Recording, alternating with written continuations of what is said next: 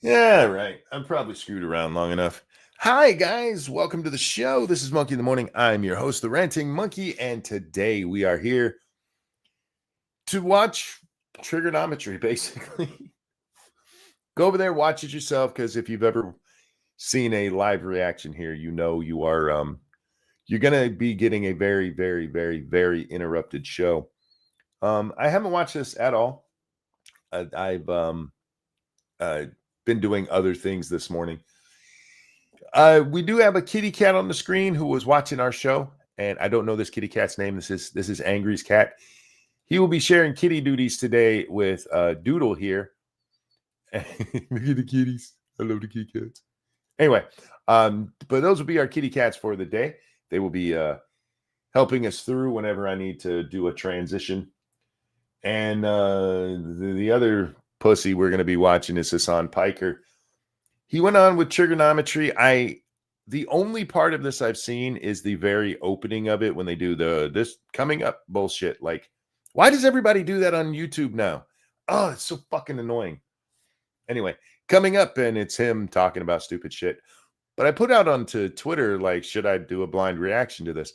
Couple of things. One, if I ever ask you on Twitter, like, should I do this? Chances are I've probably already decided to do it. I apologize for making it seem like a choice, like your vote counts. But this is very much like the 2024 Democratic primary. There's a predetermined conclusion there. And the other thing is, somebody responded saying that Francis and Constantine here do what they accused Tucker Carlson of doing in the Fuentes video of not pushing back. And I find that surprising. I'm not saying it's wrong, but I do find it surprising. I also say they don't bring up any of, like the controversies from Hasan, which I find that one really surprising because why else would you talk to Hasan? I do wonder, Francis Constantine, if any of you were watching, who set up this interview? Did this have to go through Hasan's new marketing team that he has?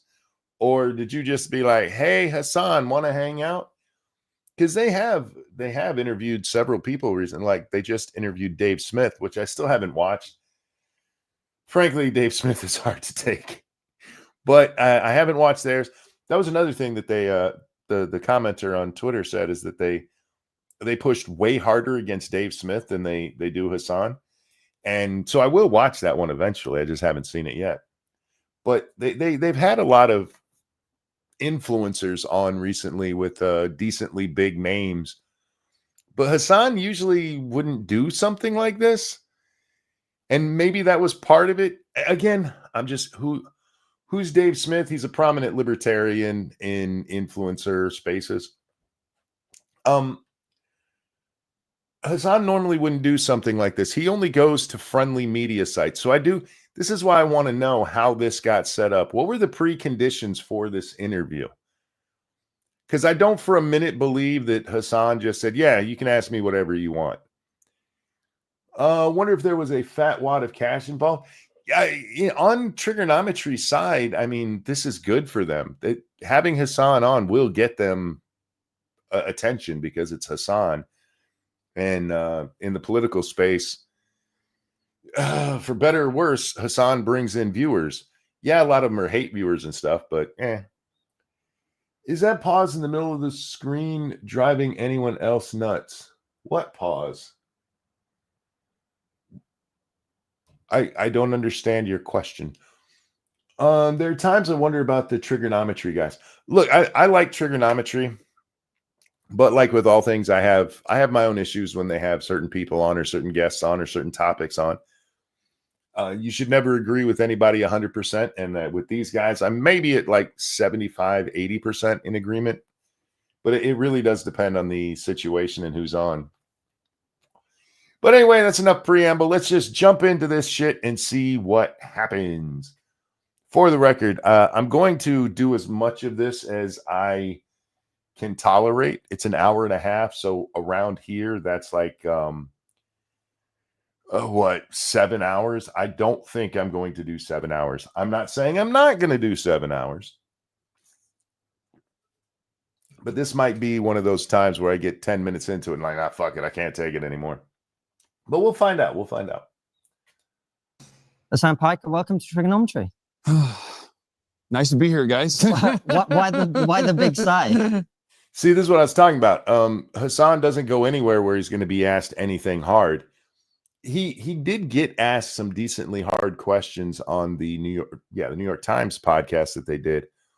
And I do wonder if Triggernomitry is going to be nicer to him than the New York Times. I've only had one review of this, just one review.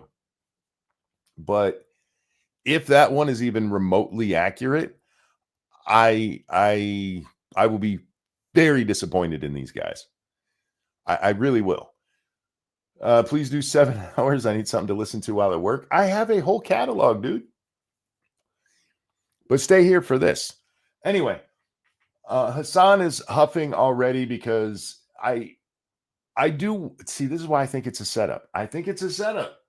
I think this is here's the list of questions you're allowed to ask kind of interview. And Hasan is worried that they're going to go outside of that. That's just my guess. I'm not saying that's what did happen. Mr. Baker, thank you. If you haven't seen it, you should check out Andrew Wilson getting owned on the Whatever podcast. It's almost as good as the clip where he couldn't open an olive jar. Thank you, Mr. Baker. I saw somebody in chat before the show mention that, asked if I'd seen it. I haven't seen it yet. I did see AP has started ripping into Andrew Wilson. He had a clip the other day. And yeah, Andrew is not as good as people want him to be. It's another one of those times where people just pick better leaders in your lives, pick better heroes in your lives. I'll leave it at that until we watch that one. Anyway, so these guys, back to We'll see how this goes. Yeah. I'm getting cooked right now. Yeah. For those of you at home watching, and this has got to be extra weird for you guys because you're British, and this is what the sun looks like normally. Yeah. No. Did they go to China to do this? Because that's where Hasan has been recently. This video just went up 17 hours ago. Again, go watch the video on its own without my interruptions. Give them a like and blah, blah. You guys know.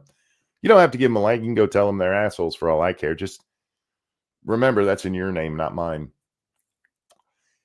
But did they fly to China or to Hong Kong? Because he was in Hong Kong there. Although that's not British anymore. It is China.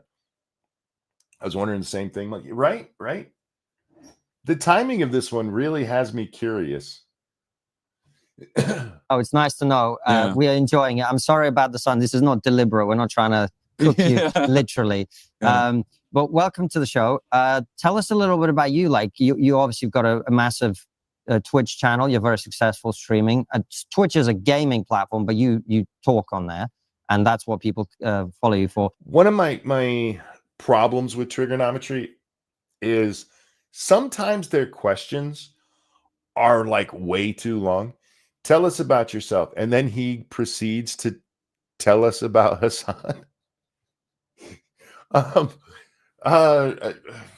Pick one or the other. You don't need a 15-minute question to go, who are you? Although I do like that maybe they're trying to do this for their audience. Your Triggernomitry, I guarantee you, your audience knows who the fuck Hasan is. Nobody tuned into this going, who's that Steven Crowder lookalike? Nobody did that, Constantine. But I get it. You know, they do this kind of nonsense. Like, well, who are you? But don't ask the question and then start answering it for him. Let him answer. How did you get there? What's been your journey through life? I started out as a fat rich kid, and now I'm a fat rich adult. Did you guys see the video of him playing basketball? Oh my God. I was watching not Black Pegasus. That's the reaction channel. Pegasus. What's his full channel name? Everybody knows Pegasus is. He covered this clip of Hasan playing basketball, and it's bad. It's just bad. I don't care about the bricks he's throwing. He looks like have you guys ever seen the Office episode where they play basketball and how Stanley is dribbling? Because Michael's like, oh, the black guy, we'll get him, but Stanley can't play basketball at all. He dribbles just like Stanley in The Office. He dribbles like an old fat guy. It was so bad. It was so bad. A professional media career, I guess, as a nepotism recipient at my uncle's 26-person YouTube startup. 20, yeah. By the time you got there, it wasn't a startup anymore. But I mean, I'm pretty sure by the time you got there, either they had just gotten it or had already gotten or were about to get the $20 million YouTube gave that startup. YouTube still is not giving me $20 million for this. I'm still waiting on my check. Yeah, we'll see what happens there. But the I like how he immediately admits to the nepotism. He's trying to take that quiver or that arrow out of the quiver so that it can't be used against him. No, I admit I'm a nepo baby. Although it depends on the day whether or not he says, he's a nepo baby or not. Same like whether or not he was rich growing up. Hasan Piker is whoever he needs to be in the moment. Media network. I feel like calling it a media network is interesting because like at that time, at that point, it was smaller than like a mid-tier podcast, No, it wasn't. It was already like the largest leftist channel on YouTube. Okay. But I started there because I just wanted to not live in New Jersey. I wanted to live in LA. And that's where the Young Turks headquarters were. And I, much like virtually all of my peers, came out of college with a double major, great marks. And most of your peers came out of college with a double major. I find that hard to believe. A double major is expensive, you guys. I don't know if you guys understand how classes are done, but you're charged per class. And most people have enough trouble just paying for, one or getting the funding for just one degree, you fucking shitbag. But notice how easy. I don't know if you'll get into it again. I haven't seen this. But why don't you talk about what you did on the Young Turks before the whole, America deserved 9/11, which you did on your Twitch channel after you'd started branching out on your own, even though you're still working for Uncle Cenk at the time. Why don't you talk about, I always knew Hannah Montana was a little slut, about the 14-year-old girl. You don't want to tell the Triggernomitry audience about that? I don't know why you'd want to keep that hidden. Whoops, did not mean to shrink that. No job prospects whatsoever. So I was like, all right, I'll just start off my journey here, and it'll allow me to it'll allow me to be in LA where I want to be. He double majored in, according to him, political science and communication. What job? He's trying to make himself the everyman here. Just like my peers, I graduated and I couldn't get a job. And so I reluctantly, I wanted to live in LA, but reluctantly I went to work for my uncle. I didn't really want to, but there were no other jobs to get. Your degrees are in two stupid things. And actually at the time, you probably could have picked your poison with that. You could have went to work for any political campaign. You have a double major in poli-sci and communication, and you couldn't get a job in politics. Oh, you couldn't get a high level job in politics. My bad. I forgot that part. He needed to be making 12 figures right out the gate. Right. And slowly but surely, I worked my way through the ranks there, offering a lot of free work, just as a fill-in producer or fill-in guest host whenever, someone didn't show up, they were sick. Cenk, were you not paying your Nepo nephew here? Was Cenk not? He just said he did a lot of free work. Cenk, Jank, I know you guys are commies and stuff, but you got to pay these people for their work. Or something, while I was actually doing the advertisement stuff on the back end. I was basically the singular advertisement operations person.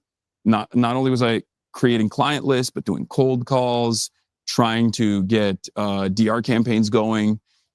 Which, by the way, is a much easier job than turning on his camera and talking about nonsense for hours on end, by his own telling. Trying to come off as poor and struggling. Yes, exactly. Because he needs this. He needs this for his background, because everybody points out that he's a multimillionaire, has been rich his whole life, and he's a commie. Like, no, I was an everyman just like you. I was doing the back end. I made cold calls. Could it be, and I'm just throwing this out there, that the reason you went to work for the Young Turks is because they needed somebody in their advertising thing, and you were political science and communications major? It's still nepotism, because they probably could have found somebody better to fill that job, but they hired you for the job they needed, and then they let you be on camera, which I guarantee that they were like, hey, you want to do this? And he was like, yes, please, please, please, please, please. I'll talk about how much I want to bang bald child puss. You know, old enough to count, old enough to mount. Am I right, Hasan? That was you, right? Right? You just wanted to be in the background crunching numbers and making cold calls, and they drug you in front of the camera to make pedophile jokes. He's such a disingenuous asshole. For the Young Turks, and like fill the inventory of the Young Turks with some brand names that I think everyone is now familiar with, like Squarespace and things of that nature. That was a big client of mine initially, but I hated it, and I thought, I think I could do better if I were on an on-camera position. Wait, a second ago, you're like, they just kept making me fill in for free. He wanted the spotlight. That's what he wanted. Just say it, dude. I got an opportunity that nobody gets, and I took it. There's nothing wrong with saying that. But he's got to pretend that he struggled and it was so hard, and I thought I could do better on camera. So I took a chance. And so, but the problem was I was horrible on camera at first. You are still horrible on camera, bro. You are boring as fuck on camera. And you look like Steven Crowder. And I just kept going through it. My girlfriend at the time was like a model trying to become an actress. She was like, one of us has to actually work. And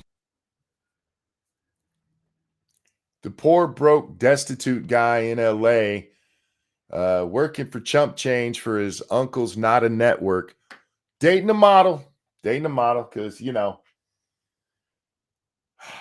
fuck. You brag about the wrong shit, homie. You really do. She was like, you should keep doing the advertising stuff to make money so that I can be, a model, an actress, whatever. And I was like, okay. And even a bunch of my friends were like, maybe you should stop doing this on camera stuff. You're not very good at it. And I was like, no, I'm going to keep going. I'm going to keep doing it, because eventually. Because see, he was just a hard worker. He was getting that grind. I knew, I had faith in I hate this man so much. Nothing about him is real. Nothing about him is real. He did say female model. Well, he said his girlfriend. She could have been packing some heat, if you know what I mean. Wait, that's not Steven Crowder? Apparently it's not. They just have the same hairdresser. I'll get better at it. And I guess over the years, I did get somewhat better at it. But while I was at the Young Turks, I was doing. No, you didn't. You're not even doing the same stuff you were doing on camera back then. And then you get to go hang out with Destiny. Destiny makes you famous in the Twitch space. And that's where it all really comes from. It's not because you got better at anything. Go back and watch his old streams when he first is starting out on his own. We're still at the Young Turks, but he's doing his Twitch stuff. and then watch his more recent shit. It's identical. He just stopped doing the gross jokes about wanting to bang little girls. And again, I do think they were jokes. I don't think that Hasan wanted to bang any little girls. I have no proof that he wants to, but he did make those jokes. And somehow he got away with it. And somehow he wants to call Ethan Klein a pedophile. You were the one making jokes about it. All this stuff. I set up the show called The Breakdown. It was very successful because it aligned perfectly with the Facebook algorithm turning on the faucet for video content. Mm-hmm. This was when everyone was doing the pivot to video, BuzzFeed and all these other places. There's a company called Upworthy. I don't know if you guys recall. Way back in the day, they were getting like tens of millions of views a week, and my videos Upworthy was crap. Just saying. were getting like 30 million views a week. I was contesting Tommy Lauren's right-wing commentary at the time, and that was when I first made a name for myself, I guess, as No, you didn't. No, you didn't. Oh, are we really gonna pretend? Okay. Look, Hasan was on the Young Turks, and maybe he had a popular show for being on the Young Turks, but this is not where he made a name for himself. That comes when he goes to Twitch by himself. Well, with Destiny's help. But go ahead, keep telling. a leftist political commentator, but I wanted something more. I wanted something that I could call my own. I wanted a sense of community for myself. I didn't want to be under the umbrella of the Young Turks as much as I was. So I thought to myself, I play video games already when I'm not working. Might as well go to this platform called Twitch.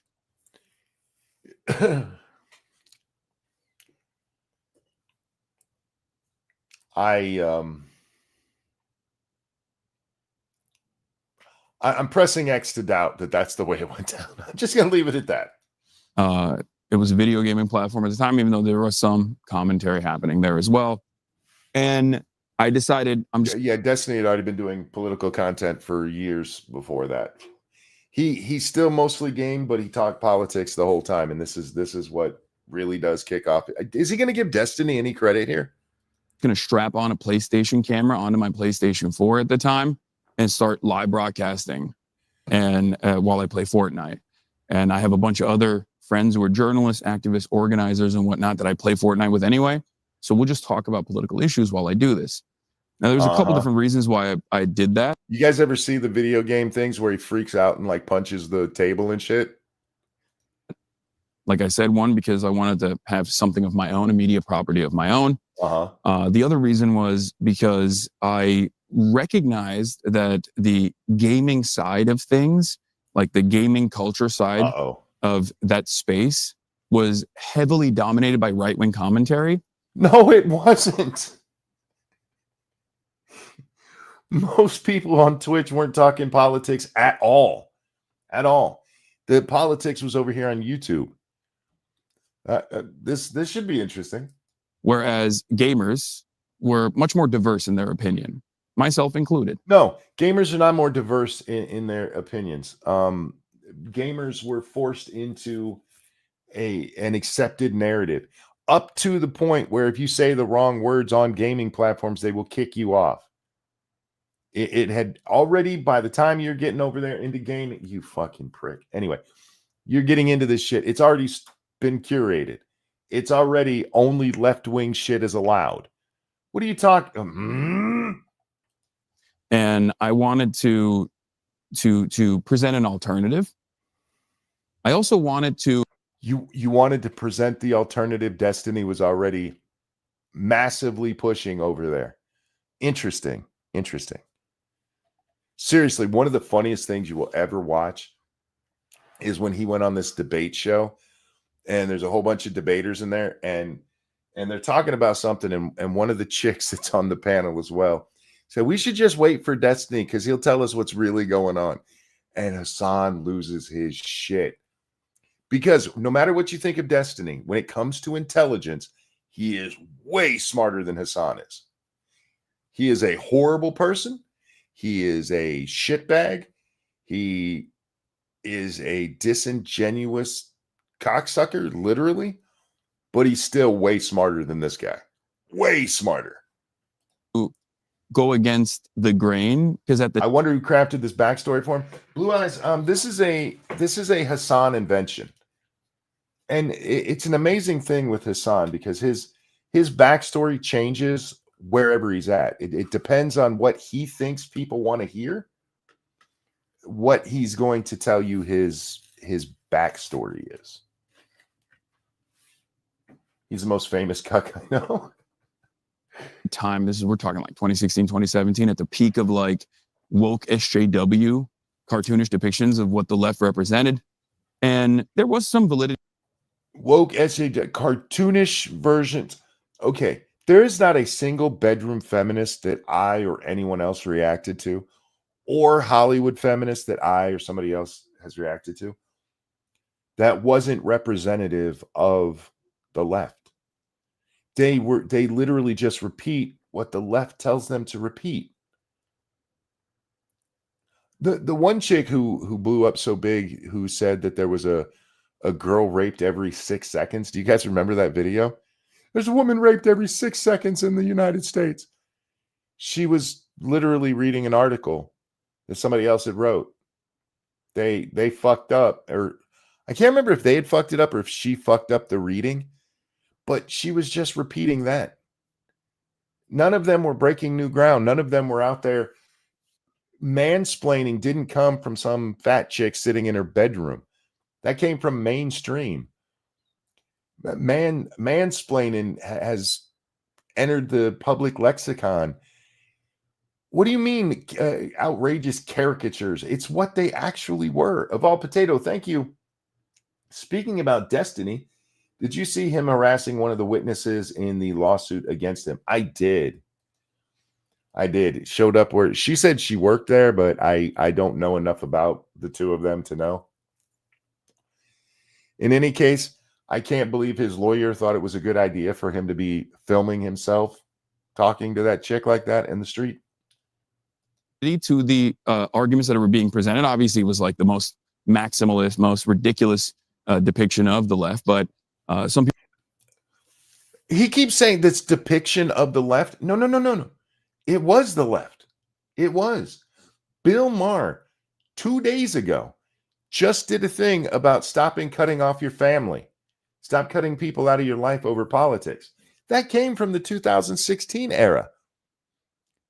BuzzFeed did a whole video about how don't go to your Thanksgiving if your parents are going to vote for Trump, and threaten them with never seeing their grandchildren.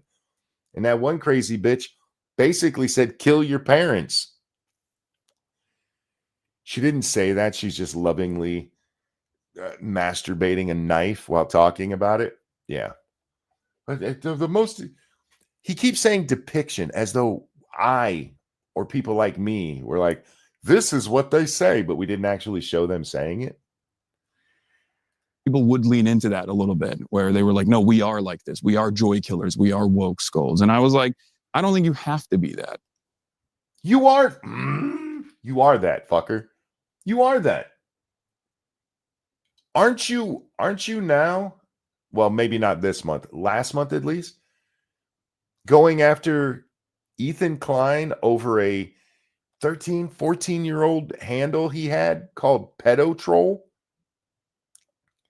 But you don't need to scold him for that. No, we don't have to be woke scolds.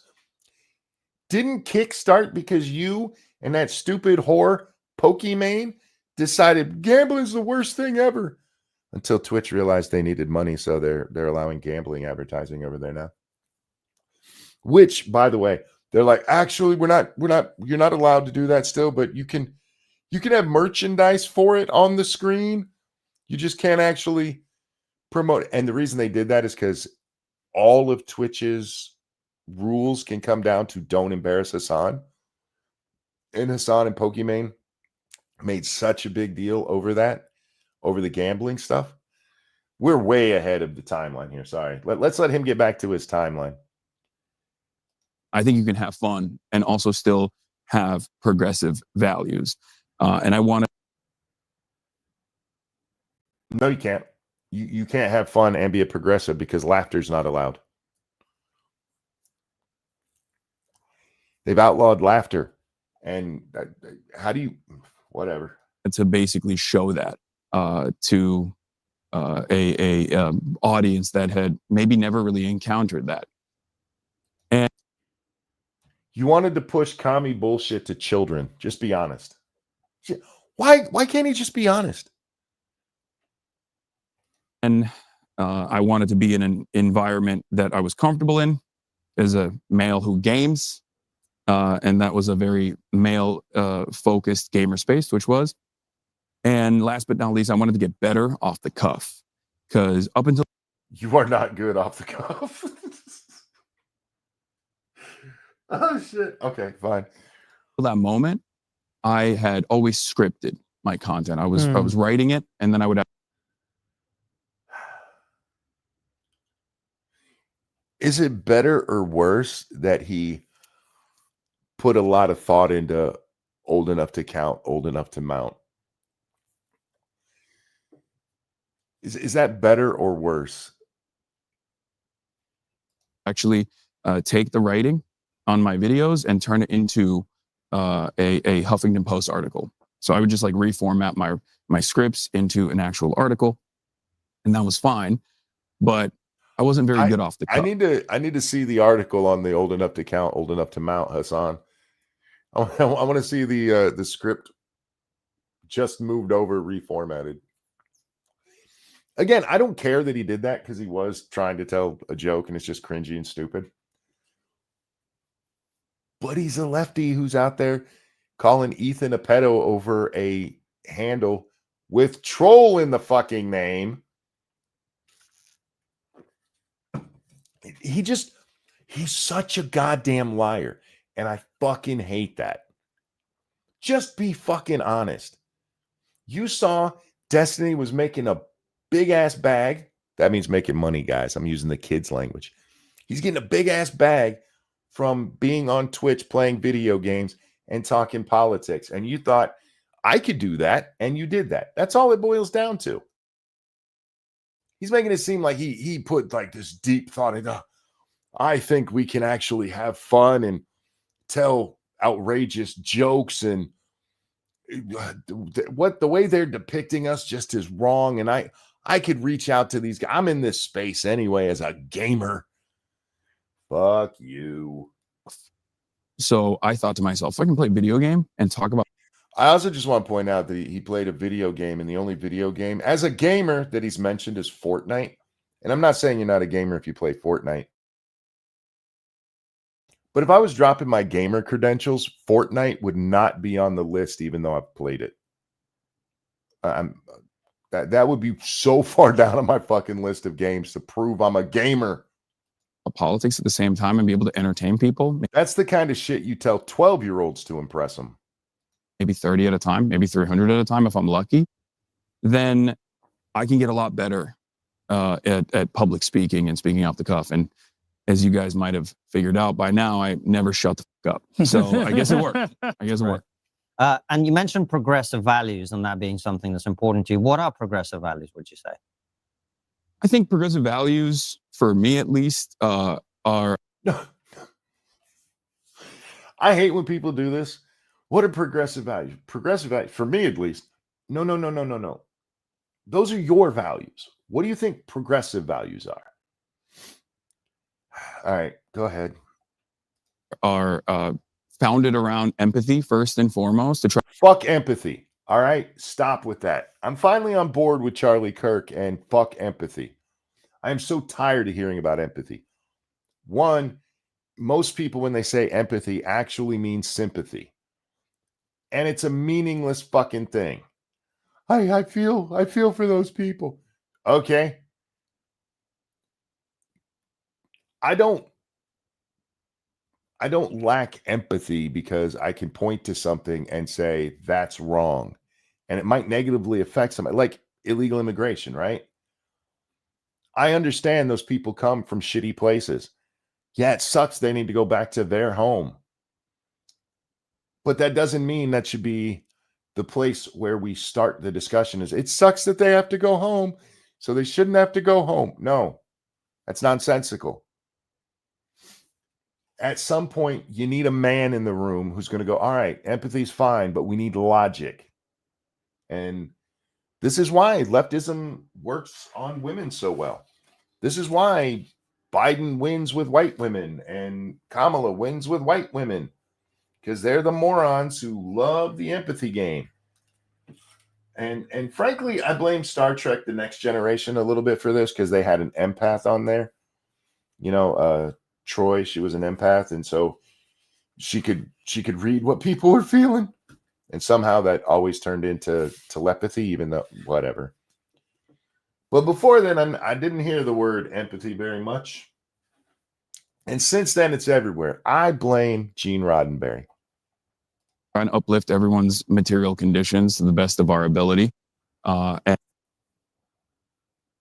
Try to uplift everybody's economic conditions to the best of our ability. How many millions do you have? How many homeless are in that city you live in? How many of those people have you lifted up to the best of your ability, sir? You could go out there right now and give out $100,000 to 10 people living on the street. Go do it. Go lift them out of their poverty, sir. and focusing on protecting those who need protection. And That's such, you know what? Called somebody a tard on Twitter.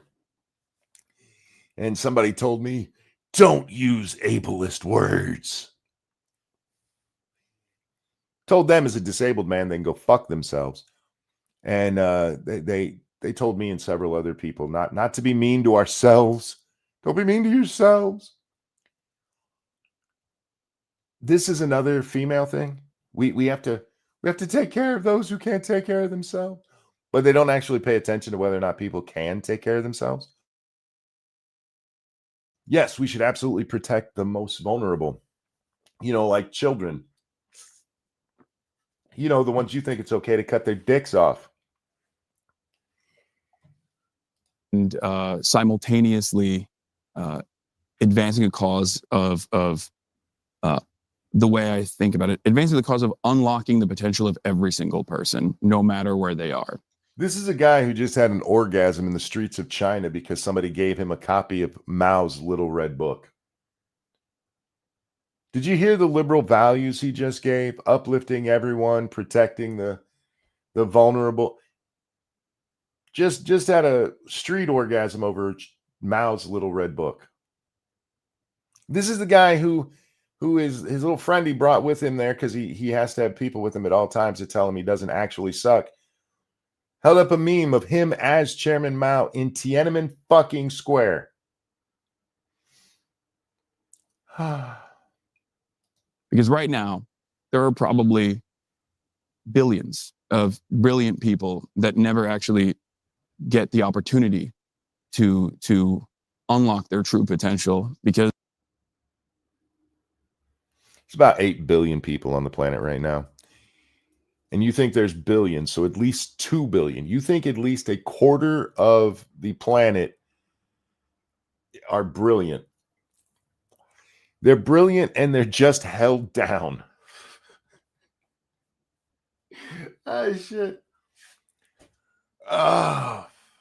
Now there's the commie thinking for you right there. Like, no, that dude who's eating his own feces in the streets, he's actually a brilliant guy. If only he had the resources. If only he had the resources. Of where they're born. Like, am I born in Sudan, in a village that is being overtaken by the RSF? They might be born in India to an impoverished neighborhood and are not going to have the access. I'm sorry, what did he just say there? Am I born in Sudan, in a village that is being overtaken by the RSF? They might be born in India to an impoverished neighborhood. Yep, he said impoverished. I am provished. You're not so good with that. Yes, he did. Thank you, Max Squad. You got it too. He's still not so good at that off the cuff speaking, is he? Impoverished. It's impoverished, you fucking retard. And are not going to have the access to education. and therefore be able to truly revolutionize whatever sector they might be interested in revolutionizing. And I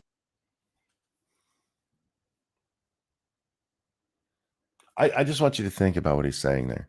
Somewhere in an impoverished, impoverished,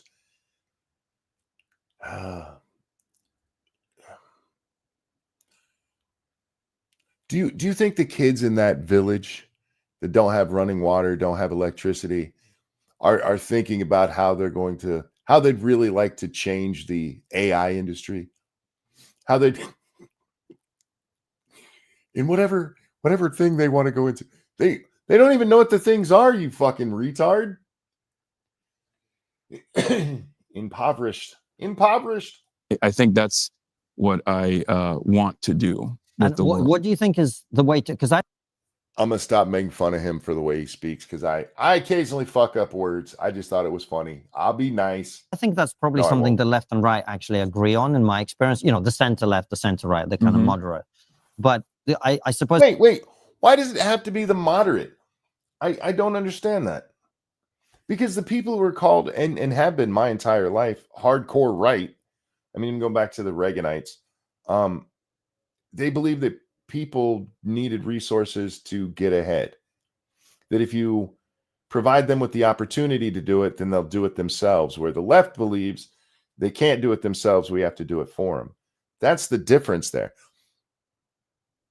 The hardcore left does not believe in lifting everybody up. They believe in dragging everybody down. That's the reality of communism. Impoverished? Sorry.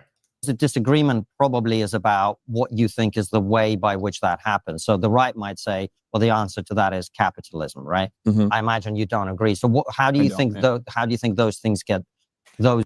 And can we just point out, I mean, where did he go for the people that he thinks need uplifted? Sudan and India.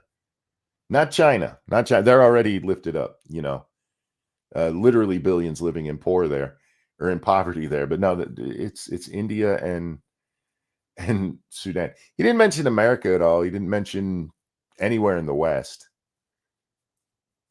It's just interesting to me that Hasan is putting himself out there, somebody who actually sits there throughout the day and worries about what's a good Indian name? Hajik. I don't know any. Hajik sitting in his little dirt hut and just wishing that he could get into the satellite industry and revolutionize it.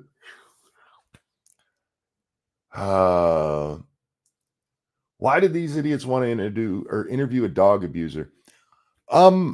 Because he's a Raj. Thank you. I should have went with Raj. Because he's a big time streamer. I mean, he's got a name. His name is getting out there. The two names that are being pushed in the mainstream media for left and right are Fuentes and Hasan. Oddly enough, both hate Jews. Go ahead and tell me how the Jews control the media, guys. Clicks, absolutely clicks. We're watching it. People who don't currently have opportunity, both in this country, in other Western countries, but around the world. What's the mechanism by which they get those opportunities? I think creating a robust base of support, like a minimum social safety net for all, is the way to do it. And define minimum. What is that minimum? And if they don't ask him that and he doesn't answer it, I'm going to be upset with these two. What is that minimum? Because Riley Dennis thinks having lobster is that minimum.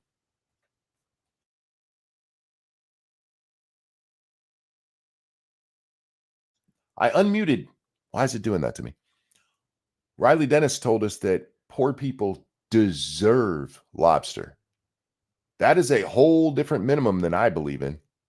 Although I do think lobster should be poor people food again because it's sea bugs. There are many different ways of achieving that result. No,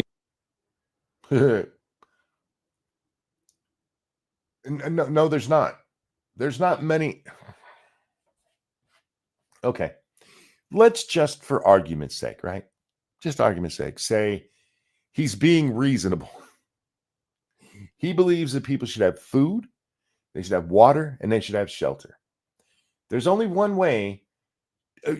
Just food. Let's just do food. We'll make it as easy as possible. A minimum safety net. We're going to make sure everybody eats. The only way to do that is to take from one group and give to the other.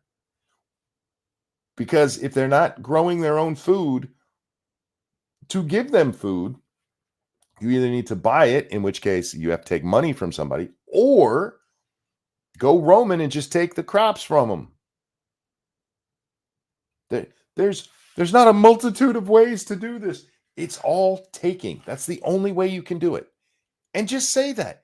You don't have to dress this shit up. Matt, thank you so much. I was going to say lobster was the food of the poor and is an underwater cockroach, so okay. It should be the food of the poor, but very much like diamonds. You guys do know diamonds are abundant, right? That the nonsense with how expensive diamonds are is because De Beers decided to buy them all and be like, we don't have very many. We have a shit ton of it. And just like lobster, it was just a good marketing campaign. They just thought, no, this is for rich people. It's fucking bug you can eat. That's why I laughed with all the people like, they want us to eat bugs. Do you like crabs and lobster? Because you eat it already, fucker. You just call it something different. I don't think capitalism has been able to do that. What I mean by that is capitalism still revolves around the inherent contradiction of at its most reductive way to put it, someone's got to clean the toilet. What? Oh, I can't wait to see where this is going. Apparently in communist countries, they don't clean the toilet, largely because they don't have enough of them. Most people don't have to clean the toilets because they're shitting in holes in the ground. So I guess in that case, you wouldn't have to clean it. I mean, it's dirt. But go ahead. I know where he's headed with this. And in an effort to make sure that there is always going to be people that are wage laborers, there is this dynamic where we can't advance humanity too much. This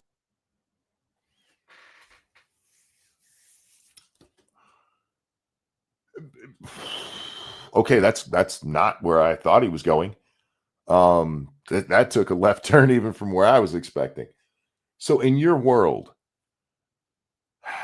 capitalism doesn't advance humanity. My God. Doesn't advance humanity so that we can have people clean toilets. Hey, Hasan, how were jobs doled out in the Soviet Union? Who cleaned the toilet? Was it just people who really loved cleaning toilets that were going, you know what? I'm gonna clean the toilet for the motherland.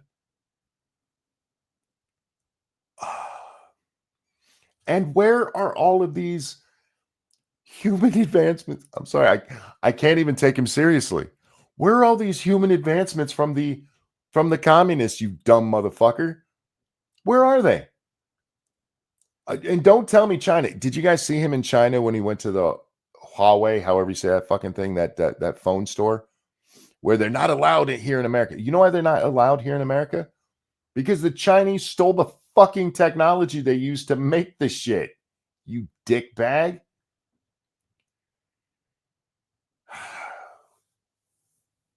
All right. Yeah. Every country in the world that actually produces stuff is pissed off at China because they keep stealing all their intellectual property. But yeah, capitalism hasn't helped anything. They can't achieve this stuff because they need toilet cleaners. And you just can't get ahead in capitalism. He says as he, couldn't even get a job coming out of college with a double degree. He had to use nepotism. Plays itself out on the international scale in unequal exchange.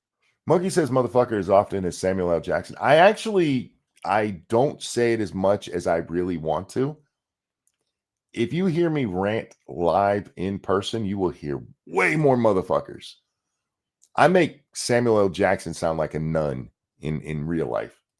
Where if we were to allow a lot of the third world to develop to a certain degree, then things would be far too costly. We wouldn't get the cheap materials and the cheap natural resources that we need to extract so that we can have an iPhone for the reasonable price of $500. Or, I mean, even that's. The iPhone's made in, where was that again? China? Yeah, we're just keeping the Chinese down. All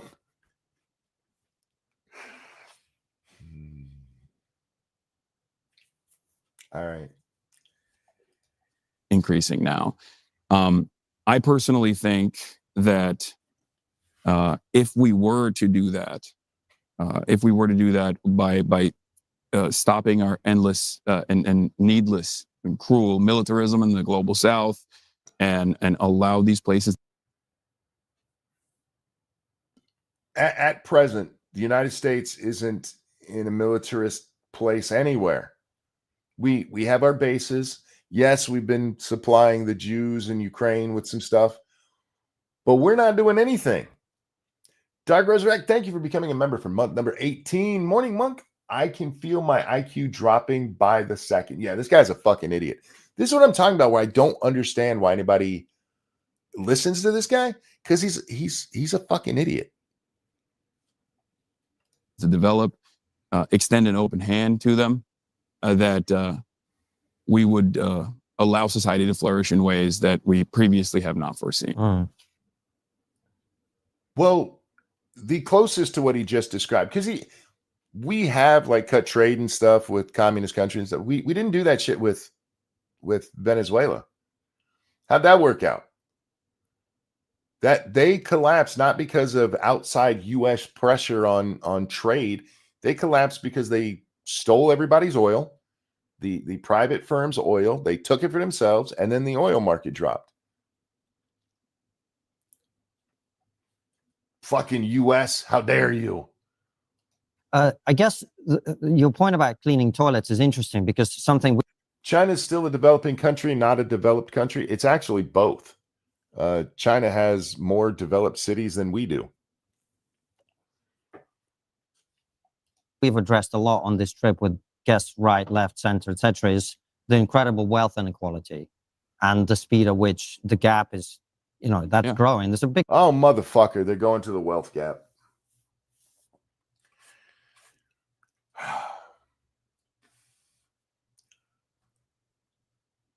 All right, let's just look here in America. The wealth gap is the worst it's ever been. They tell us this all the time, right?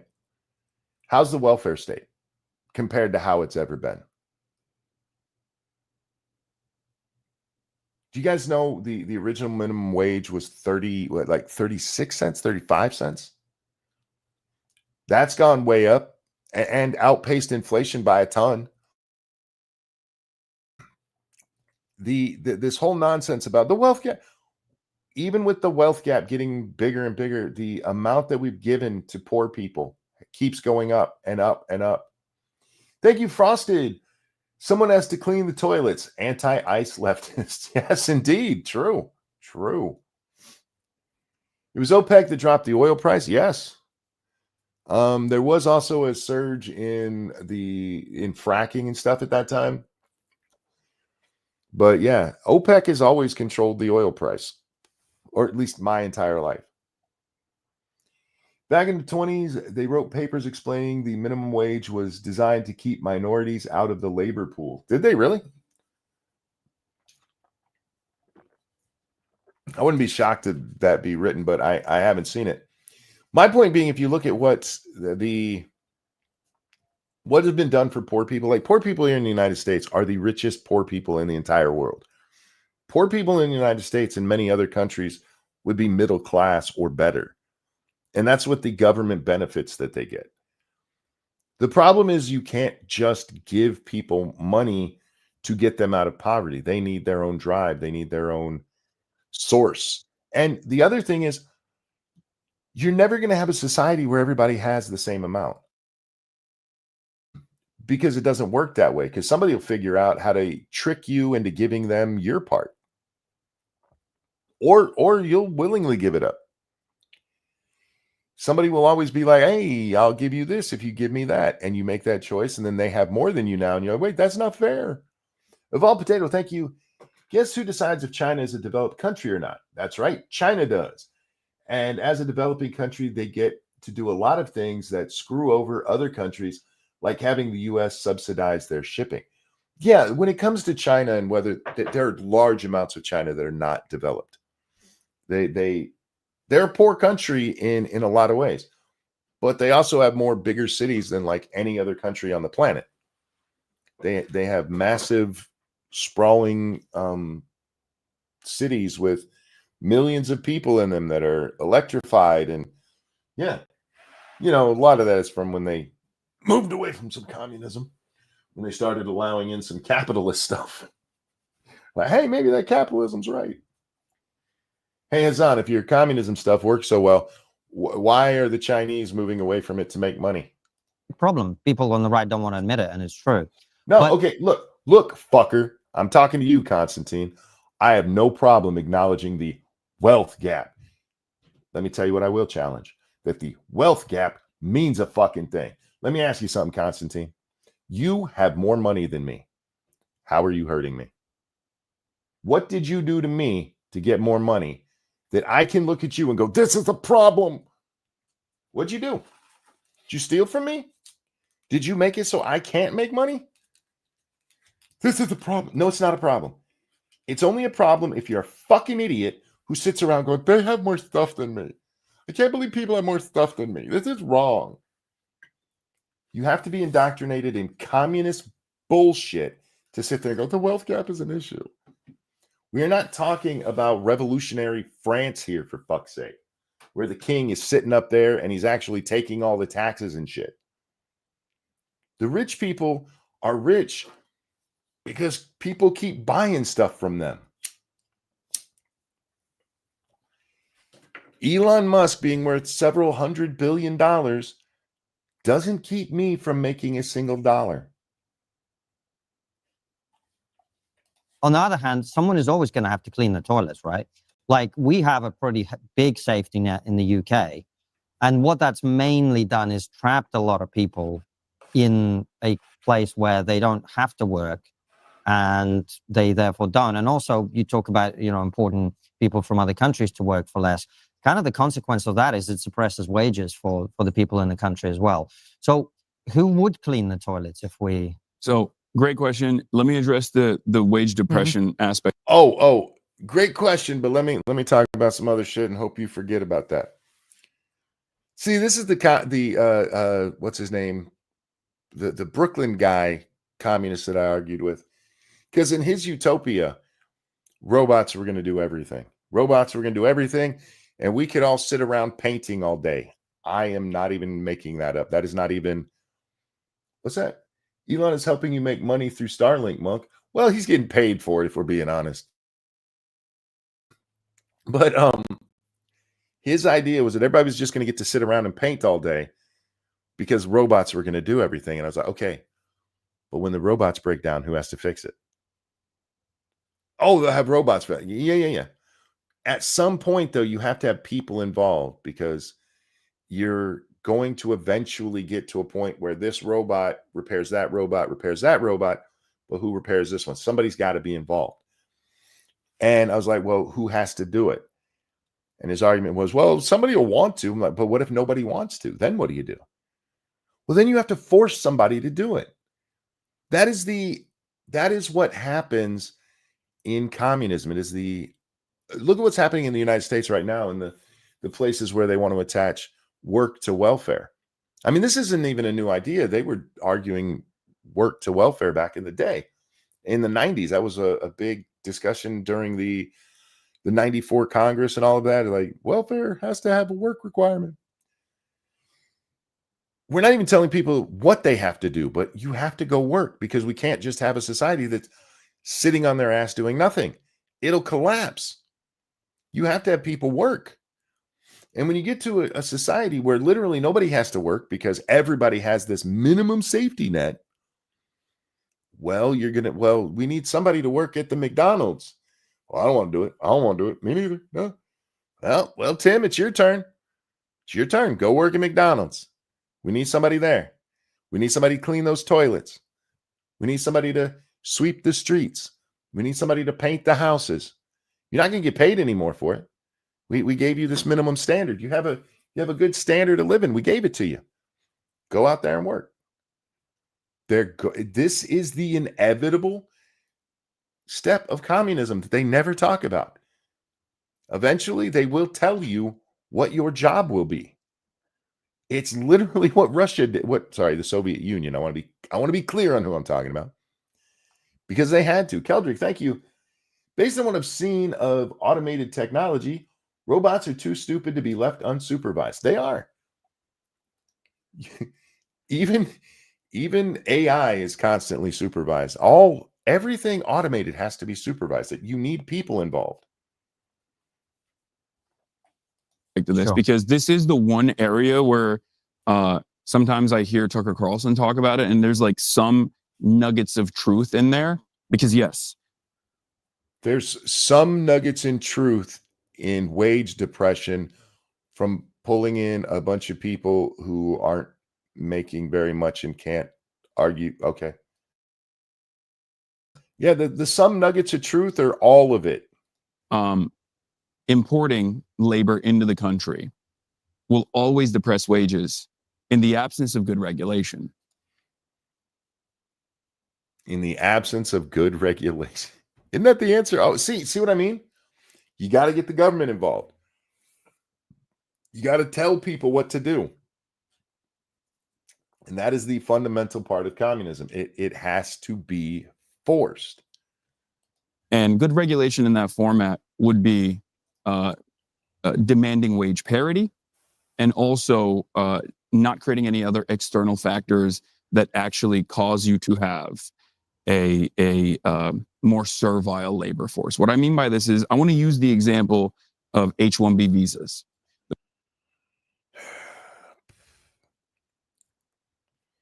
Once again, H-1B visas aren't the problem. It's the way they're used. But go ahead.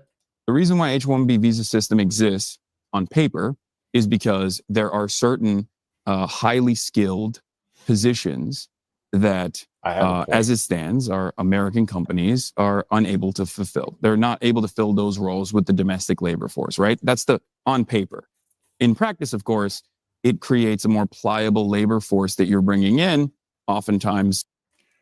And he's not wrong about that. But let me ask you, Mr.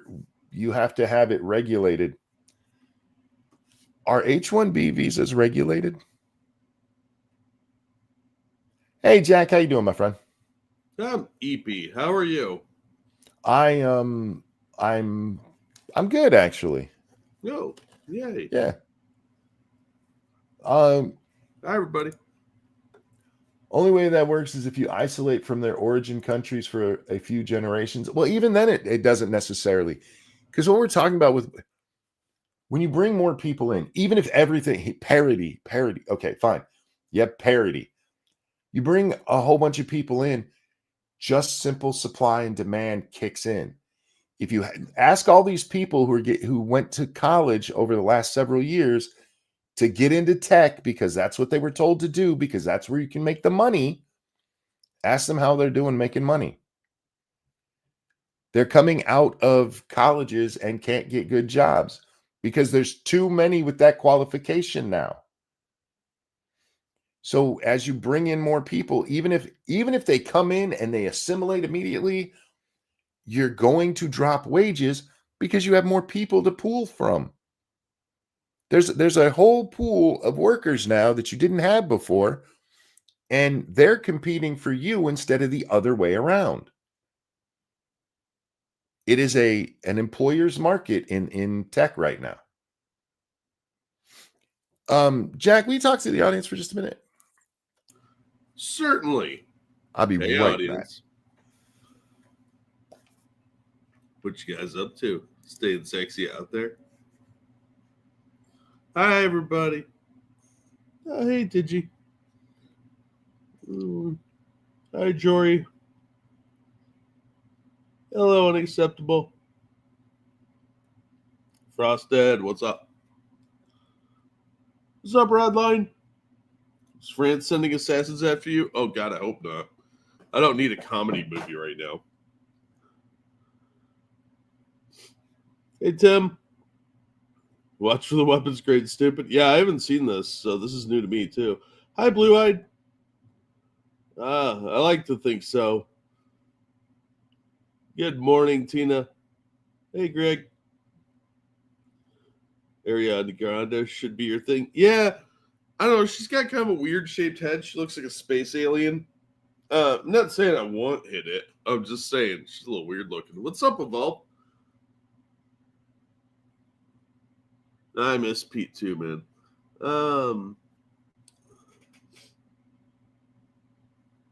Don't I feel that one in my bones? Hey, Cigar, how you doing, man? Communists are used to people wanting to get in their country. Yeah, no shit. Hey, Attack Alpaca, how you doing?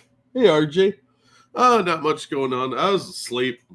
I had an old man nap. It was good. I fell asleep around 6-ish or so. Brand! Sorry Star about Wars that. said follow them, and I don't follow strangers. That's how you get cheap candy in the back of a van. That's not real candy. That's Oh. Timu candy. Yeah, no shit. Full lead paint. Speaking of Timu, let's get back to Hasan. He's explaining wage depression to us.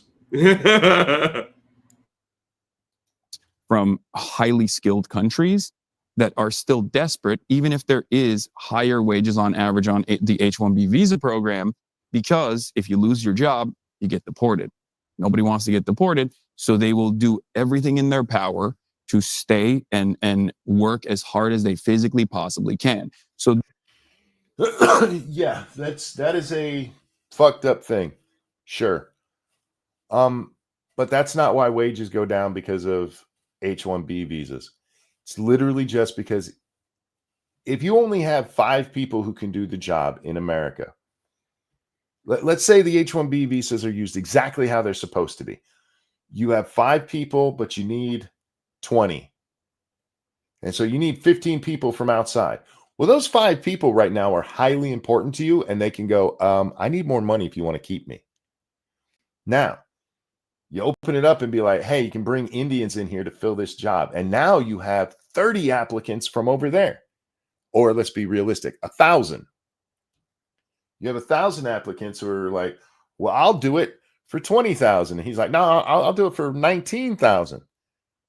You suddenly have an excess of applicants, and those 5 people who used to be very valuable to you, they're 1 out of 3,005. They're 1 out of 10,000. That's where it will automatically drive down things, even if everything's on the up and up, because you now have a labor pool that you didn't have before. Do you guys know why we value relics? Why somebody digs something up and it's like, this is 5,000 years old. It's not that it's 5,000 years old that makes it worth money. It's not why we say it's invaluable. It's because it's the only fucking one. Scarcity leads to value. And when there's no scarcity left, the value goes away. This is simple economic stuff. This isn't even hard. Look, you're talking economics with Hasan Piker on the screen. Fair. Dude, I don't think he knows how to say economics, let alone what it means. this creates an environment where I think our bosses, our capital owners in America are like, why would I get an American worker who is in comparison to an Indian worker that's coming into the country that is desperate to keep this job? Why would I hire the American worker? I can pay the same fee to the Indian worker or even a higher fee, as a matter of fact, to the Indian worker, because I know that he is going to work harder than the American labor. Wait, so now it's not about depressing wages, it's about that they'll work harder? Huh. It's almost like if Americans would work harder, this wouldn't be an issue. Yeah, there's actually a little bit of truth there because Americans are pretty fucking lazy. Oh, yeah. But that's not what the calculation comes down to. Yeah. His argument here, Jack, is that the Indian worker is going to work harder so he doesn't get deported. Easy fix. If American workers aren't working hard enough, let's deport them. We fixed it. Is he trying to make a slavery comparison? Constantine, okay, so Hasan tells us capitalism keeps everybody poor so that somebody will keep clean the toilets. That sounds a lot more like communism. Shh, don't tell him that. He doesn't understand that. Is he still in China? We're not sure where he is. They don't say at the beginning of this. Ah. This did just come out last night, and as far as I knew, he was still in China, so I don't know. Maybe on his way back, he stopped in England because that's where Francis and Constantine are. I have no fucking idea. Before. So there is this competition. The way to solve that competition is through regulation.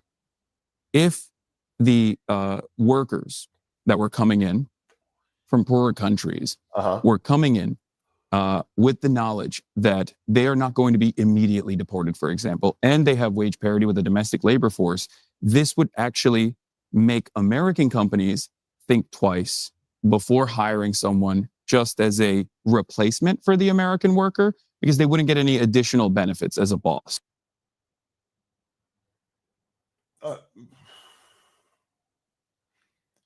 So if you bring somebody over on an H-1B and they don't do their fucking job, you can't fire them. That sounds like a winning recipe there, Hasan. That's very European. Very unionist. Yeah. All right. Backdrop looks like LA, but I don't know if it's a green screen effect. I literally have no idea where they are. They wouldn't get the additional benefit of like, I'm going to work you to the bone, right? Because I know if I fire you, you're gone. You're gone out of the country, and you want to be here. So that is a regulatory mechanism that we never implement in this country. I really am curious what he thinks should happen. Like, somebody comes over here and turns out they can't even do the job. They had all the right paperwork and everything, but you sit them down and it was all faked. Now you just turn them loose on the streets of LA? That's what we've been doing with illegals, isn't it? Well, we just let them in with that understanding. I don't see how this solves any of the problems that he's mentioning with they have to work harder so they don't get shipped back home. He said to the delusion that it's once you impose a regulation, nobody will try and get around it. Well, I mean, we've already seen that with the H-1B process, that they're getting around the regulation, for fuck's sake. Yeah. It has to be enforced. It has to be monitored. Otherwise, it's just, they just, well, we don't really need to look into that one. He has way too much faith in government. While not having any at all. Yeah. Oh, I have faith in the regulation. Well, you're retarded. Because our capital owners actually enjoy the two-tiered labor structure that we have here. And come back to the who cleans the toilets, even when there's a social welfare system. I think that ultimately there's going to be people that fulfill these roles no matter what. And why? Okay, Jack, he told us he believes that there needs to be a basic safety net. He didn't tell us what that meant. Okay. But he says that capitalism, by having wars overseas and taking people's natural resources, keeps people in the U.S. willing to clean toilets. What? That's it, not my fucking argument. I can't explain it beyond that. But let me ask you something, Hasan. If everybody has a safety net, everybody can just wake up and know they're going to live, they're going to have food, shelter, water. Again, he didn't mention any of these things, but I'm going with the basics. They don't have to do anything, and they're going to be taken care of. What's going to motivate people to go out there and clean toilets? Did you hear his answer? He didn't give a reason. Just, I think it's always going to be that way. Why? Why would they? Yeah, unless there's a driving force to push people, they will be lazy. Has he never met anyone like any of the welfare queens? You know what they do all day? Fuck all. That's what they do all day. Nothing. Nada. Zilch. They sit around and complain. Maybe go get their nails did. Who in their right goddamn mind, for no reason, literally there's no incentive to do it, is going out and cleaning feces and urine? I need to meet these people because I don't want to shake their hands, but I need to know they exist because I don't think they do. But it's the commie way. Again, that argument I had with that communist. Who's going to do this? And his answer was, somebody will. No, somebody won't. You're going to have to force them to do it. And increasingly with automation and with AI, There it is. we're getting Every fucking time. Automation's going to do it. Automation. All right. Who cleans the shit cleaning robot then? Eventually, you're going to get to a point where people have to be involved. And if they don't have to do it, if they're not doing it so they can pay rent or get their kids shoes, why is that always the thing? I see this all the time from fucking lefties. Like, who's gonna buy him shoes? Are there a bunch of kids out there without shoes in America? Apparently. Yeah. But if you don't have that driving force, then why the fuck would you go out there and do this stuff? Boredom? I don't know. to a point where the route tasks are already being delegated to robots to begin with. So the way I can I just point out that it's not communism right now that is driving the automation in the United States. It's capitalism. You made labor too expensive, so now when you go to McDonald's, you have to push a button on a screen to tell what you want instead of telling the cashier. So that the capitalist could still make money, you dumb motherfucker. You know what is driving labor in China? Money. Money. People are going to work at the factories in the city to get money. Yeah, remember when the Soviet Union for 50 years just made automation the coolest thing ever? Oh, wait, no, they didn't. They forced people into work. Yeah. They told them what jobs they would have. Yep.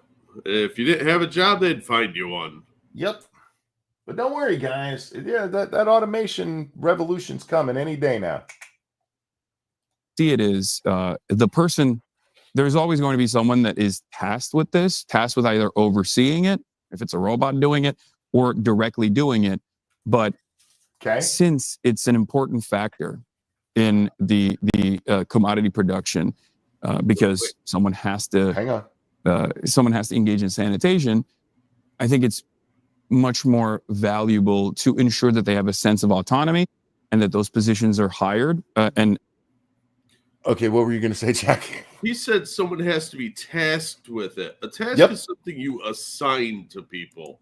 Mm-hmm. Because that is the reality of it. I'm be just perfectly honest with you. If I ever win the lottery, I probably won't do a show on a semi-daily basis. I might do it once in a while, but this is my job. That's why I do it, Jack. Yeah.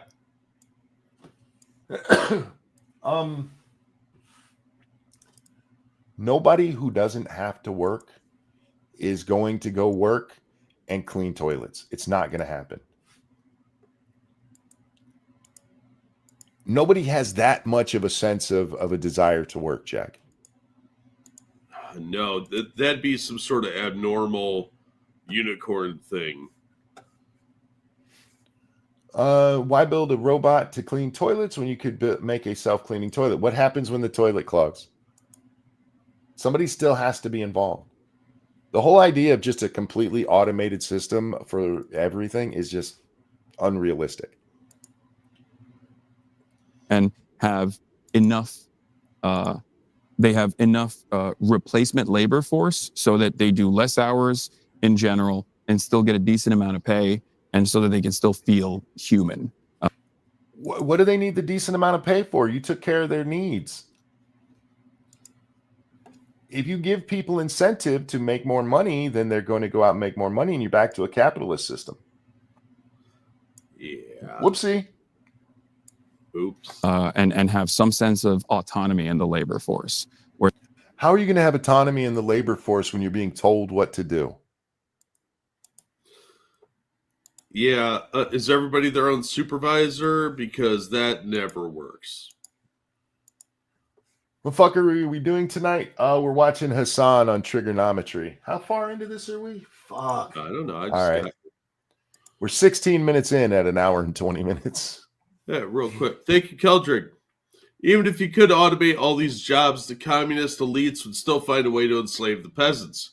Hey, man, idle hands are the devil's playthings. You have to have the peasants doing something, or they end up revolting because it's never going to be enough. People sit around bored. They start looking at around and saying, I want that, or I feel like burning that down. You know, you can't have people just sitting around doing nothing. It always ends poorly. Can we also talk about the fact that communism will lead to automation being reversed? Because in the communist mind, we're going to automate everything and then none of us will have to work. In reality, you are way cheaper than keeping a machine running. That machine breaks and you need a new one. Oh, Bob over there can do the same job for much less money if we beat him with a stick. Well, and people have to have something to do. Eventually, if you have too much automation, you have too many people being shiftless layabouts, then you have a problem there too. So people need something to do. So you will assign people to meaningless jobs, if nothing else.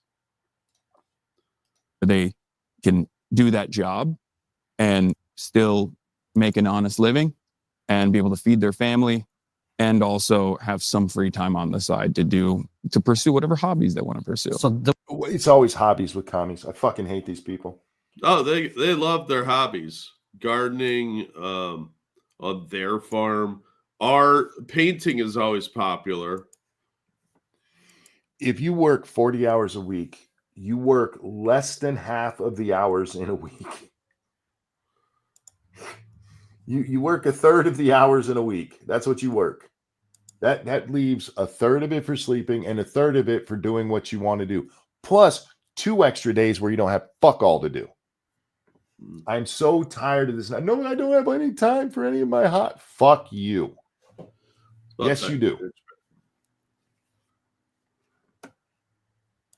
Most people are not doctors working 80 hours a week. Bullshit.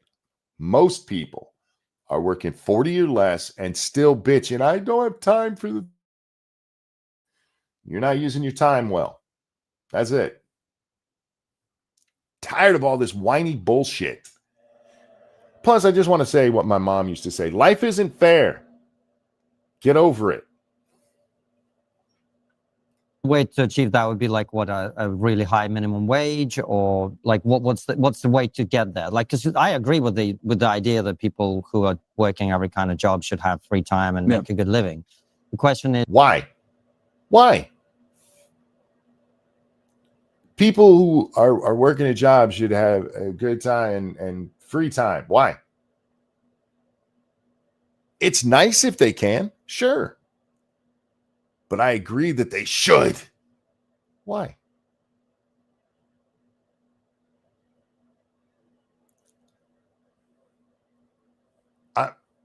I'm asking a genuine question, guys. How do you do that? Because in a market economy, what you are paid is a function of what you produce, right? Yeah. Well, I think in a market economy, what you are paid should be what you produce. I don't think that that's how it works in the market economy. I think in the market economy, your replaceability is what determines your wages. What makes you replaceable? Not being productive enough. What?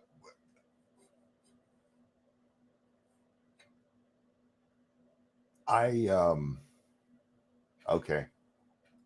Especially if you are replaceable by a non-domestic labor force, for example.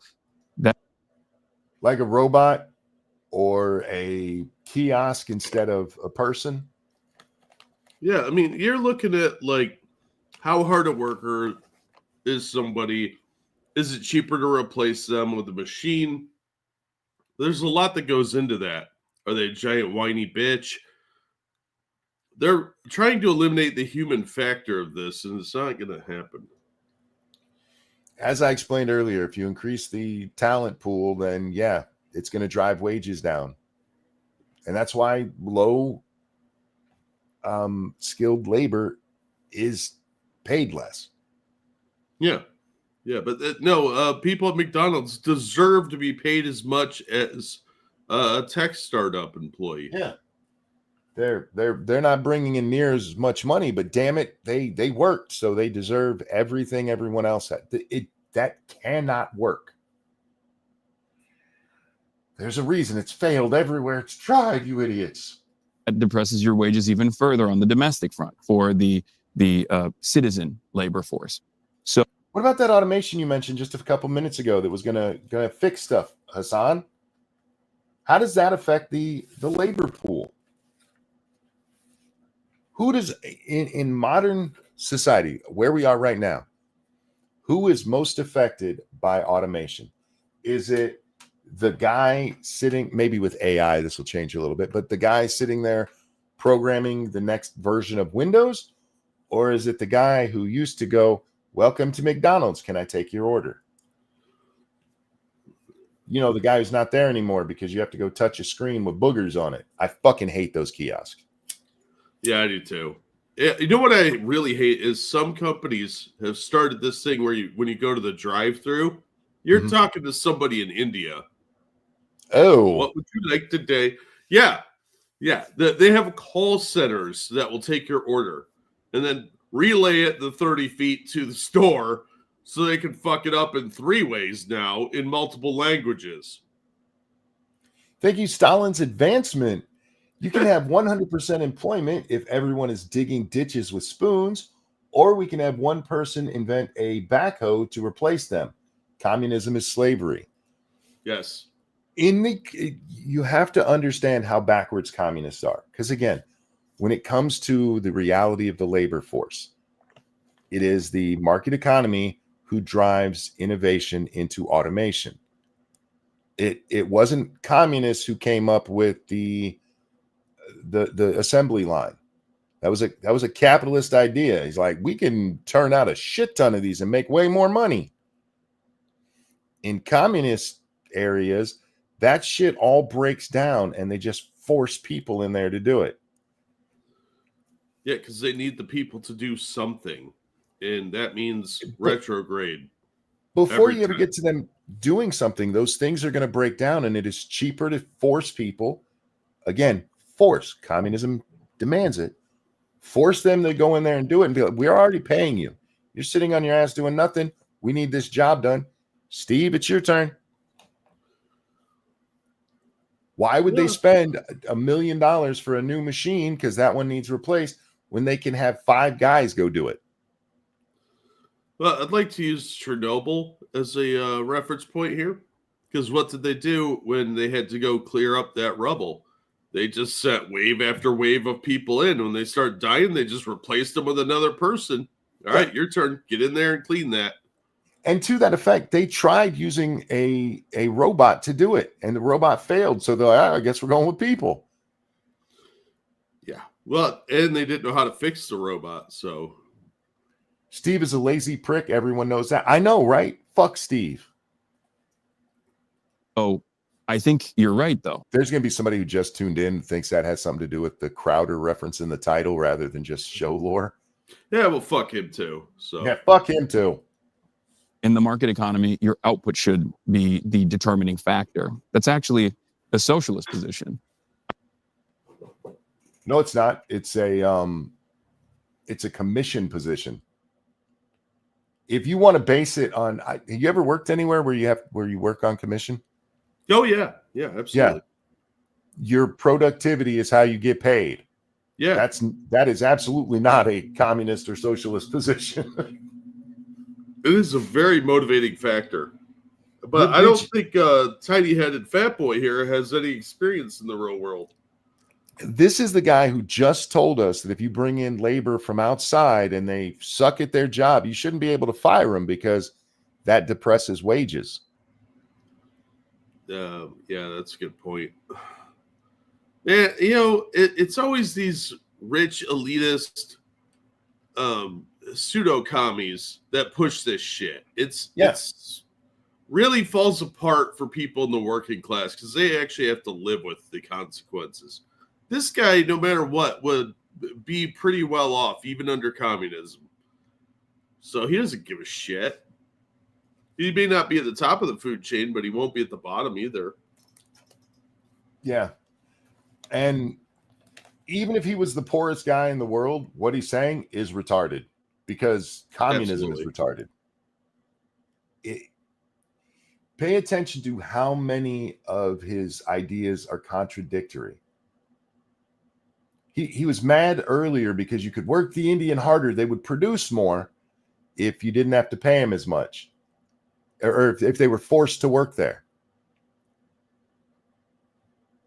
Ironically enough, not all socialists are against the market, and they are. They just don't know it because they're dumb enough to have not read all of Marx. Your somewhat regular reminder: socialism is the step between whatever you have, whether capitalism or a feudalist system where money is whatever they decide it is, to communism. It's the stepping stone. I would say that the output is the most consequential factor in that regard. I agree. What that means, however, is that if the company is actually, for example, increasing its output and therefore generating more revenue overall, then everyone down to the most replaceable aspect of labor, which would be sanitation in this regard, should still get paid a just wage, like fair compensation. Okay, let's use automation. They come up with the toilet cleaning robot. All right. They keep the janitors on, but they don't have to do anything anymore. You just said that they should be paid based on their production, and then you changed it to they should still get a fair wage regardless. Even if there's more output, they should get a fair wage, even if they don't have to do much. Those can't exist together. Well, that's the problem with communists, isn't it? They're using a framework that existed before really the Industrial Revolution kicked off fully. And they don't have a way to update their system because it doesn't work to begin with. So it's kind of hard to upgrade it. So they end up saying things that, if you don't think about it, sound smart. But the more they talk, the stupider it sounds because you start noticing these contradictions. And Hasan is not smart enough to recognize the contradictions in his own statements, like most true communists. I'm glad his dog was able to get a break from him. Well, remember, his friends are watching him, and we know his one friend tried hiding the poker collar that one time. They're still treating it badly. Yeah, that poor dog. From the couch to the TV, Kaya will be free. Minimum wages is one way of doing it as a Band-Aid solution. I mean, but there are Nordic countries, for example, where there is no minimum wage because the minimum wage would ironically be a depressing factor on the overall average wages that people get. Minimum wage is a depressing factor on the wage people get. Chris Rock had it right. Minimum wage is I would pay you less, but it's illegal. Yep. And some people deserve to get paid less. Yeah. Minimum wage lets jobs go, this is what we're paying, and it's legal. Nothing you can do about it. You can try to unionize Starbucks. How's that working out for you? Yeah. How have they achieved this, though? They've achieved this through sectoral bargaining. They've achieved this through robust unions and labor participation in these. They've done it through stagnation. That's how they've done it. There's a reason Nordic countries are moving away from this shit, because if you're born into poverty, you're going to die in poverty. If you're born into wealth, you're going to die in wealth. There is no upward mobility at all. None.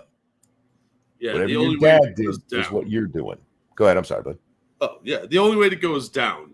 Yeah. Because the class structures are really outdated, especially in the U.S. We don't have those. They still kind of have that in other places, but again, they're locked into this like 1800s mentality, and they can't get out of it because these things don't really work the same way as they did back then. Keldrick, thank you. Communism is and always has been the ideology of the wealthy elites. Marx was a rich kid who mooched off his parents, and when they kicked him out, he mooched off his rich friends. It is the ideology of the lazy, and yeah, I would. There's a reason this shit hits home. You don't see a lot of actually poor people out there in the streets of the U.S. going, "We want communism." It's all upper middle class kids. Yeah. It's all kids like, wait, you think I should have to get a job? Are you insane? Yeah, I'm going to be a painter. Yeah, it is the fucking ideology of the fucking lazy. Yep. And you go to a communist country, you will see some of the most capitalistic mindset people ever because they have to hustle because they can't make money in their country, not legally, so they end up doing a bunch of shady shit. So, yeah, they're going to be running like illegal taxis and stuff like that because they're poor, because communist countries always end up broke. That's why China had to switch over to a semi-capitalist system. Well, even in the communist capitalist system, it is still under the threat of we will take this whenever we want to. Oh, absolutely. Yeah. It's authoritarian by nature. Yep. Real quick. In these ways. Thank you, Frosted Glass. Yep. Capitalism needs to stop suppressing tech advancements, like communist countries. When Mao tried to industrialize China to catch up with capitalist countries, it led to the deadliest famine in human history, equal to minimum 3 Holocausts. Minimum. Yeah, it could be upward of 120 million. They're not real sure because the Chinese hid so many and destroyed a lot of the bodies. Only in America can you be a comfortable commie. That's not true. That's not true. Stalin was pretty comfy. Only in America can you be comfortable. Well, I want to say that because the West is doing this all. I get your meaning, but please understand there are rich people in communist countries. Yeah, they're party members. Yeah, there's just not very many of them. Yeah. And there's no way to join them. Yeah, that's why Animal Farm is such an effective look at communism. Yeah, Animal Farm. I know everybody loves 1984, and I understand why. But Animal Farm is, in my opinion, Orwell's best book. And what it was teaching us and what we should have taken from it, that shit should be required reading every year after you're able to read it. Yep. And honestly, people forget that Orwell was a socialist, but he became very disillusioned with the direction that Marxism took. So he really dialed back his beliefs a lot, especially after the revolution in Catalonia, Spain, where he was. Thank you, Hasan. If she's old enough to bark, she's old enough to spark. Yes. Wow. Yeah, I mean, he really does hate dogs. I guess that does make him a Muslim, doesn't it? I was assigned Animal Farm in middle school. Yeah, Animal Farm is one of the, I want to say only 2 books I ever read that I was assigned to read. I cheated my way through the rest of them, Jack. I would expect nothing less. Look, that's just industrious, because why read it if you don't have to? Well, in 10th grade, we had to read a lot of books, and I read none of them because before all the tests, we would get together as a group, and the teacher would ask us about, and I would just sit there and listen and take notes, and I passed all my tests. Never had to read the stupid fucking book. I made money in class from my classmates because they didn't want to do their homework, so they asked me for the answers. So I was the only one that actually read the books. Animal Farm sucked. It wasn't a book, Monk. It was a communist novella for idiots because it's like, what, 12 pages? I don't think you paid attention to the point of Animal Farm. Yeah, it was a warning about the ills of communism. Robust unions and labor participation in these wage negotiations. And that is the reason why they don't need to have a minimum wage. The minimum wage in and of itself is a big point of contention in the United States of America and a lot of other Western countries, only because our labor union participation in the United States is at less than 10% right now. So minimum wage wasn't a thing at the height of union power. Are you retarded? We are talking about Hasan, dude. So yeah.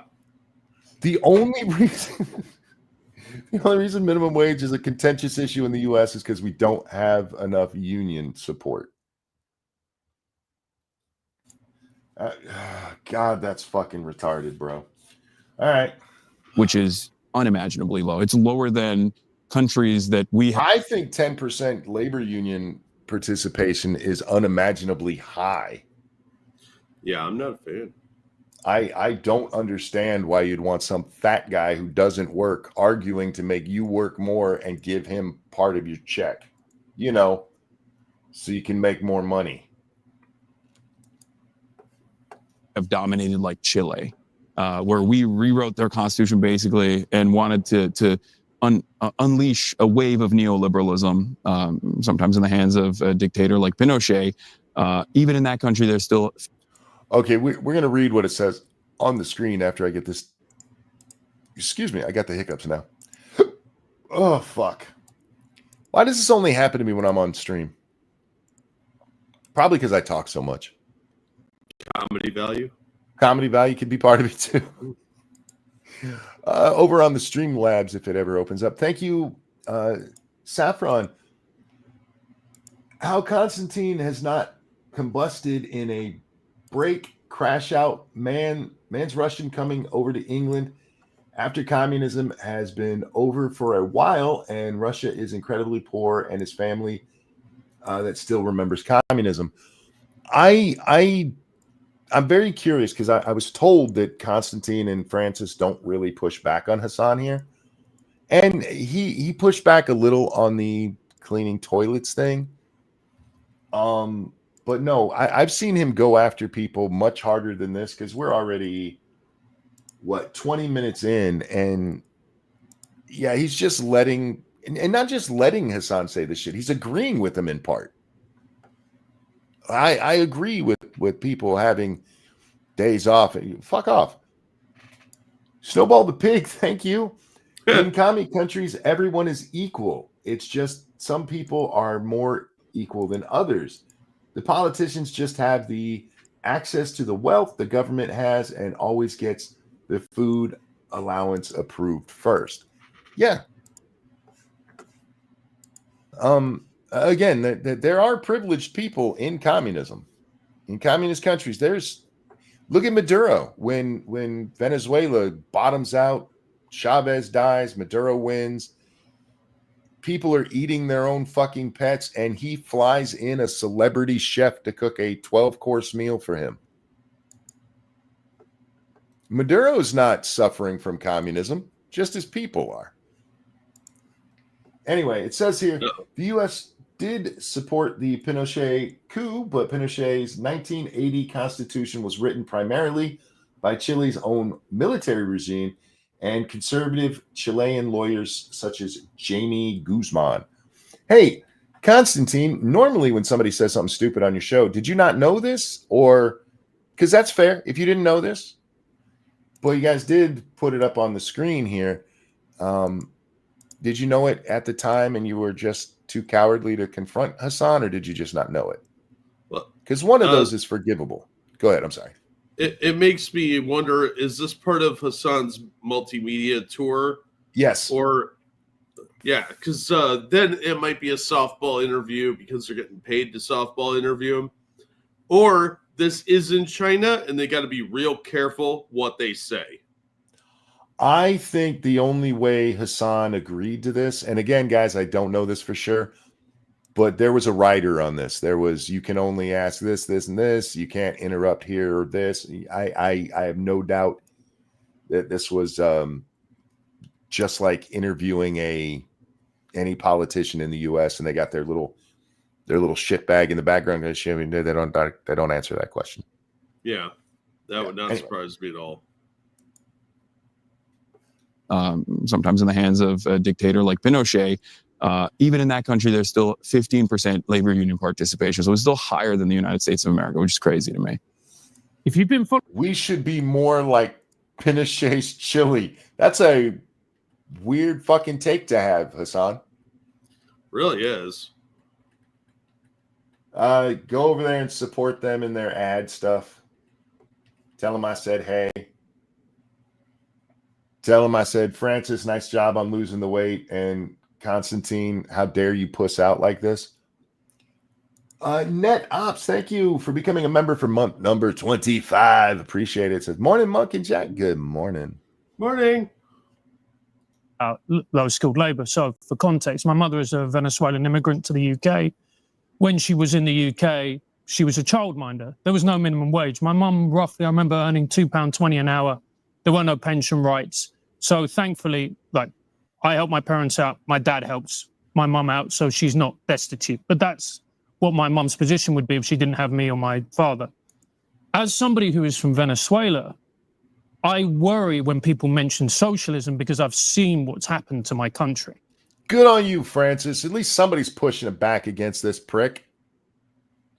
We'll see how steady he is in that pushback. Yeah. Yeah, I can tell you how this is going to go. Well, we fixed it. It's better now. Assuage the fears of people like me or people who come from a Cuban background who've seen the socialist dream, as it were, descend into authoritarianism. It doesn't descend into, this is something, please understand about Marxism. It requires authoritarianism. It is a mandatory part of it. It can. Yeah, this is why people will tell you that communism is not economics. There's an economic point to it, but it is married to authoritarianism. Go ahead, Jack. I'm sorry. It doesn't descend into it. It reveals itself. Yeah, I would give you that, sure. But the reality is it cannot exist without it, period. Yeah. They could promise you all the flowery bullshit they want. But as soon as they get power, that mask will come off. And then no, you're going to go work in the mines starts happening. Or you're going up against the wall. It has to, because they need this stuff done. And it's expensive to do it. And your bitch ass, they can give you a loaf of bread and be like, well, you're fine. Go get back to work, bitch. Well, first and foremost, I would say that all countries to varying degrees engage in authoritarianism. Fuck you. Fuck you. Yeah, tell me you've never been to a third world country without telling me.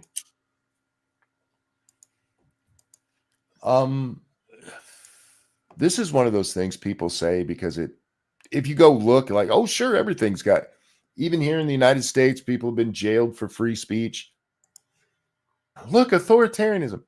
It's not even on par. It's not.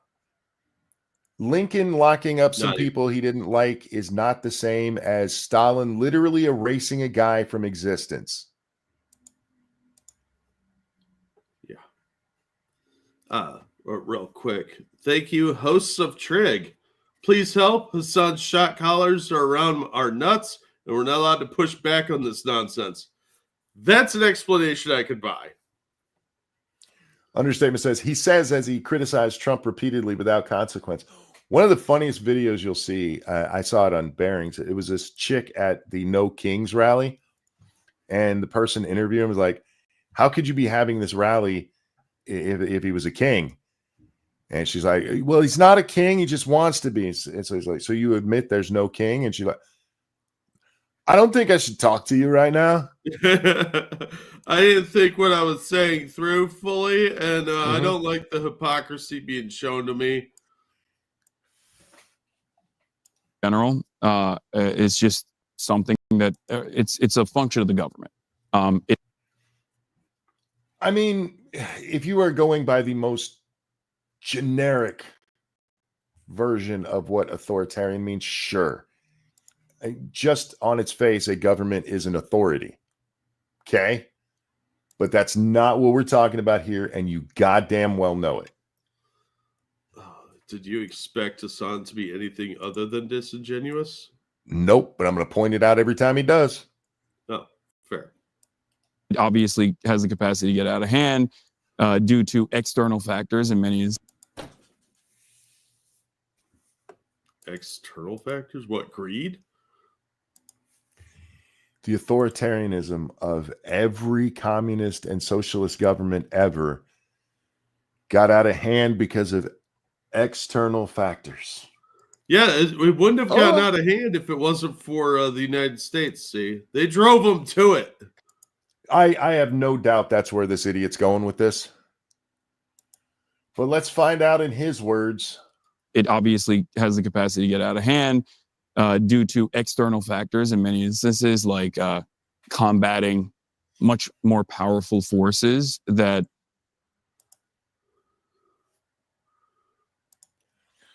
What? So he admits that the United States is better. Yeah, Reagan sent a fireball and did a Kamehameha on him. Yeah, he was like, Kamehameha! Reagan smash! Want to cause instability in your country. It's not a justification for it, but it is analysis. No, that was justification for it. You just said it happens because other countries, they oppress their people because other countries are trying to destabilize the government. That is a justification, Hasan. What? You literally said it happened because of external factors. Oh my God. In terms of like why these guys engage in the actions that they do, in terms of suppression of all dissent, or even censorship, and sometimes even jail time. And the example I always use is the United States of America. Of course. Not only in the Cold War, but even preceding the Cold War, during World War I and World War II, actually had a practice of jailing all conscientious objectors, for example, who said, I don't want to fight in this war. They were like, all right, well, this is a world war. Sucks to suck. You're going to jail. One of the famous examples is Eugene Debs.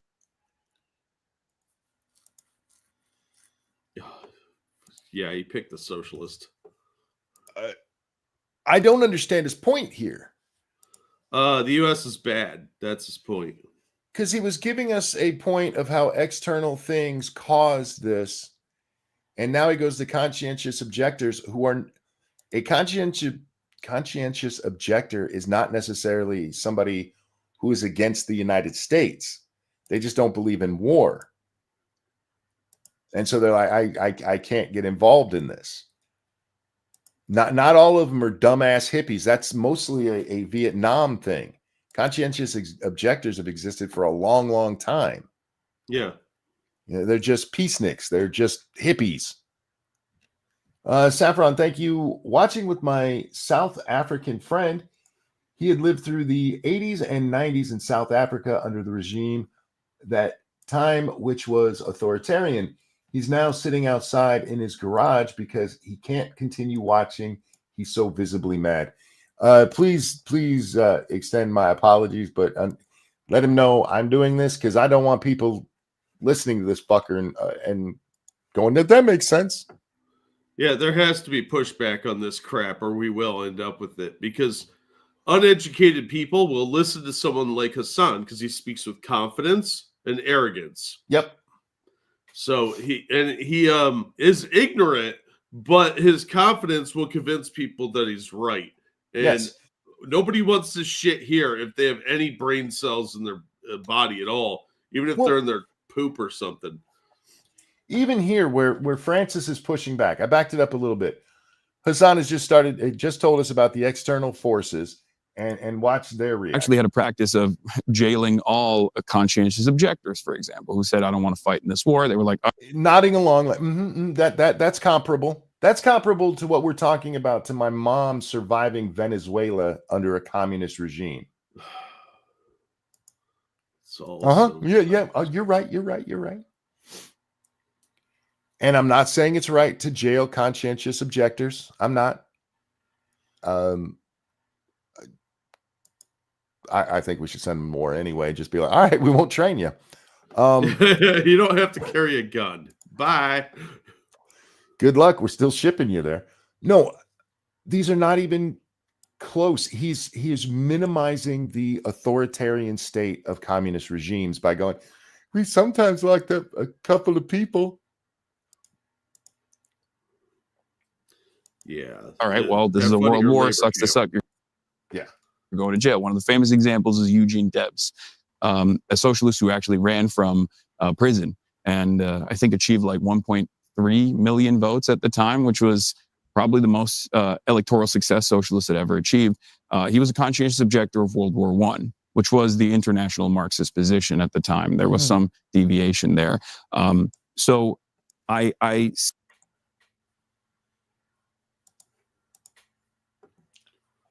What? Was there an international Marxist position on World War I? I kind of doubt it. There might have been an organization called like International Marxists or something like that he's talking about. I'd have to look more into it. So would I just don't trust Hasan on anything he says. So no, because he's wrong all the time and he's stupid. He lies all the time. Yeah, like I said, he's wrong. see it in a similar vein when these countries also engage in authoritarian actions, suppressing dissent, censorship, or trying to manage this dynamic of trying to continue doing governance while at the same time they have to like make sure that they're avoiding American intervention or Western intervention. Oh, whoops. I said American. Damn it. So he brings up one guy who got arrested and then immediately goes back to these other countries who have to have this because America, you fucking bastards, you made China be mean to people. Yeah, there's no dissent in a communist country, or what he's calling socialist occasionally. There's no dissent. There's no objection to what the party's doing because you get put up against the wall or thrown in a gulag. Communists in World War II literally shot anyone that dropped back during a battle. That is true. But in fairness to Hasan, he did say World War I. There's a reason he's staying away from World War II. I suspect. Well, did the Marxist Revolution happen after World War I or at the tail end of it? Shh. Because the Tsar was running things then, right? Yes, the Tsar was running things. That's what I thought. That's why I questioned it, because I was Marxism a thing? Sure. Was it an international movement? Not really. Well, in a way it was, because Lenin fled Russia to go to Germany. Yes. Where his ideas weren't quite as frowned upon by the Tsar of Russia. The Germans let him go back to Russia because they think it's going to cause issues in Russia who they were fighting. And it does. It absolutely does. Oh, anyway. In general. As far as the fears that people have, assuaging the fears that people have in terms of what they've seen in their countries, whether it be Venezuela or Cuba, I think each country is different.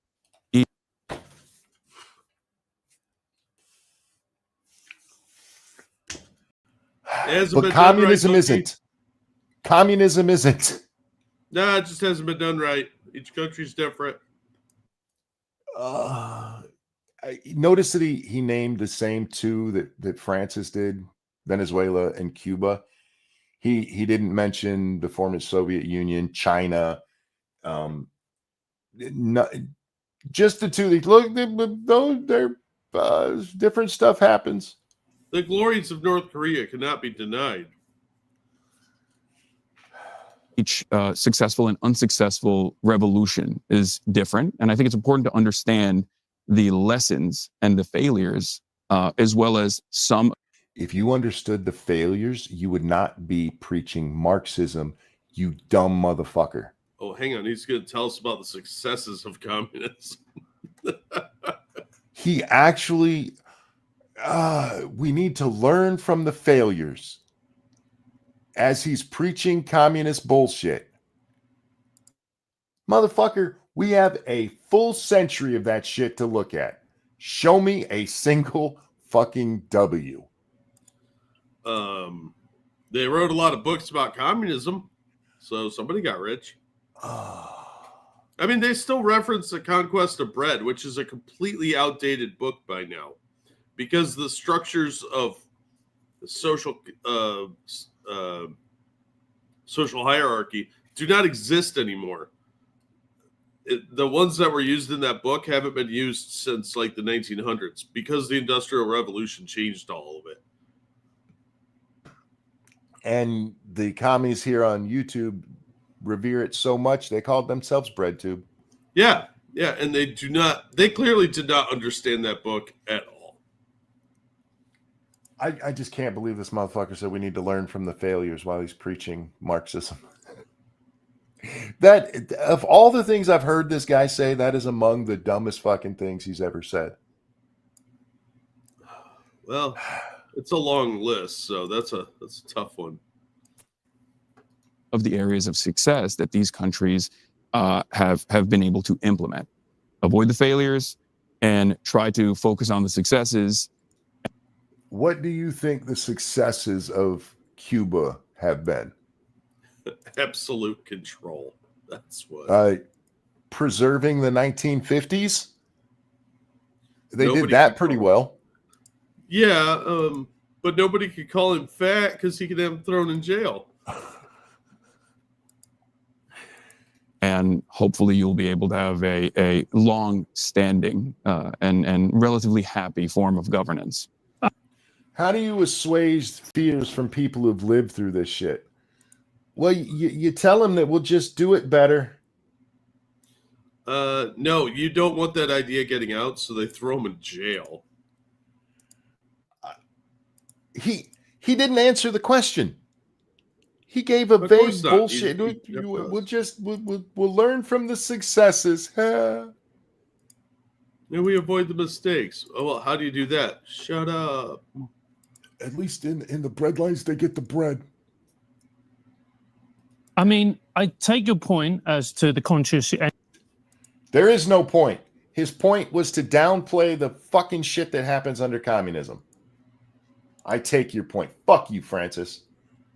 Conscious objective. But you look at Venezuela, for example, and then the reason I'm using it is because that's the example I know best. Yeah. You know, you've got rigged elections. You've got politicians who go up against Maduro. They're either thrown in jail, as in the case of Leopoldo Lopez, solitary confinement for 2 years. And this isn't just in Venezuela. Technically, North Korea has an election. They have elections in a lot of these countries, Jack.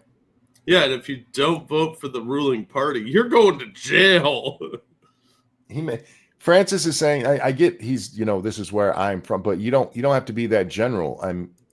Rigged elections in communist countries it's not like, really, that happened? Nobody's shocked by that. Nobody. Yeah. Or you have, I think it's Corina Machado, who got nominated for a Nobel Peace Prize, but she is currently in hiding in her own country because she knows the moment that her whereabouts are known, she's going to get thrown into jail, may not be seen again. Well, just send her a letter telling her we'll try to do better next time. I'm not going to defend Maduro, but I would say that the logical through line, and it's important. Name me the communist country where that doesn't happen, Hasan. Name me the one.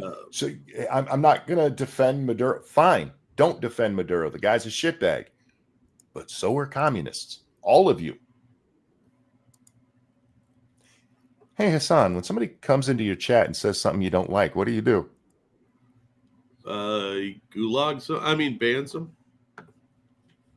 With just his little tiny bit of power, he puts people in the jail he can. Yeah. And no, it's not just him. But you have to understand the egos. But I'm just making a point. To be fair, he also tortures his dog. That is true. That is absolutely true. But I would say that the logical through line, and it's important to understand the opposition's logical through line in this instance. He's going to tell us our logical through line, I think. This should be fun. Who taught him through line? I don't know. Is that these are forces that are very directly working with the United States of America that have tried to facilitate. What? Once America falls apart, they're going to have no one to blame. Did he just say that chick in Venezuela's in hiding because of us? Yes, it's our fault. Because if we didn't put so much pressure on Maduro. Coups, even had an unsuccessful one all the way back in 2002 with Chavez, and numerous other instances. Openly talked about implementing coups under the first Trump administration, and is openly now waging war, or at least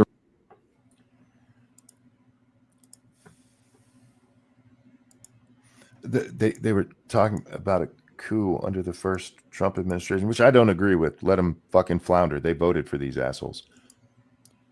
But they were doing that because of the shitbag Maduro is and was on public display. It's not like Trump said, hey, we should take out Maduro. And then Maduro, who had been a nice guy up until that point, was like, well, fuck it. I'm going to starve everybody. He just blamed Trump for how bad Venezuela is. Yeah, it's always America's fault. That's why socialism and communism has always failed, is because of America. Didn't Trump even put out a statement in support of that woman when she won the Nobel Peace Prize? Yes. Did she do that? No. He was busy torturing some Chinamen and Uyghurs. Did Kim Jong-un do that? I don't know. Do they have pen and paper over there still? Or did they eat all their paper because they're hungry? See, this is where in a normal trigonometry episode, I would expect Constantine to start losing his shit. Because what this man just said is fucking retarded and just wrong. You're going to let him get away with it, aren't you? You're going to piss me off, aren't you? Yep. Threatening to wage war with Venezuela right now, encircling the entire coastline of Venezuela with some of the most sophisticated weaponry known to man in that. Is he talking about the operations against the drug cartels? Yes. Yes. Okay. Now, to be fair, if we threw a bunch of fishing boats with American soldiers on them out there, we could still take them. We could. But is he seriously suggesting that chick has to be in hiding because we're killing drug runners? That is what I got out of it. Yeah. Okay. Remember when I told you guys I wasn't sure if we were going to watch all of this? It's because I knew stupid shit was coming and that I couldn't even imagine how stupid it would get. And like my head actually hurt. You know what? Let's take a kitty cat break for just a second. Let's look at Doodle for a bit. Because Monkey needs an Advil.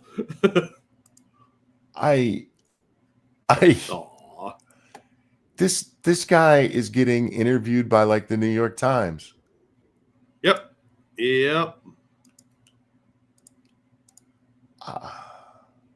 All right. Speaking of the New York Times, I noticed when I forward you links, sometimes it doesn't actually give you the hyperlink. So that New York Times article about the Roblox CEO, I sent you I the went and actual found it. link. Yeah. Oh, okay, good. Because, oh my God, we should cover that one of these days. Okay, the other pussy's back on the screen now. The fat one, slightly less furry one.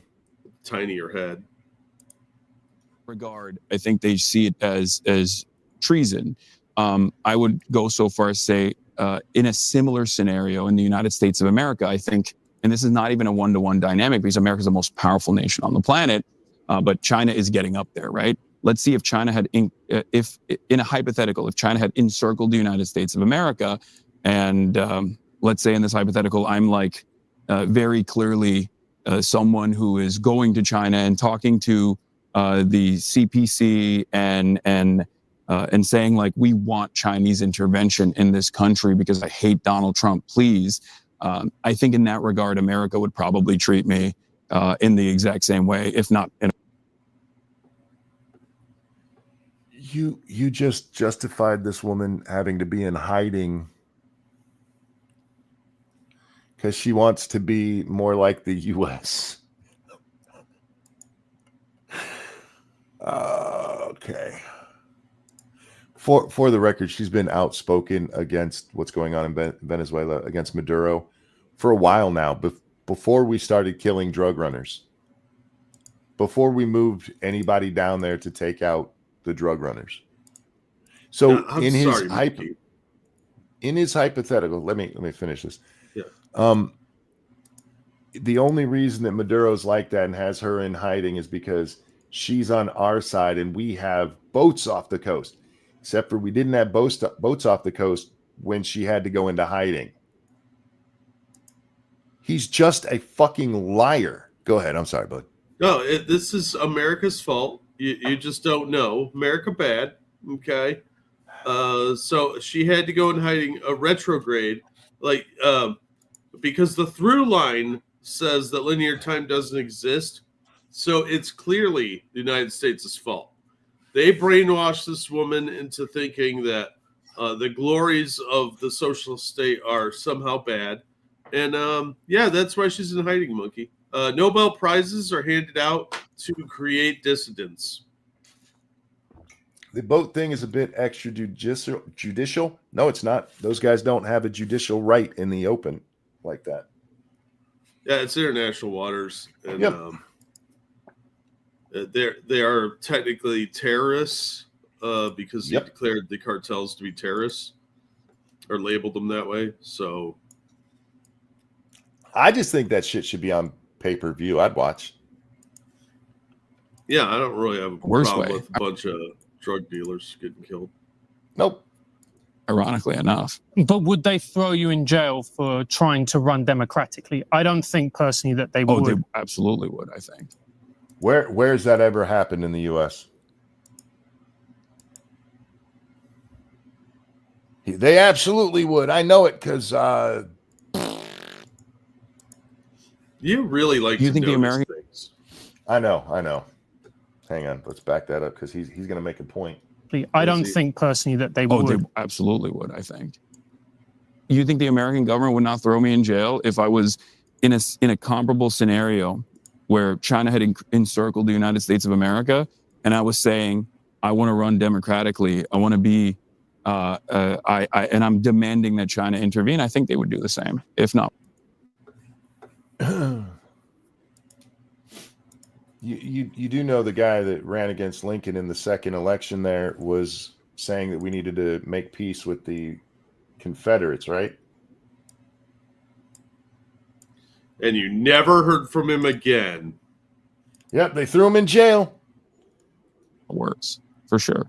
Because like I said, It's all a matter of the conditions on the ground. Okay, then why haven't we arrested your ass now? You're clearly on the side of terrorists. You're clearly on the side of the commies. You're clearly think America sucks and needs to be brought down. You are literally an insurgent, rhetorically. Well, you see, Hasan is so darn handsome. Oh, is that what it is?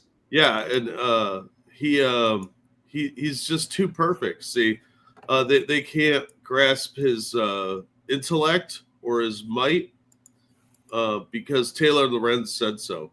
Ah, gotcha. Frankly, he should be arrested, but not for that. I mean, he's made threats against people and stuff. So yeah, he's an animal abuser. With respect to Eugene Debs, as I was talking about before, America felt threatened even at that time. You're talking about wartime, though. Yeah. This is not a fact. Okay, I don't know Eugene Debs.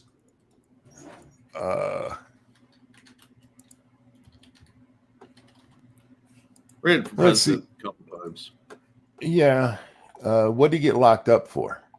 Because he keeps talking about him getting arrested.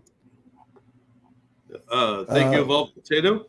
That was another of Hasan's lies. The first Trump administration did talk about performing a coup. They said they didn't recognize Maduro as the rightful leader. They just endorsed the opposition as the rightful leaders. You, sir, are also full of hate facts. Stop paying attention. Just listen to our dear leader, Hasan. He knows what's best for us. Praise be his name.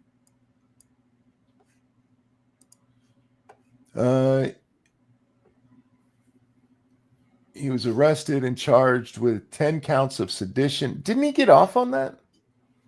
He was eventually, I think he did, but he was in jail for a long time.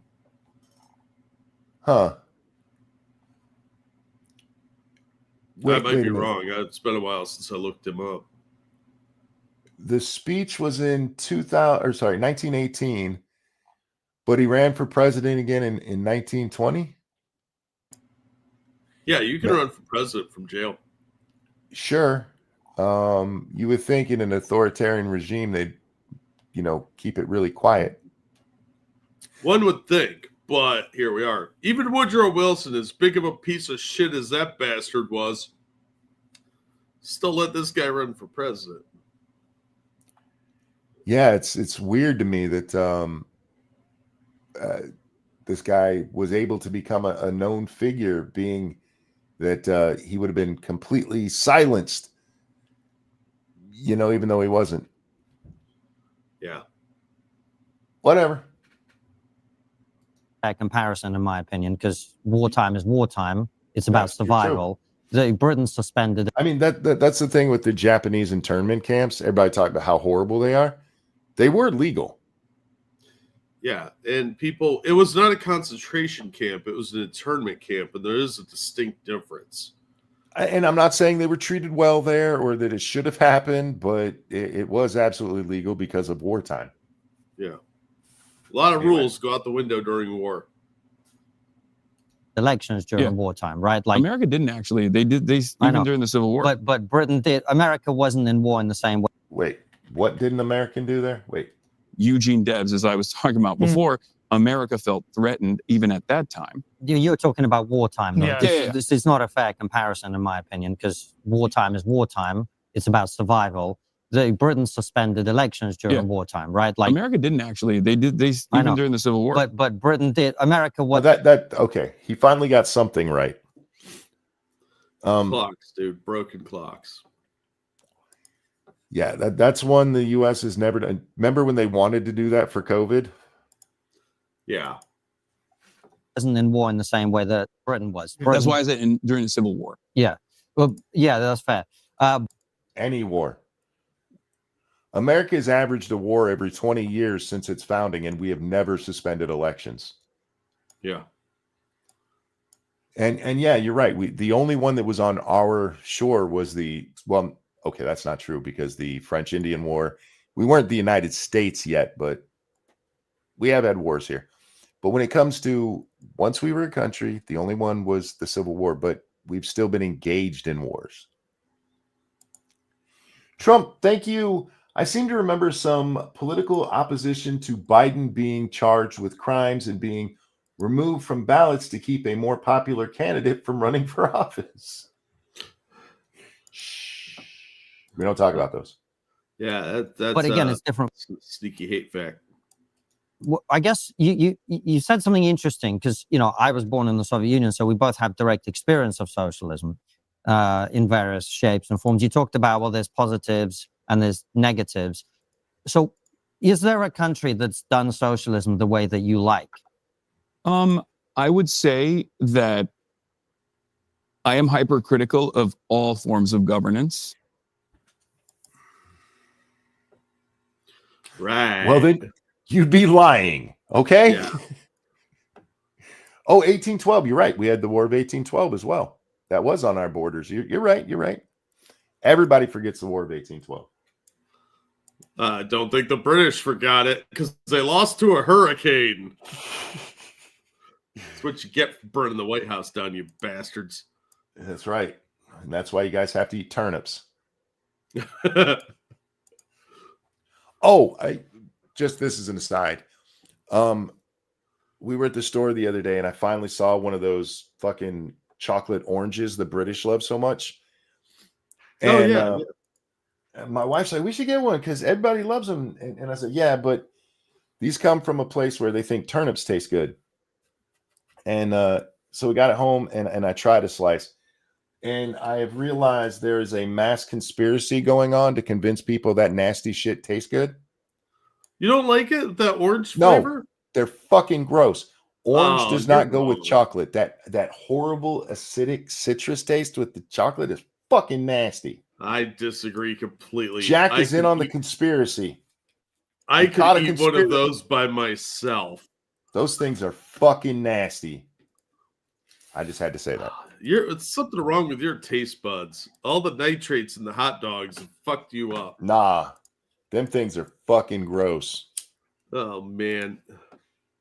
You've been lied to. You probably watched an episode of The Office from British TV and they got inside your head. You've been programmed by them. There is a British space laser that's shooting into your brain telling you to like that nasty shit. No, I have better teeth than that. Yeah, see, chocolate oranges are good.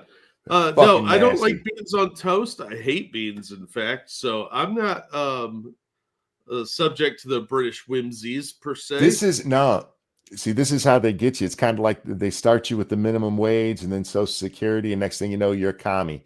They start you with that nasty orange chocolate. Next thing you know, you're going to be eating beans and toast and turnips, man. Did you try dipping a piece in ranch? It would have been better, I have no doubt. Do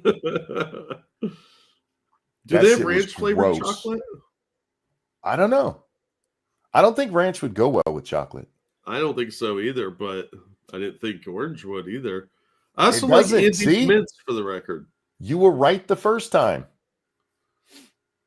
No, I was wrong. It was delicious. How dare you, sir? Peanut butter and chocolate is delicious. Orange and chocolate is a crime against God. Well, it depends on the type of peanut butter. Because Reese's peanut butter cups are a magical delight. But you get that generic shit from, what is it, the Peter Company or whatever? That shit is disgusting. I blame the chocolate more often than I blame the peanut butter if I have a chocolate peanut butter that's not Reese's.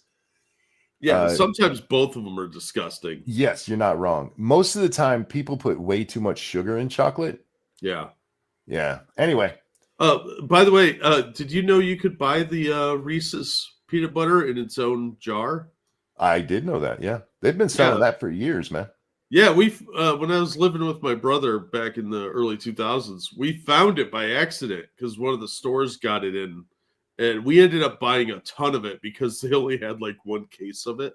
So we bought like 5 or 6 of the jars, and that stuff is magical. Ranch is for veggies only. You don't like a chicken bacon ranch sandwich? What's wrong with you? That sounds good right now. Doesn't it? A nice grilled chicken, crispy bacon, tomatoes, lettuce, and some. Yeah. Yeah, you're making me hungry. Knock it off. Yeah, see, and people questioning my taste. I have good taste. Anyway. Except for the hot dogs. Fuck them oranges. including the American one. I think that's not a surprise to you guys, right? And in that I forgot what they were talking about because I had to go off on the oranges. So let's back that up a bit. Constantine is saying it's not fair to compare Venezuela to America warfare. I would say that I am hypercritical of all forms of governance, including the American one. I think that's not a surprise to you guys, right? And in that same vein, I think like there is critiques to apply to all forms of governance, even socialist ones. Yeah, That's not what he asked you. The question was, is there a socialist country who does it the way you think it should be done?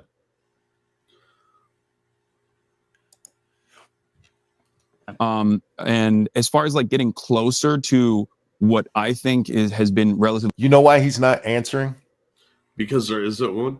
There isn't one. And if he does, and he knows, this is one of the places I will give him just a tiny bit of credit. He knows he's an idiot, and that if he names a country, and I have a feeling he's about to, people are going to be like, excuse me, what about X, Y, and Z? Yeah. So, no, I don't really like any country. You guys got that right. successful, because if ultimately the point of government is to improve the material conditions of all people to the best. That is not the point of government. No. The point of government is not, and this is where you commies fall into your problem, because you treat government like mommy and daddy, and then mommy and daddy set down some rules, and you're living in their house now, and you got to live by their rules. Oh, why would America do this to me? Point of government to elevate. Fuck you, you moron. Best of your ability. It's not always going to be perfect, but when you are getting, the poorest people, the poorest of the dispossessed masses out of a situation where they were servile, the landed gentry, or they were peasants from an agrarian society, or they were dominated by the landlords, but then ultimately they were able to come into modernity and become like a powerhouse, an industrial powerhouse that is competitive with the largest superpower on the planet. I would say if that's the point of good governance, and I think you guys might agree with me on that, I would say China is probably the. How's those Uyghurs doing? You know, the Muslims you always claim to associate with. What do they think of black people and Japanese people in China? Because they're insanely racist over there. Hasan, they love you over there in China. You're rich. Leave. Go over there and live. It's clear you think they're better than us. Go live. Monkey is an orangist. Stop it. Closest, and there are still plenty of failures within the Chinese system as well. Plenty of issues with. What's that? You don't normally read chat, so I do read chat quite often. Nuh-uh. Now you sound like chat. In the Chinese system as well, but that's probably the closest I would say to an example that we should follow. And I just want to put into perspective what he just said there. In order to compete with us, that we should follow the people trying to catch up with us. Yes. He has never seen how normal laborers live in China. The majority of China, once you get out of the main cities, the rural areas are incredibly backward. They are living a late 1800s, early 1900s lifestyle. On top of that, people that work at factories often live in the factory building in what are effectively cages, bunk beds with cages around them. He has no concept of the conditions that people live in China. You're not wrong there. But I do want to stress that he said to catch up to us, China has done this stuff. And we should emulate the people trying to catch up to us. Yes, because they're better at stuff because they're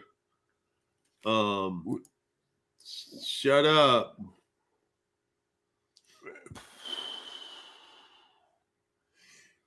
Let's say there's two people in the race, and the guy in front is like, how can I get better? I know, I'll run slower like the other guy. Yeah.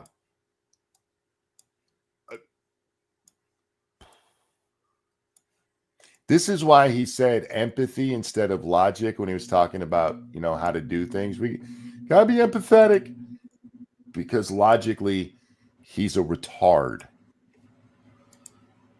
It's not just logically, to be fair.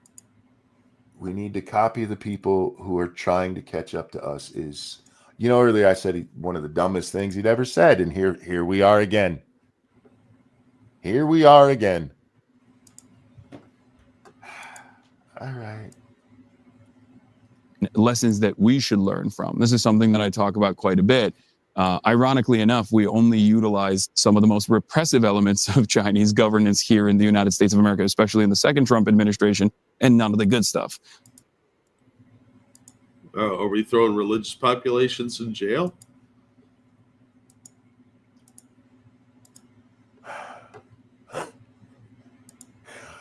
I'm sure he'll give examples. If you want to talk about the oppressive stuff, the quelling of dissidents, the throwing political enemies in jail, going after them with lawfare, Trump's not copying the Chinese. He's copying the Democratic Party. The difference is there's actual crimes involved, and it's within the statute of limitations. We don't have any high. This is why, you know, so many people. How come there haven't been more people jailed? Because you still do need an actual crime you can point to and prove, and they just don't have it on people because a lot of the stuff was dirty, but not necessarily illegal. In China, that wouldn't matter. In the U.S., it kind of does. All we're emulating is the bad parts of their government, Jack. I hate this fucker so much. I know. I do too, buddy. He's such a retard. How far? We're only 29 minutes in. Speed rail. We don't have any even development. Wait, he did not. None of the good stuff. We don't have any high-speed rail. We don't have any even development. There is seemingly.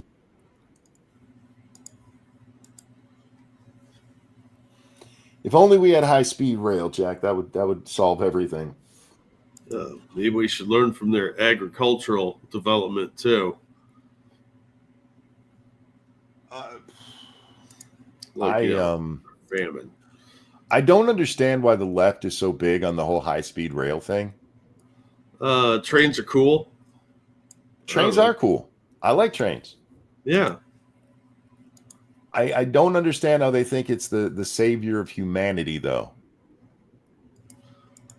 They got to latch on to anything and, make that their issue, I guess.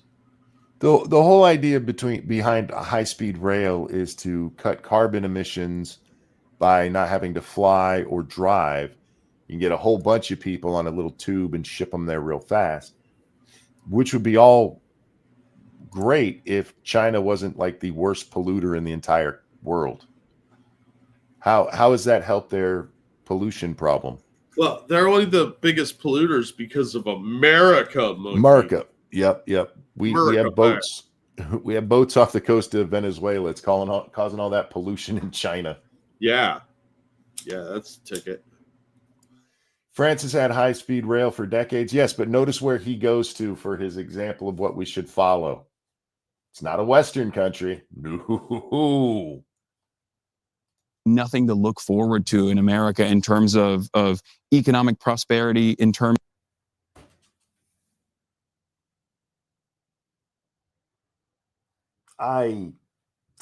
Jesus Christ. Yeah, go ahead and tell me all about the upward mobility in China, you fucknut. Of overall health of society, in terms of scientific. Oh, we've had no scientific breakthroughs here, Monkey. Yeah, None. I paused it. Hang on. What did he say? in terms of overall health of society. Overall health of society. Can you remind me who gave us 2020's health issues? Wuhan. I mean, bats. Let's let him say the next stupid part. terms of scientific achievements. Yes, America, land of no scientific achievements whatsoever. Let me get my refrigerator and turn my air conditioning down a little bit. Can you imagine believing this? No, because I'm not retarded. Also, China is known to steal almost all of the technology they have so-called developed Yes. from us. Yes. This is just sad. I don't even know if I can continue watching this shit. It's going to make my fucking blood boil. Well, it's There's- gotten progressively dumber over the course of it. I can't imagine what this is going to be like near the end. Does he just start drooling and saying words? Elon Musk on a regular basis is catching rockets. Yeah. His advancements for space travel have been literally leaps and bounds over anything we've done in the last, 50 some years? Yeah. Oh, yeah. Yeah, you got to be kidding me. All the developments with the Optimus robot, which China has tried to copy many times and failed. The Teslas, which are better than any of the Chinese vehicles. The rockets, all the technology associated with the travel in space that Elon has developed. The new spacesuits, it's unbelievable what Tesla and Musk have achieved. And to downplay that like this is disgusting. I know where this is going, though, and I don't know if he'll bring it up here, but I don't know if you saw the video. He went to a Huawei or however you say that phone Huawei. company over there. Yeah. And he was looking at all their cool gadgets that aren't allowed here in the United States. Look, Huawei is their phones work okay. They're knockoffs. But it's our technology. Yeah, they stole it all. And you could get a comparable Android phone from Walmart using the whatever the Walmart phone service is that I have. I don't even know the name of it. But a lot of the technology like that trifold phone, who the fuck needs that? What are you going to do with that thing? That's going to break. Huawei stuff is made cheaply for poor people to look like they have high-end stuff. It's like literally the $200 Android phone equivalent. It's not anything super high-tech. It's cheap because they stole the technology. Yeah, they didn't have to do any of the research and development. They just ripped it off from somebody over here. Replicating technology isn't hard. Thank you, JB. He's a weeb. How does he not know Commodore Perry? I don't know. I don't know who Commodore Perry is. There were two Commodore Perrys. One was the hero of the Battle of the Maumee, which defeated the Fort Miami region during the War of 1812 and opened up the West because it forced the British to retreat from Fort Miami, allowing Fort Megg's troops to move forward and sweep up through Michigan. So that was the War of 1812. The other, Commodore Perry, opened up Japan by firing cannonballs over it and forcing them to basically trade with him. So that opened up a lot of commerce in Japan. See, I know a few things. I'm not just a complete fucking useless clown. Also, thank you, Evolved Potato.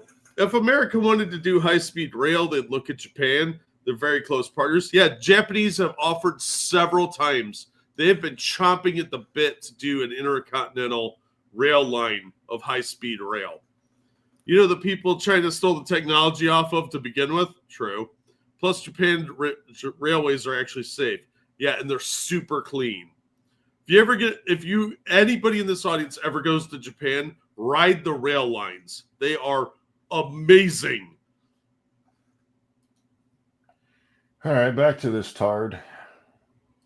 And I think a lot of younger people also feel the same way, where they feel like there's nothing to look forward to here. Because assholes like you keep telling them there's nothing. Yeah, it's brainwashing and poor financial management. Yep. There's plenty to look forward to. But if all you do is sit around listening to somebody telling you how much life sucks, you're going to start going, life does suck. Yeah, if you're buying $7 lattes and talking on $1,000 phone, yeah, you're probably broke because you're bad with money. You're not understanding that you live in the greatest nation in the world if you're in a Western country, especially the United States. Sorry, everybody else. But even if you live in like Australia or the UK or even weirdo Canada, you're living a much better life than kings had in previous generations. So appreciate what you've got. This is a motherfucker who's making hundreds of thousands of dollars a month talking about how there's nothing to look forward to. Yeah. That's ridiculous. And I'll give you guys... Also, if you're putting all the value in your life on material objects, your life makes me sad. Okay. Starlet, I'm not surprised he went on here. There's either these guys have how do I put this? I'm just going to say I still think that there was a writer in here that they couldn't push Hasan. I think way higher of Francis and Constantine than what I'm seeing from them here. Normally, yeah. An example from the UK. I remember seeing this TikTok of this guy that goes around and is like asking young British people, would they serve in the British military? And I am not even remotely nationalistic by any measure. I don't care about those sorts of things. But I think it's important to understand, like, it's a good way to see the temperature of society. And a lot of the young British people were like, no, why would I fight for England? Why would I fight for the UK when it seems like my government's not even fighting for me at all? They're not. They're fighting for the Muslim immigrants. I was going to say that you need to discuss why they said that. Yeah. Did they say that because their minimum wage isn't high enough, or are they saying that because they're seeing their countrywomen get raped and the people who did it get off? Yeah, they're not getting any of the social benefits that the Muslim invaders are because they're treated like second-class citizens in their own country, and that's one of the biggest complaints the young people over there have. And the reason that a lot of them will. Well, I'm sure you'd get a lot of that here too. Yeah, in Canada, all across the Western world. I mean, look at Europe; they are having serious problems in a lot of these countries that are not being talked about by the international news. Especially in places like France and the UK, you're sitting on a powder keg that probably isn't going to go anywhere, but you've got a lot of really disenfranchised young people. Will you talk for just a second? Sure. Okay, Monkey stepped away. You know I haven't. I'm sitting here. I'm just typing. Fong Yiping, 10, a schoolgirl from Penang, Malaysia, hanged herself in her bedroom in 1990 after her family killed her pet chicken for lunch. Okay. I wanted to look up something. How many Americans at the overall height of it, of the biggest part of the military service back in World War II, how many Americans do you think were in the service? 100,000. No, percentage-wise. Oh, percentage-wise? 10%. Total vets. That's people who've served and haven't served. At the height of World War II, the largest it's ever been, 9%. That wasn't too far off. Does that factor in like vets from like World War I? Yes, all vets who were alive at the time. Oh, okay. So that'd be the biggest there ever was during World War II, and it got to 9%. So if you went out onto the street and you asked 10 people if they'd serve in the military, one would have said yes. Yeah. Serving in the military, would you serve in the military, is not a genuine question to ascertain whether or not people like the country they're in. Yeah. Because most people don't want to get shot at under any circumstances. Yeah, it's kind of a weird effect of human nature to not want to die. Yeah. That's why conscription was a thing for so long. You had to get out there with a pointed stick and be like, no, you're going, buddy. My government's not even fighting for me at all. And See, the reason a lot of them will say that, though, is Constantine's going to push back just a little bit. it's not so much about that we're not like China in terms of building high-speed rail, although that is a big issue in the UK. Yes. I agree with you. The main reason is they feel like they've been let down by mass immigration that's eroding the values of their country. And of course, this is where I think people on the right are very blind to this issue that we already raised, which is wealth inequality and opportunity. Wealth inequality. Oh, fuck you. You push back and then you immediately go to give him his point. You are Constantine. Fuck you, man. This is a bad interview. To the person who said that these two did exactly what they accused Tucker Carlson of doing, you were right. You were right. Yeah. This sounds like a paid advertisement to me. Yeah. I think there was money on the back end because they don't normally capitulate like this. I'm sure there are some people who feel that way, of course, but well, think about this, Hasan. but Right? Hold on, let me just finish the point. go ahead. Like, stereotypically speaking, is it left of center people or right of center people that are going to go and fight for their country? Typically, it's going to be right of center people because of the mindset that they have, right? I think when push comes to shove, everybody fights for their country because that's why you have. Right. Yeah. Sure. What the fuck is he talking about? I don't know. This is some propaganda bullshit. To have a draft in a war, but what we're talking about this shove, everybody fights for their country because that's why you have to have a draft in a war. You have to have a draft because everybody fights for their country. If they're fighting, no, you have to have a draft so you can force people to fight for their country. But that's not what he said. No, it's not. But that may have been what he meant to say, but I don't think he's that smart. So, but yeah, he got it backwards.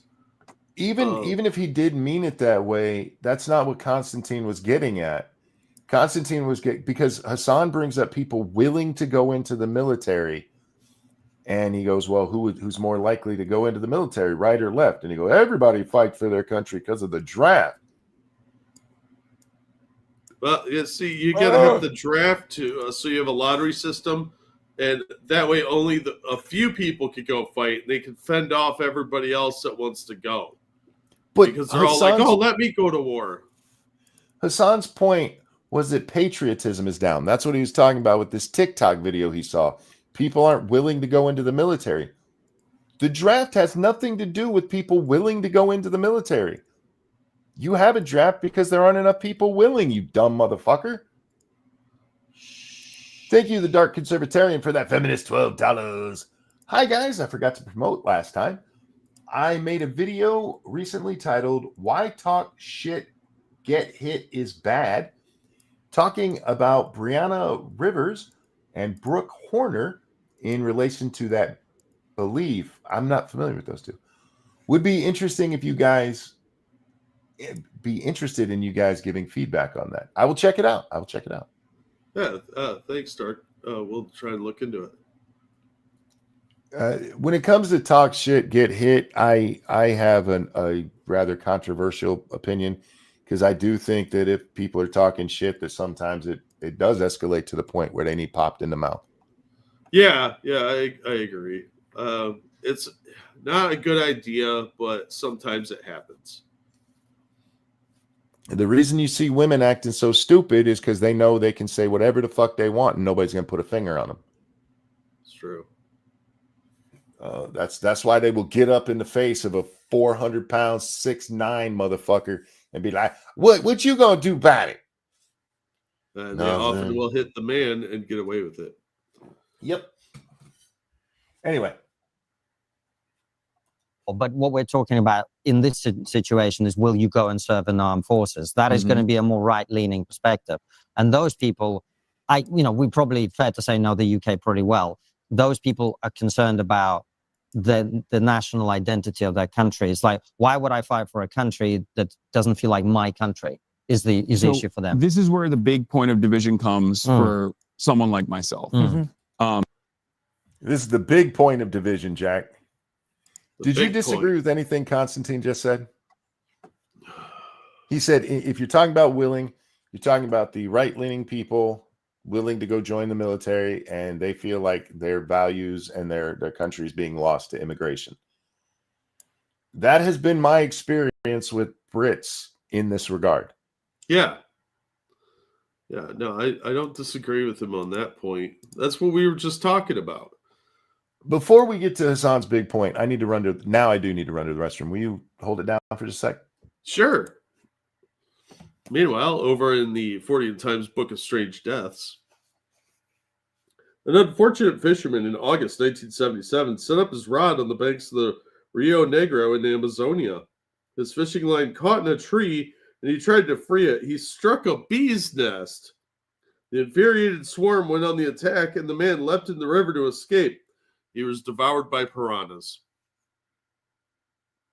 Frustrated at the first attempt, death or the gods can switch attention to another person entirely. Yeah, it's called Final Destination. In July 1991, 65-year-old Chan Wai Fong set up a small shrine at her son's home in Hong Kong to give thanks to the gods for her daughter's lucky escape from a road accident. As she was praying in the street outside the apartment block, she was killed by a falling bag of cement. Oops. Oh, what's going on, chat? Ouch. Paste.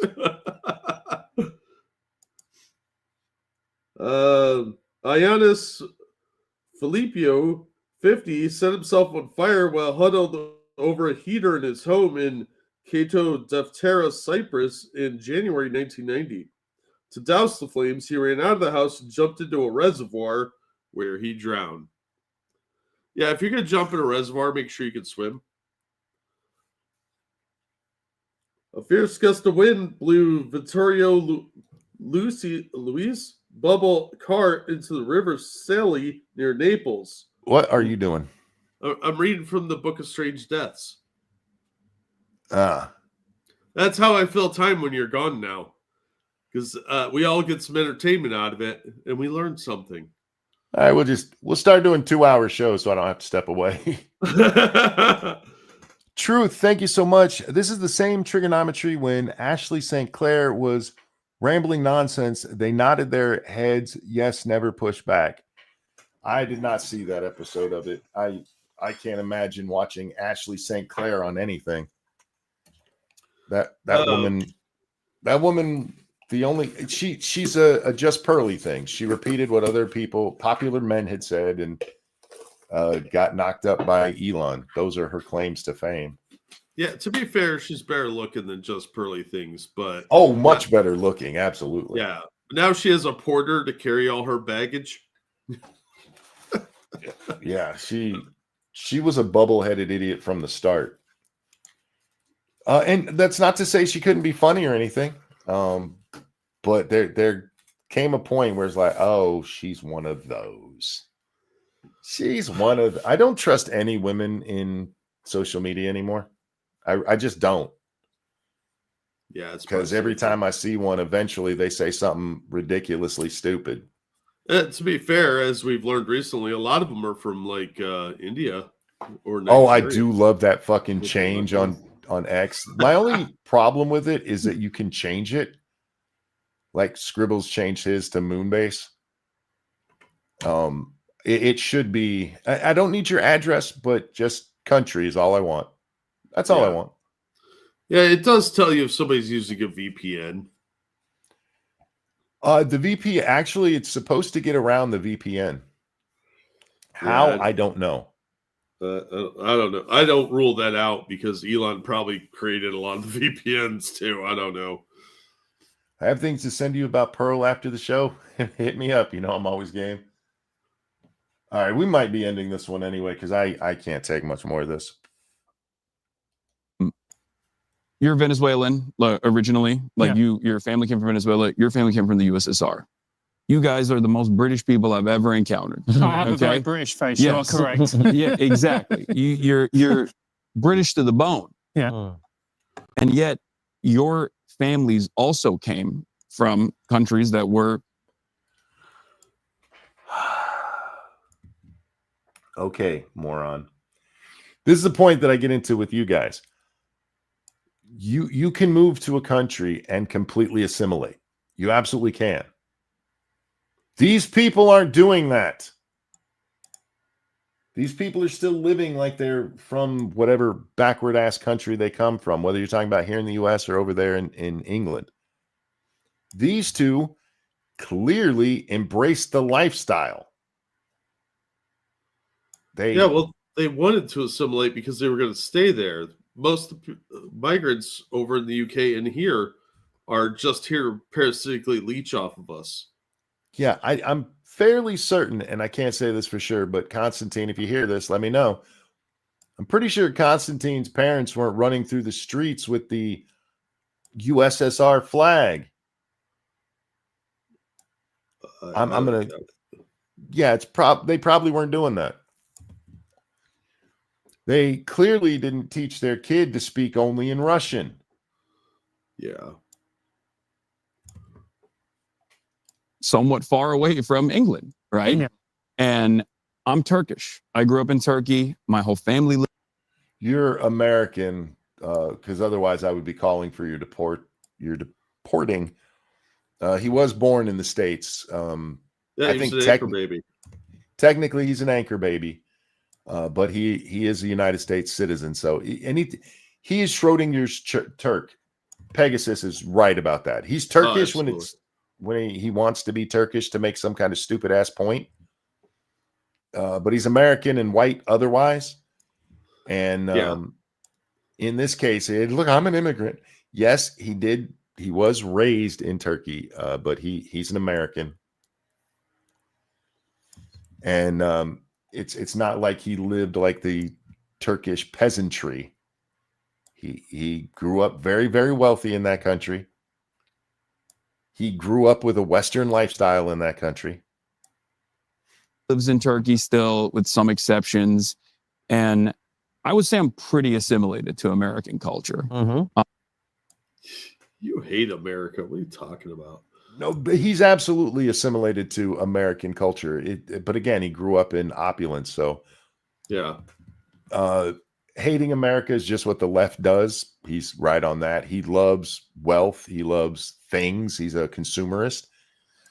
Yeah, he's absolutely in it. But it's amazing that the parts of him that are assimilated are the parts of America he claims to hate. True. Wealth, capitalism. Yeah. I grew up being fascinated by American culture. I grew up consuming American pop culture, as do many people all around the world. And what I always find interesting is when people focus on the newcomers to say that this is actually destroying the social fabric or social cohesion. You were fascinated by us and wanted to be like us growing up in Turkey. The people who are coming across our border, the ones who are crossing the channel over there, these aren't people who want to be British. These aren't people who want to be American. These are people who still want to live their same backward ass life with our money. Yeah, they want all this free stuff so they can continue their barbarian lifestyle. And not realizing that there are a ton of polls conducted on this stuff. I can just speak for America, especially, where by the second generation, assimilation is almost complete. And by the third one, it's like virtually impossible to distinguish in terms of performance, educational output, and job performance in general. It's just like everyone becomes American. I'm sorry, that's bullshit. I think generally speaking, it's right. If but people are trying to assimilate, yeah, but we haven't seen that happen with, especially the Muslims. Here, look at Dearborn. Those the studies that he's talking about, the polls he's talking about there, those are of people who came here legally, yeah, or had some kind of push to become American, not just we're walking across the border because fuck you.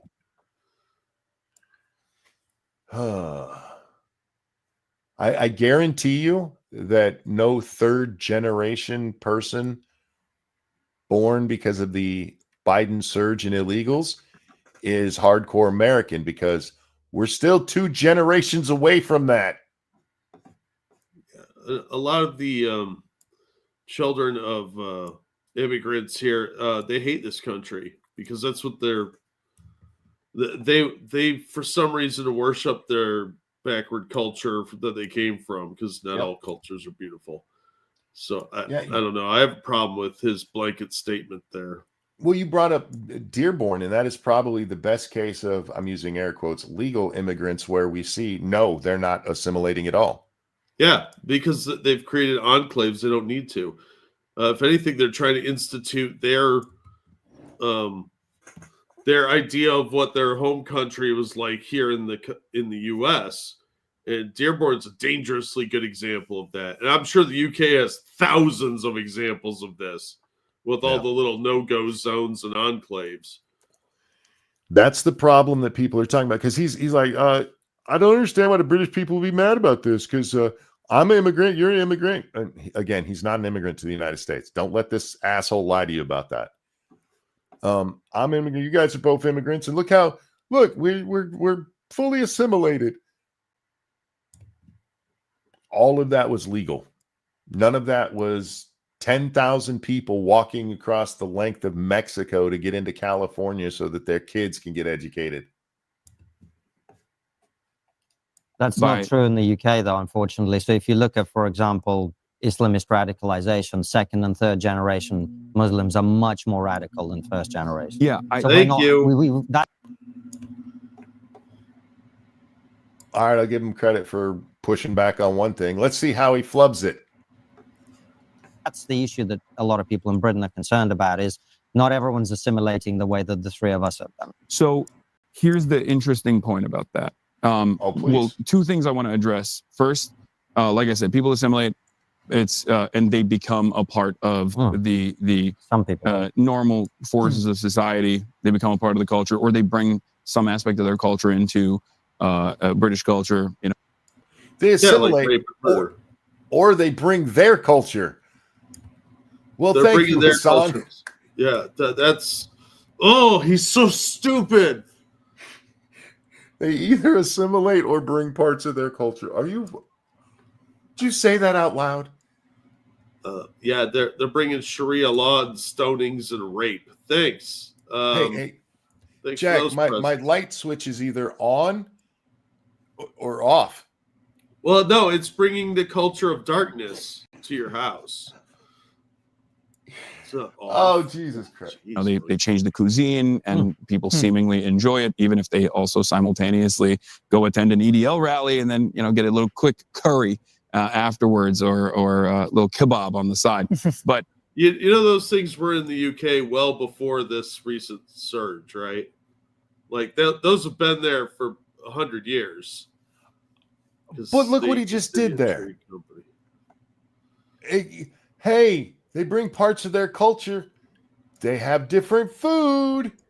Yeah, that's what people are talking about when they're talking about the culture being destroyed, is, oh my God, we're not having bangers and mash. We're having curry and whatever the fuck they put that nasty shit on. We're having explosive diarrhea. No, that's not the part people are complaining about. It's always the food with him. You can tell he was a fat kid. Oh my God. I'm so sad that I didn't think of the fat kid joke there. Well, he was. He's got me so flustered. I missed the fat boy joke. Damn it. Yeah. Well, you know, it's hard sometimes because he's got that tiny head. So your immediate draw is to talk about his small head. That's why he has to grow his hair out. But he was a fat kid. We can never forget that because he's getting chubby again. What if, because he pointed to the food, right? Like they go to the EDL rally and then they have some curry. All right. Let's say that Christmas is coming up, right, Jack? Uh-huh. Let's say that England decided that you can no longer have any British food. It all has to be whatever the fuck they eat in these third world countries they come from. Do you think the English people at that point would just be like, oh, yay, curry? Or do you think they would push back? They would probably push back. No Christmas pudding. Beyond that, Yeah. the reason why people are angry is always going to be because the trains are not running on time. Thanks, Mussolini.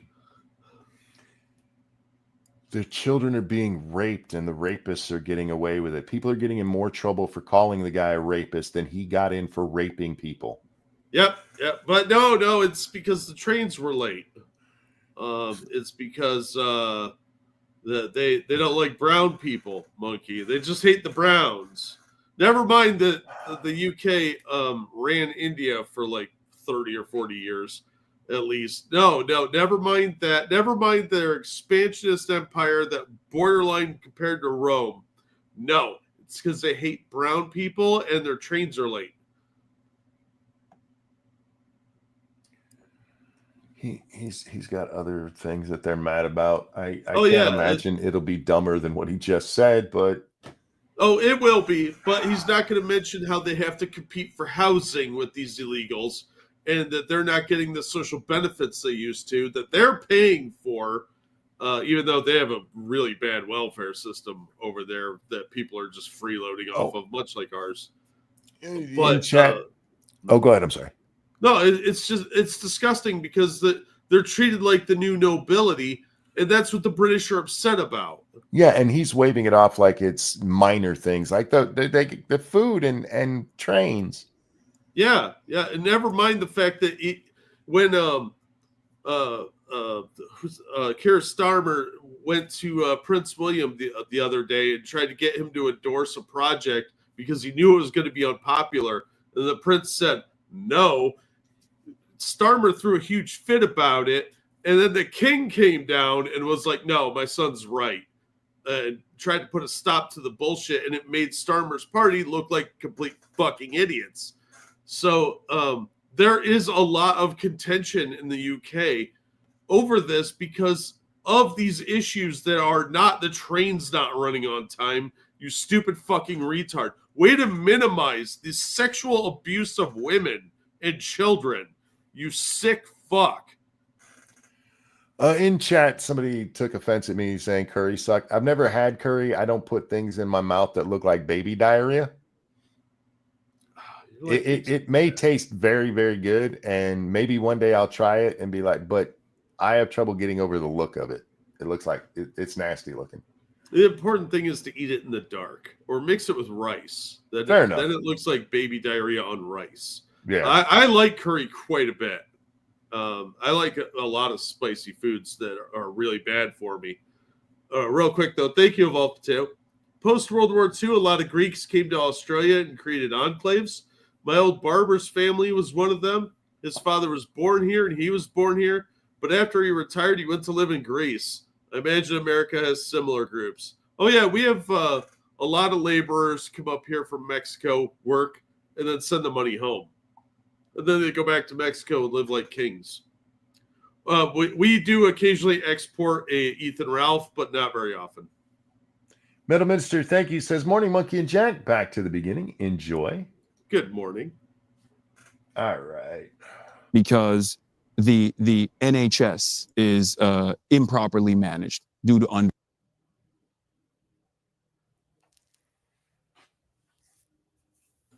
Did he just say the socialized medicine is improperly managed?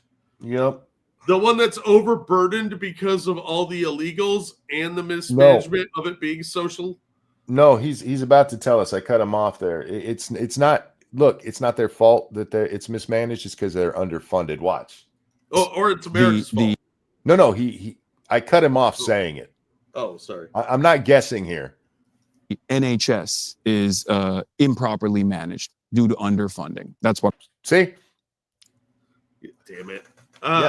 It's not that the socialist program is a bad thing. They just haven't thrown enough money at it. Yeah, that's why there's all that patient stacking and long wait times. Hey, if money wasn't a thing, communism would be great. Let's still find a way to fuck it up. I believe. I think it's always an issue of underfunding, where they're not getting the same services that they once used to, and also things are becoming more and more costly. So in that anger, it's much easier for them to be guided by the right wing forces to turn around and say, you're angry and you're right to be angry. And the reason why you're angry, or the reason why all of these things are happening, is because we are importing all of these random strangers into the country who don't. Okay. Did he just suggest that people are mad saying trains aren't running on time because of immigrants?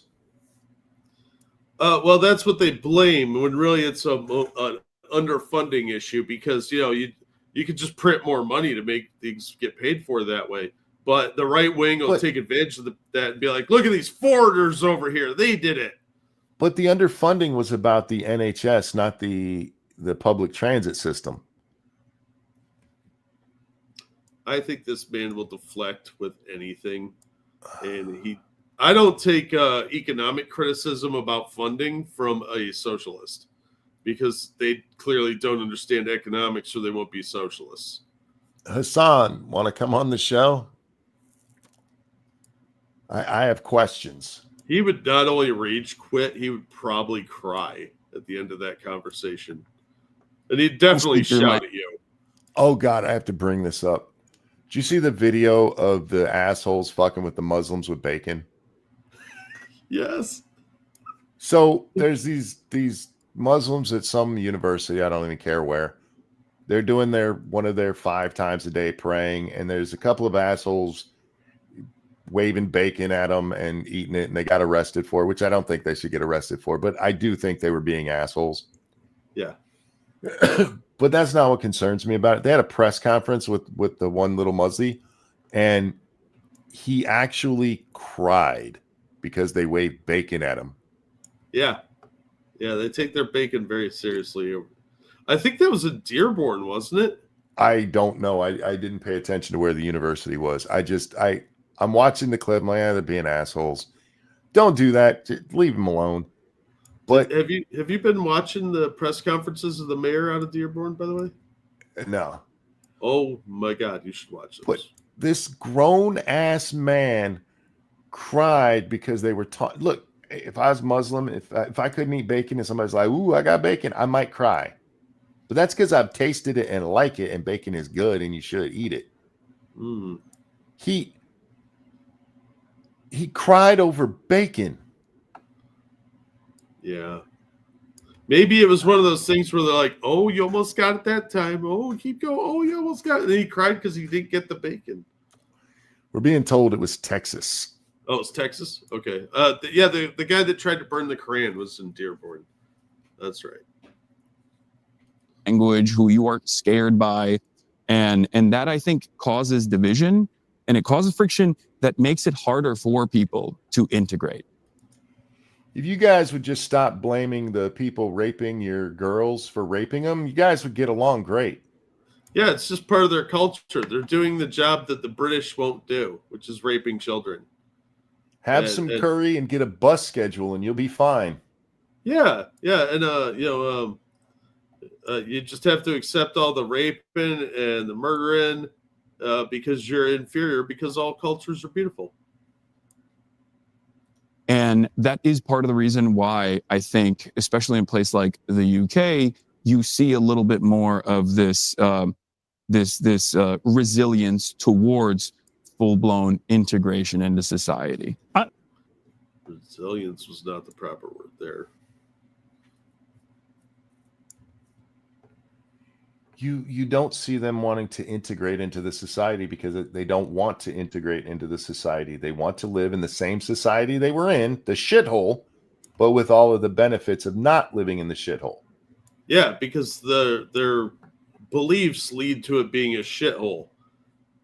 They are very opposed to anything not Muslim or Islamic, so they tend to destroy it, which means innovation gets very, very stifled.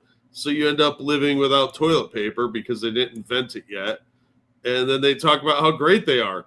And then they come here and freeload off of everybody here without the desire to integrate because they think we're devil worshippers or something. I also think as well, Hasan, if we're being honest, it's Don't say as well, because you just agreed with what he said by saying that. Oh, of course they're agreeing with him. That's all they've been doing through most of this interview. That's what as well means, is you're right, but here's the other stuff. also because we have had such huge amounts of immigration come into the country Mm-hmm. that people understandably go, this pace of change is too much. And you have to think, let's go back to 2016, which was the Brexit referendum. Now, Brexit was about many things, but really it was about people wanting immigration to be lowered. And that was nigh on 10 years ago, immigration. A lot of them also wanted to not be controlled by the Germans. Yeah. There have been a couple of wars about that, and some people still had a bad taste in their mouth. Those old Hasn't been people. But in fact, it's been ratcheted up. So people are, people voted to lower immigration. And for instance, I voted Remain. People voted Brexit. I'm like, well, that's democracy. We get on. We're going to make the best of it. I do believe that when you ignore people's wishes at the ballot box and people explicitly vote for something and you ignore them for the best part of a decade, that does generate a lot of anger, and understandably so. Yeah, I think in that same time frame, Oh, God. if A lot of times when we watch stuff, I can see where it's headed. But when he started with in that same time frame, I can't even imagine where he's going, which makes me feel like being dropped off in the middle of the ocean and told to swim to shore. Yeah, I do suspect, because he hasn't said it yet, the word Islamophobia has to come up. Yeah, he's about to say something exceptionally stupid. Well, it's Hasan, so if his mouth is moving, something stupid is likely pouring out. That's why I said exceptionally stupid, because I'm this is on the curve. This is on the Hasan stupidity curve. Yeah, he's riding the toboggan of retardation down the slope of stupid, isn't he? I like that analogy I just made up. I did too. And here we go. Let's find out. if there was enough appetite by the government to address the financial harm that people were experiencing, the economic struggles that people were experiencing, there would still be a lot of people who say, I don't want a brown person, I don't want a black person around. And There's the racial stuff.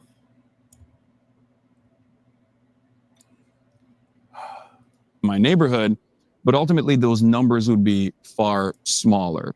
And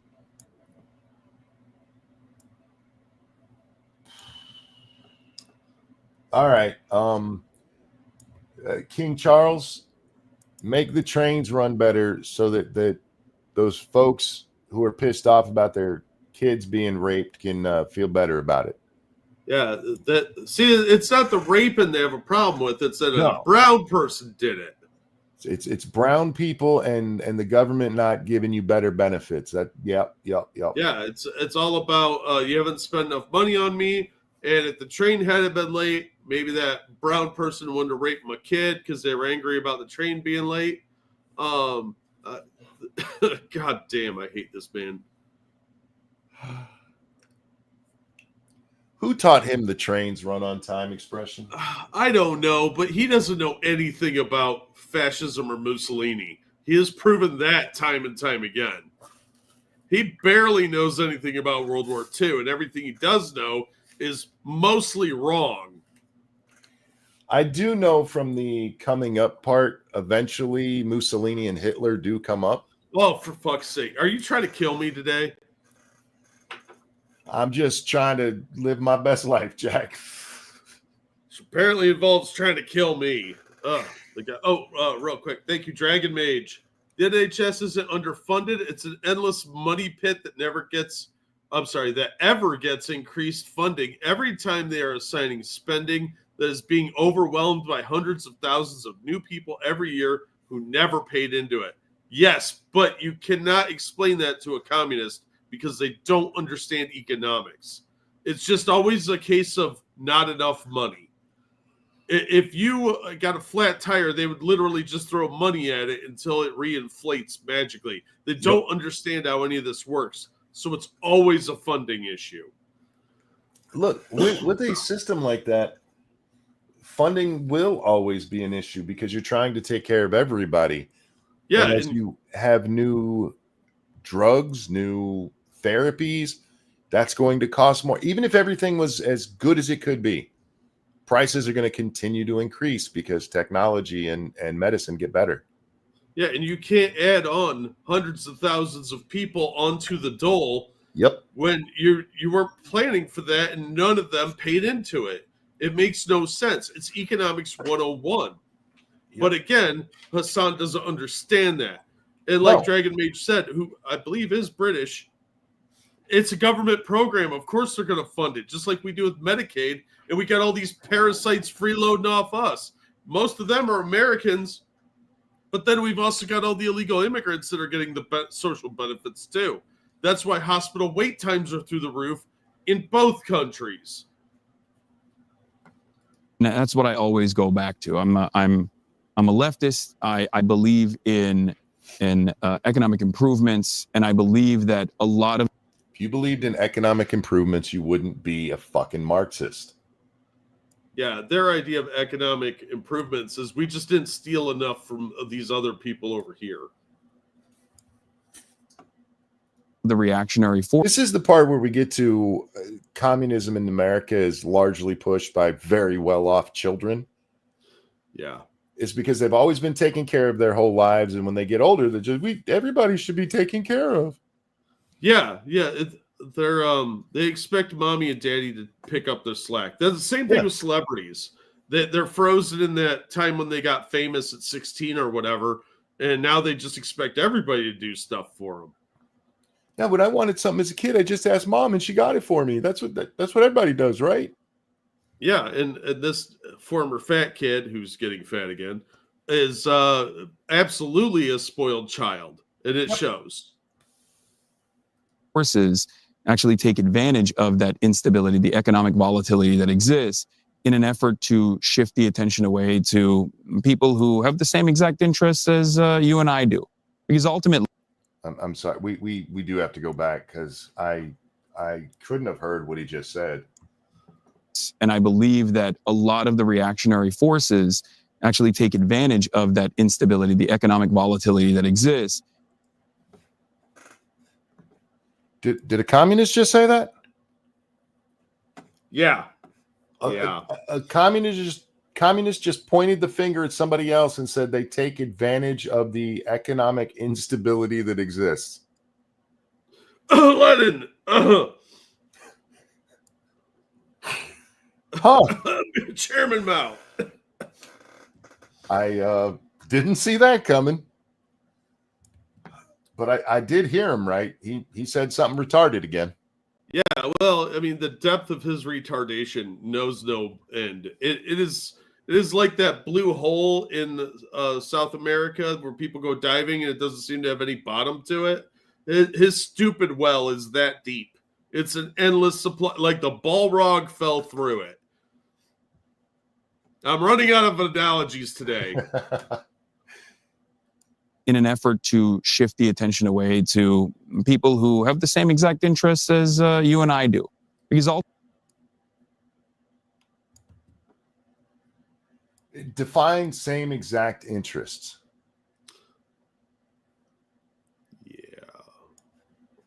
Ultimately, I don't believe that anyone is coming into the United States of America or the UK, as a matter of fact, because they want to bring about a Salafist-style Islamic caliphate in London. Sorry, what now? He doesn't They're believe hurt. anybody's coming into the U.S. or England to bring about a caliphate. There are imams preaching that, and I have been. know. There are several in the UK that have been preaching that for a decade or two. But I love that he brought that up when I believe that that's happening in the U.S. and we're not paying attention to it because everybody's worried about Mexicans. Yeah, they are ignoring the enclaves in Virginia and Michigan and Ohio. There are a lot Minnesota. of those enclaves. Yeah, Minnesota, absolutely. Yep. One thing I am glad of, which I don't think we discussed, is Trump did repeal the refugee status for Somalians, so we could start deporting them. The reason I'm not touting that too much is because the total number is like 750. Yeah, well, we need to deport a whole lot more than that, so he needs to. We need to revoke the citizenship of all the Somalis who got citizenship under the refugee stuff. Yeah, because they never should have. They never should have been given citizenship. Yeah. And that brother fucker Ilhan. I know you won't agree with me on It's this. not about whether I agree. It's about whether the facts agree with you. I don't think that's the case. Hold on. I think Well, let me ultimately, just give you some facts then. If All right, we got some pushback coming. Let's see if he, really? at the end of it, gives Hasan a win anyway. Yeah, is he going to be like Taylor and be like, look, Hasan, the facts are your eyes twinkle at night. And I just love the way the moonlight reflects off of them and your manly chest hair. Ugh. we have a terrorist attack on a monthly basis by an Islamist, effectively. We just had 2 in the space of the last month as we're. Well, that was just because white people in Britain couldn't get where they were going on time. Well, yeah, if they would fund the NHS and the trains, that maybe there won't be all this raping and killing. Have you thought about that? Huh? Answer me that and stay fashionable, Constantine. Recording this, 33%, I think, of British Muslims. All right, this says more than half of British Muslims want to make it illegal to show a picture of the Prophet Muhammad compared to just 16% of the wider public. By the way, the only people who are not allowed to draw Muhammad are Muslims. That's them, not us. Yeah, but if they rule over you, then you're not allowed to do it either. And remember that the punishment for that is death. Yes. Just as the people at Charlie Hebdo. Want Sharia law in Britain, like according to polls, more than half want Sharia the last month as we're recording this. 33%, I think, of British Muslims want Sharia law in Britain, like 33%. Why is he laughing at that? That's a horrifying amount of people. Because he thinks it's funny to challenge him with direct fucking evidence. Yeah, he'll never live under Sharia law, even though he pretends to be a Muslim. according to polls.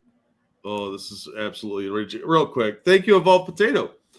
Down here, there was an imam that went on tour with government funds speaking about how they need to destroy our country and install a caliphate. Yeah, see, this infection is spread everywhere. This is an ideology of barbarians and warlords. It's not just a religion. It is a political system, and it's delusional to think otherwise. It's incredibly dangerous to ignore how dangerous these people are. More than half want to ban. I haven't seen these polls. Well, we can put them in. I haven't seen these polls. Okay, that doesn't mean they don't exist. No, it means they don't count, Monkey. I haven't seen them. They're not real. When he closes his eyes, we all disappear. And for people to see, more than half want to ban homosexuality, right? So when you say people aren't coming in to introduce an Islamist stuff, well, This is the thing, because he bring about a caliphate. What they are doing is bringing in their ideology, and Westerners, please get this through your fucking head. Islam, not compatible with Western values. It's not. And it never will be.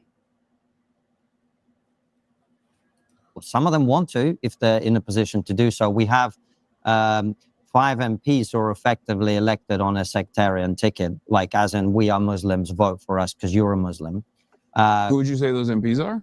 The 5 independent MPs, they're called the Gaza MPs or whatever way you want to call them. Right? Are you talking about like Zara Sultana? I don't know if she's one of them. I think one of them is called Adnan Hussein. There's 5 of them. We can look them up. We can put them in for people to see. Right. So, and none of them were who he said. I think it should be said that the overwhelming majority of British Muslims don't want Sharia law. But if 33% of them do, you can see why a lot of people who don't want Sharia law might be concerned about that, right? Sure. I don't know what I haven't seen these polls, and I also don't know what British Muslims or the 33% that are saying they want Sharia law, like what they're talking about. Oh my God. 1/3 of them want some form of Sharia law, which is a completely backward way of doing things. You have got to be fucking kidding me. That is a staggering amount of people. He said, I don't know what the 33% of Muslims who want Sharia law are talking about. I'm guessing they're Sharia Muslims, you fucking idiot. Yeah. Sharia law is an incredibly, incredibly restrictive, backward ideology. We had an enlightenment to get away from that kind of barbarian mentality. Like, even the Romans would have pushed back on this shit. What are you, high? Well, here's the thing, Hasan. Unlike you, they take their faith seriously. Yeah. Yeah, serious enough that they want incredibly strict, stringent rules on your activities. You would have police of vice and virtue going around looking at what women are wearing and whether or not you're dancing or listening to the wrong kinds of music. There are a lot of things forbidden under even the simplistic versions of Sharia law that are incredibly retrograde from where we're at. How is he confused about Muslims wanting Sharia law? Because he's like a lot of leftists. He thinks that's a right-wing conspiracy fantasy because he doesn't understand there are people that take their religion incredibly seriously. This is a consequence of how religion is treated here in the West. Because even people who claim, I'm a Christian, yeah, but you just fucked your neighbor's wife, bro. Yeah. Well, and he does the same things with communism, though. It's whatever the shiniest version of it is what he believes is what it is. Yeah, they seem to have it in their mind that Muslims are as open-minded, or how do I want to say this? Sorry, religious people, wishy-washy about what their good book says, and they're just not. No, we are talking about a different mentality by a group of people that are from a more warlike belief system and environment. These are people who do believe they're getting 72 virgins if they go out the right way. Yeah, and they absolutely, according to their own book, are allowed to kill people that do not believe what they believe. You are allowed to lie, cheat, steal, and murder them. You can rape their children because they are not like you. They are the other. And he constantly likes to play victim, but Islam is a group of victimizers. Real quick, thank you, Cryptic. Hasan looks like the type who gets butt sexed by adult Muslims when he was a kid, to that not being gay, but with adults it is. Yeah, that wouldn't surprise me at all, actually, Cryptic. Thank you. Cryptic, thank you. This is the Islamic Republic of Britain are going to need to be nuked soon. Yeah, the UK Caliphate. That's why they call London Londonistan, even in the UK. Look, the UK is really setting themselves up to be run by the Muslims in 2 generations at the most. Westerners have got to get it through their heads. The rest of the world doesn't think like you. Yeah. It's arrogant to think they do. Suicidal arrogance is very, very dangerous. And this is where empathy gets you. Because you're like, oh, I can, like when you see pictures out of Gaza, and like, look at this Gazan children who was actually a child in Syria. Yeah. Like, oh, I understand how that mother feels. That mother was happy to show you their dead kid because it means they have a chance at winning now. Yeah, that kid is a martyr. Yeah. So religiously, that kid is far better off because he's probably got a bunch of virgins and money or whatever in the afterlife. It's a different way of thinking. In America, when somebody dies, you'll often hear people go, "They went to a better place." Muslims actually believe that. Hardcore believe that. Yeah, that they are literal martyrs. And martyrdom is something taken very seriously in a lot of these countries because their culture is more backward. I'm sorry, it really is. Okay, I skipped their commercial here. Go check it out. I think they're just pimping their own stuff again. Is that his O face? I don't know. He looks like a Flintstones character right there. Podcast, Spotify, or wherever you listen. The counterexample always is, I mean, there's plenty of right-wing forces in the country that also want to ban homosexuality. Not nearly as many as on the Muslim side. That's bullshit. Do they want to ban homosexuality or do they not want gay marriage? Because I can't think of a point in my lifetime where there's been a large group of people in America wanting to ban being gay. Yeah, it would be. It's always some small group of like Westboro Baptist crowd. Yeah. Like people you laugh at. Nobody takes them seriously except the media. Oh, I mean, or trans people in general, right? No, Like no one wants to ban trans people in Britain. No. Okay, well, that's not what I have seen so far. Were you at a Muslim rally? Where have you seen this, Hasan? You've been in China. This is the guy who just was defending China when people pointed out the anti-homosexual stance of the Chinese government. And now he's like, here in Britain, which is very liberal when it comes to this stuff, pro-gay, pro-trans, and like, well, that's not what I thought. But he did find the nuance in the Chinese position. That was the Apple Store, not China. Just don't read that headline all the way through. He couldn't even make it past the headline without lying. Fuck. Yeah, for those of you who didn't see it because we didn't cover it here, people point out China's anti-gay stuff. And he's like, I don't think so. And he pulls up a story. And the story is that Apple, because of the government regulations, had removed gay apps from the Apple store. He's like, no, that's Apple. Apple did that. And it's in the headline that they did it at government request. Not request. It was mandatory. Yeah, they framed it as a request, though. A couple of those more lefty sites said it was a request. But maybe I'm wrong on this. What do you mean? But I mean, I feel like there's a lot of this is a point of contention for. Listen to that. A moment ago, he said that's not been his experience, and Constantine asked him, "What do you mean by that?"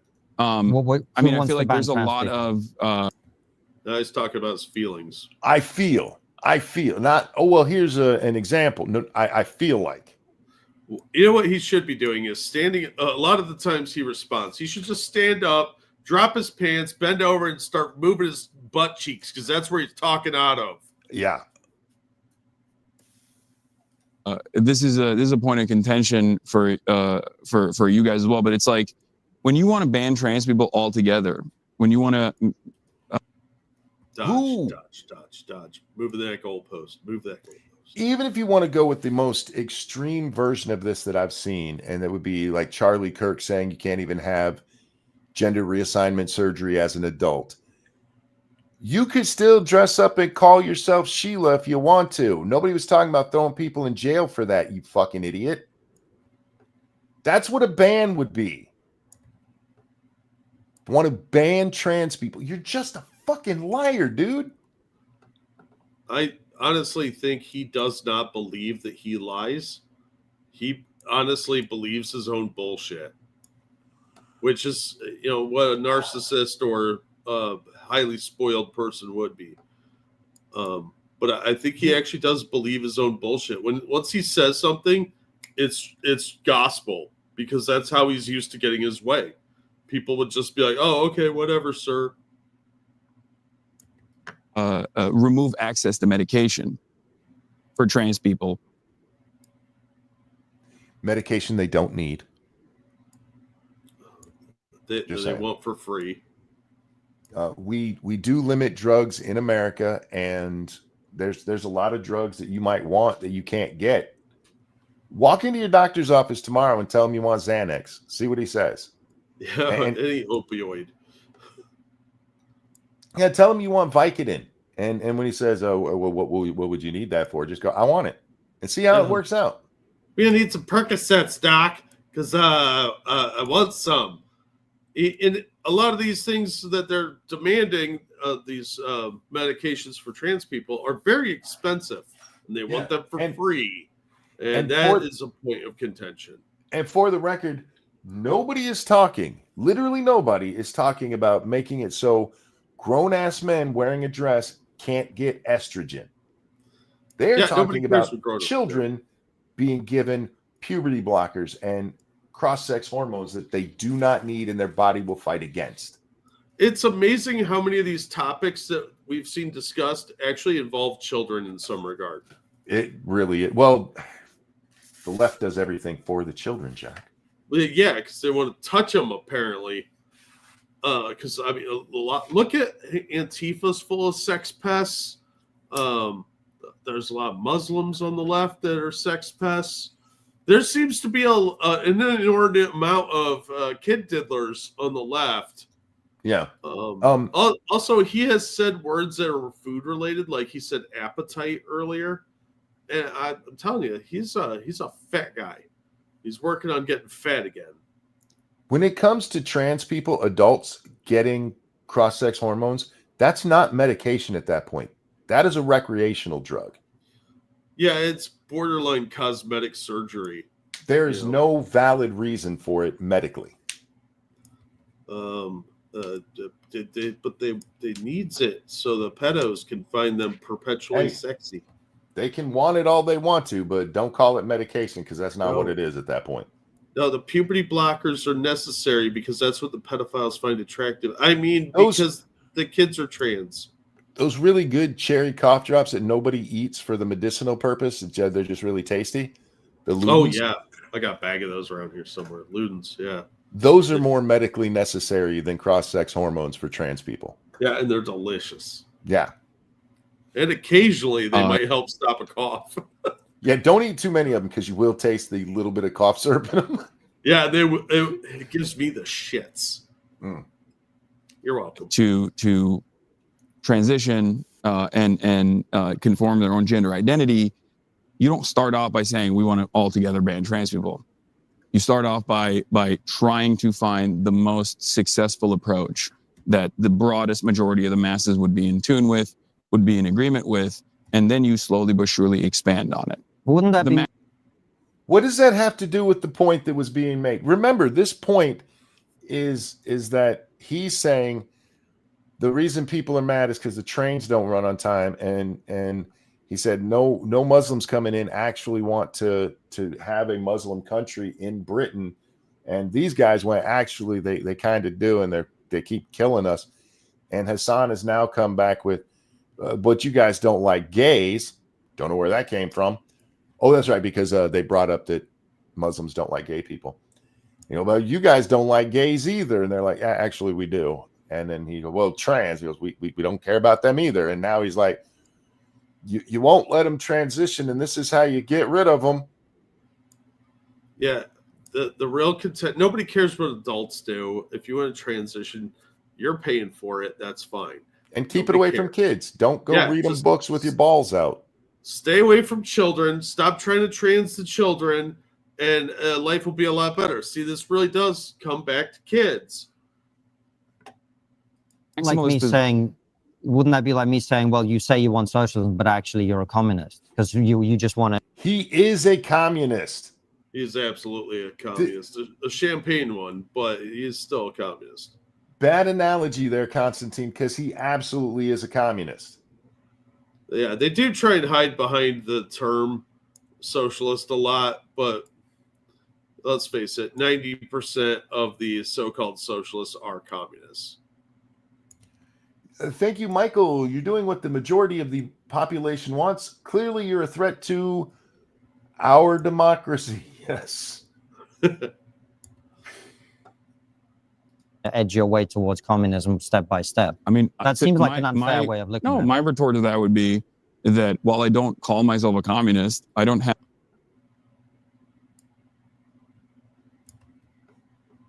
It's weird that he had to say my retort to that would be, you're the one speaking. You don't have to let us know that this is your retort, because it's coming from you. Monkey, he got a word of the day calendar for Christmas last year, and he just learned retort, so he wanted to use it in a sentence. All right. Because you just want to edge your way towards communism step by step. I mean, That seems like And that's another thing.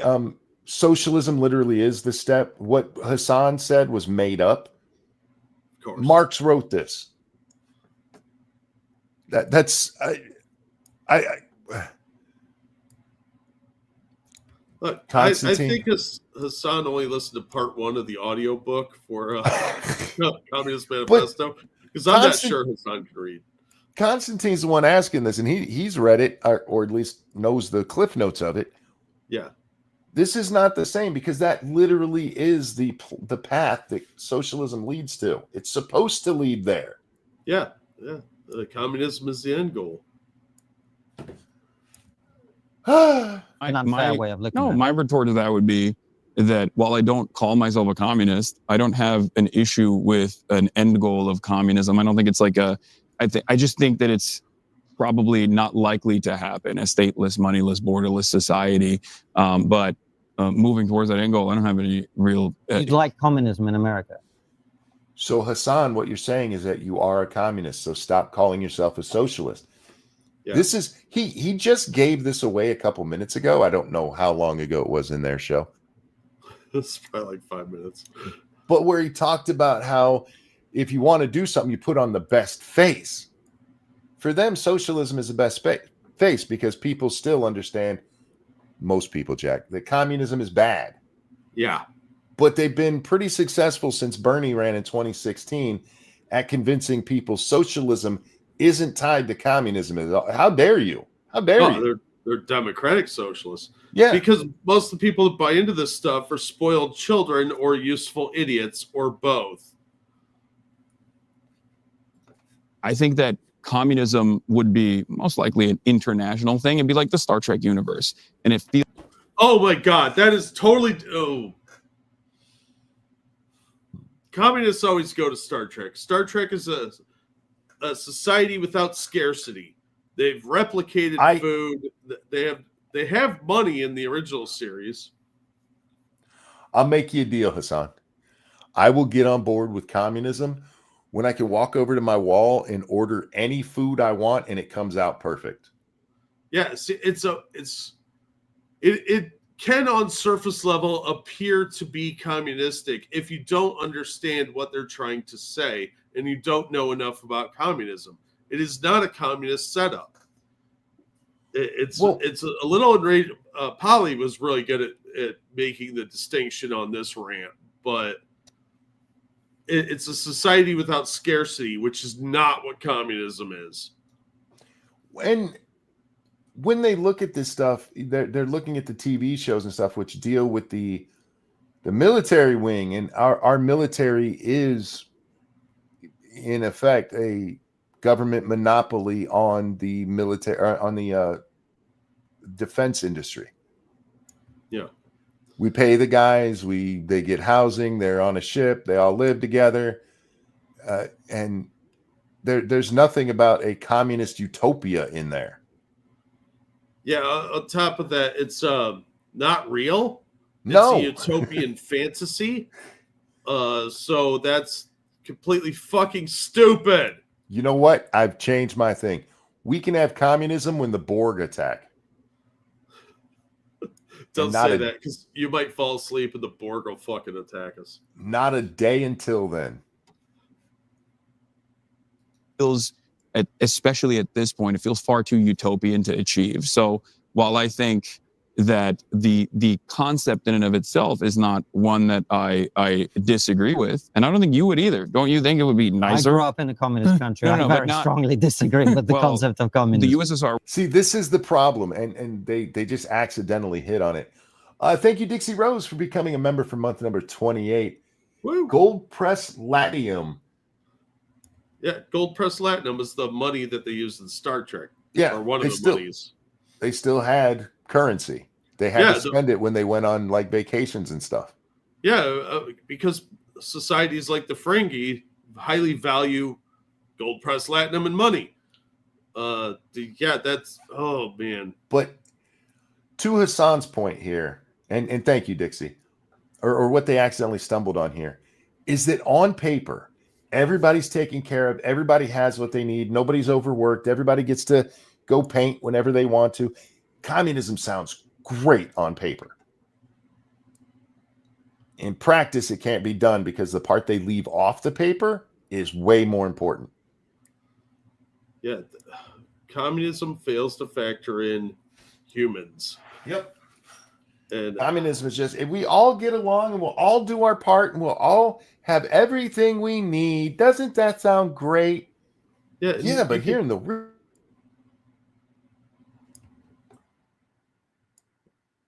is that him? Yeah, it doesn't work that way. Societies aren't structured that way, and they don't work that way. You have to have motivation, and people will always find a way to take something from somebody else.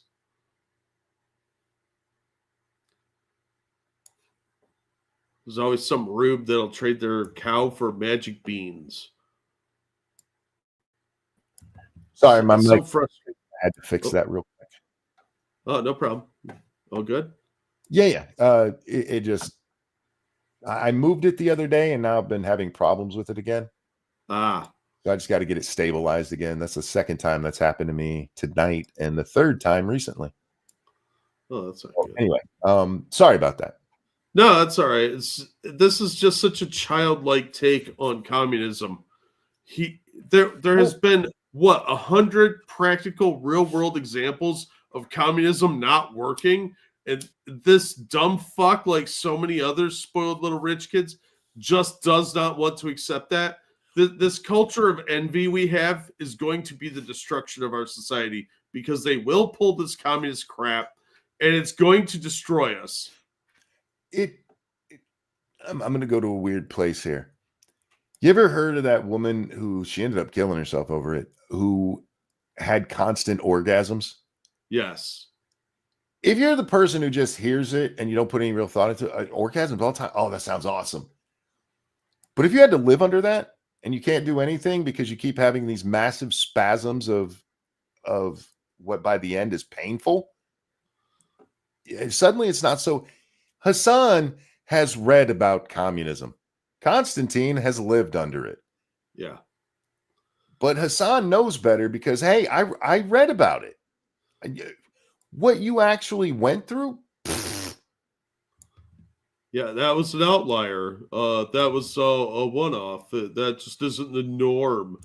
Hasan, when he went to China, you saw him go to tourist areas. You saw him being greeted by different people from the state, presented with a first edition of the Little Red Book, staged-looking events, which is what they always do under communism. You get to see the little Potemkin village. You don't get to see how the peasants are living.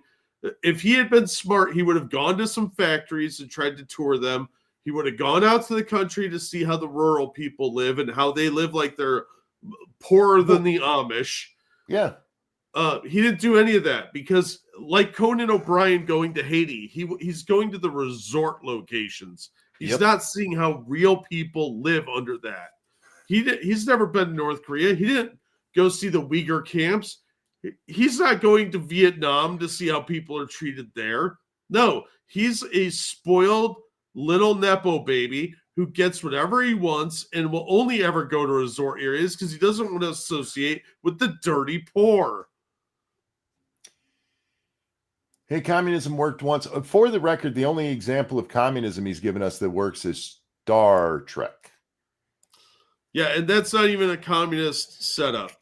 It's that I- that is enraging. I know you said more than that. I just wanted to point that out, that the only example, even when he was given the opportunity, he had to put in a whole bunch of shit, say he still didn't like it, but China was kind of the most similar to what he wants. But the real utopia is, Star Trek.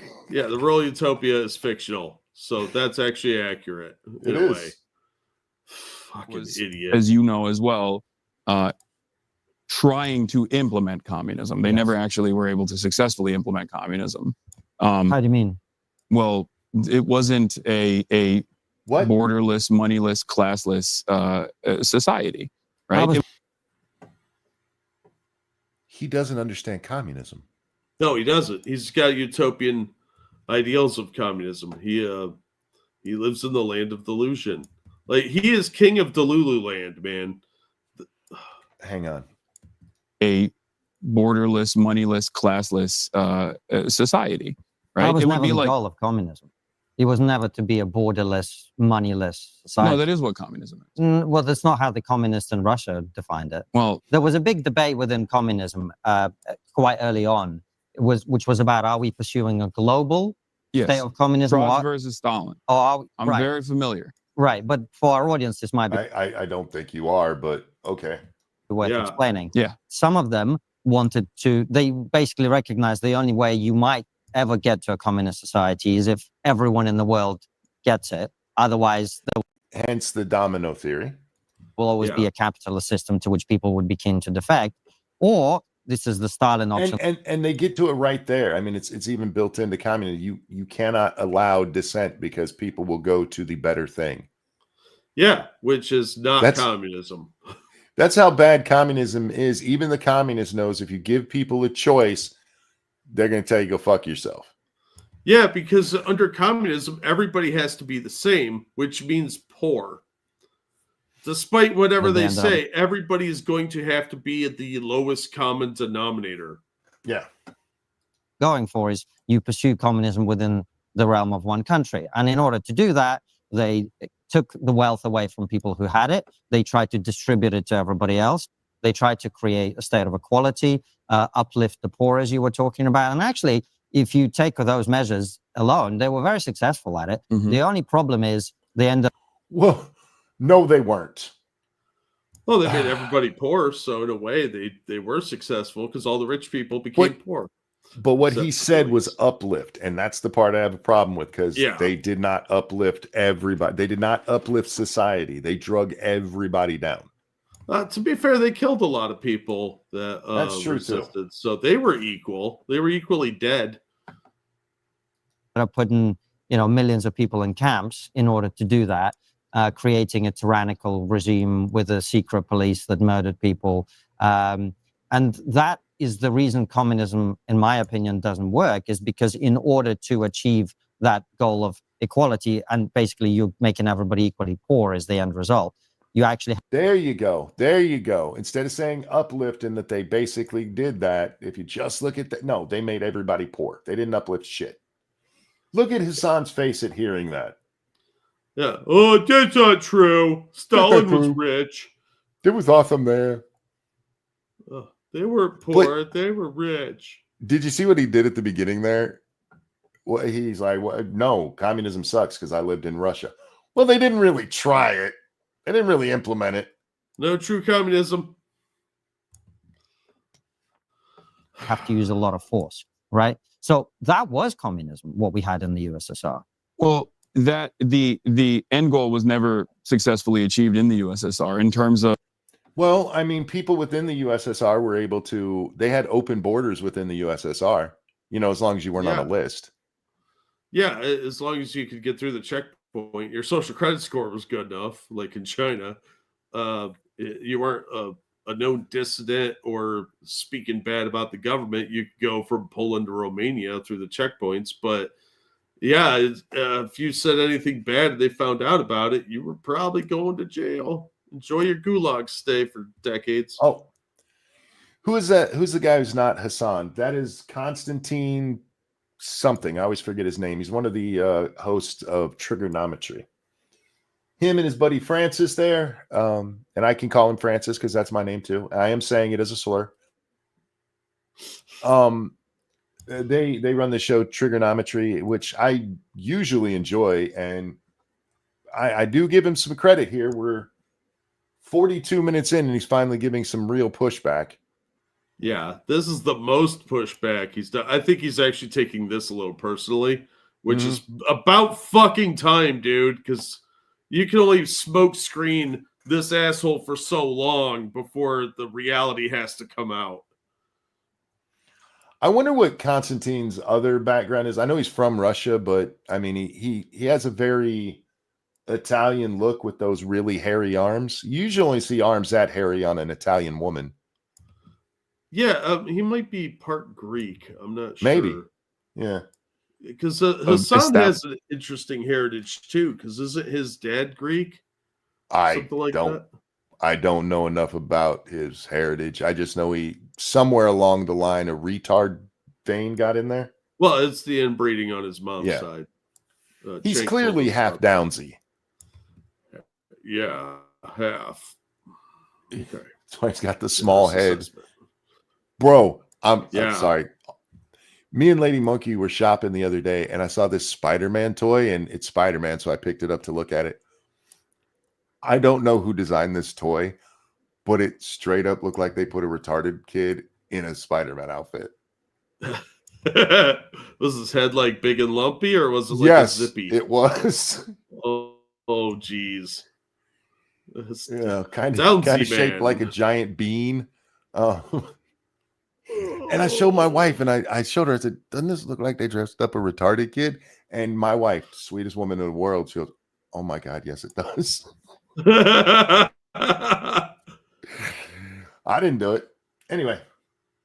The end goal was never successfully achieved in the USSR in terms of establishing what I'm talking about, though. And that's why I'm saying it's important to understand and recognize the failures of this implementation in the after.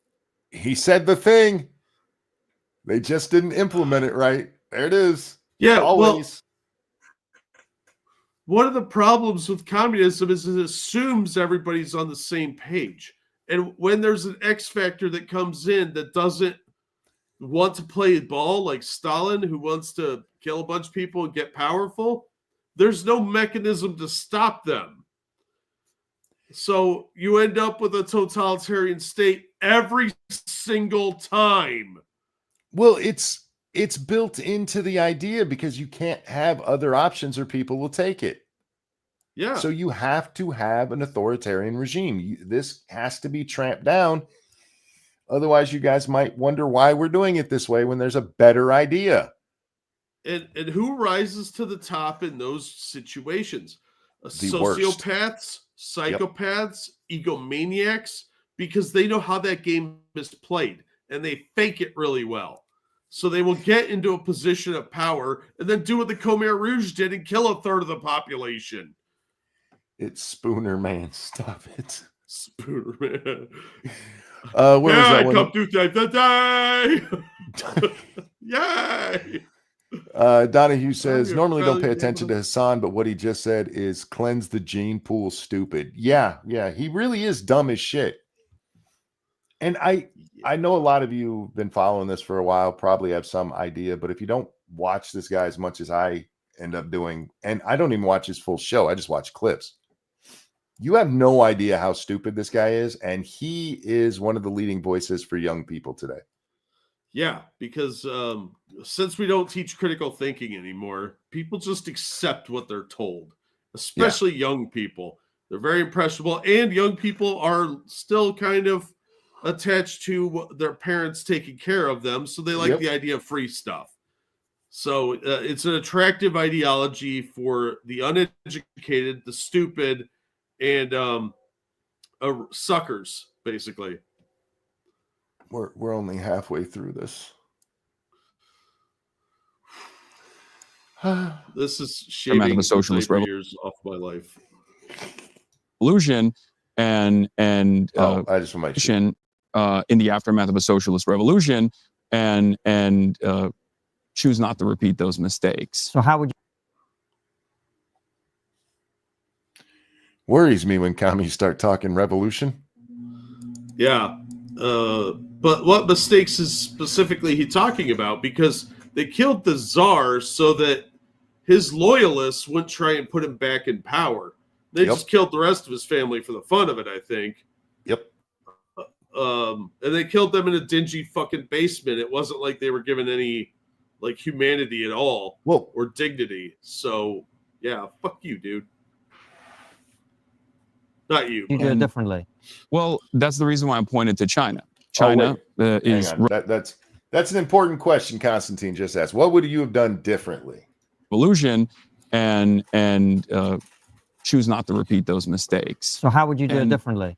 Well, that's the reason why I pointed to China. China is run by the Pardon me, sir. Didn't you say Russia didn't do it right because there wasn't open borders and worldwide communism? How can you then point to China as what you would do? Yeah, when they're doing ethnic cleansing with the Uyghurs, and they did a violent overthrow so much that the leadership fled to Taiwan. Did I fall asleep and the whole world became communist? I must have missed that part, because by his own standard, China should not be something he points to. To be fair, a lot of weird shit happens when you fall asleep, so I'm not ruling that one out. But I haven't slept since the last thing he said. I don't know. You might have. It just erased from the memory of all of us because you rewrote history somehow, like the CERN Hadron Collider. I don't know what you do. I don't know the limits of your powers. Neither do I. See, he's yawning, guys. Get in your shelters. Communist Party of China. It bills itself as communist.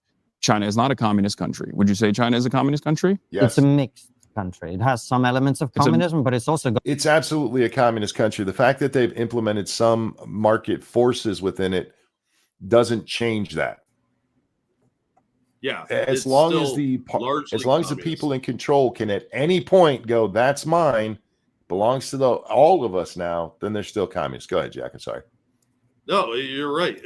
The communist implementation is it's limited market forces. That's majority commie. I would say it's maybe 5 to 10% not communist, but that 5 to 10% can be crushed at any minute by the ruling party, and it's an extremely deceptive, well-marketed communist country. got a lot of capitalism going on. Yeah, right? So it's a mixed market economy, is what you're saying, right? But so is the United States of America, if you look at it from that perspective. Because no, it's not from that perspective. People like Mamdani want it to be, and they want the government to take over industries, but we don't do that here. Yeah. It's very, very rare that the government can dictate what private business can do. Despite what a lot of people think, it is not a common occurrence. And when it has been, it's been under national safety, and which is what they, in fairness, they claim to. But like in wartime, like, you guys need to make this for us because we need it for the war. Yeah, they did that with the mask mandates, where companies had to make masks and hand sanitizer as part of their production. CCP is Communist Chinese Party. Yeah. America. Sorry, somebody asked that in chat. Also has some semblance of social safety nets. The UK also has some social safety nets, some state-run enterprises. There's, oh my God.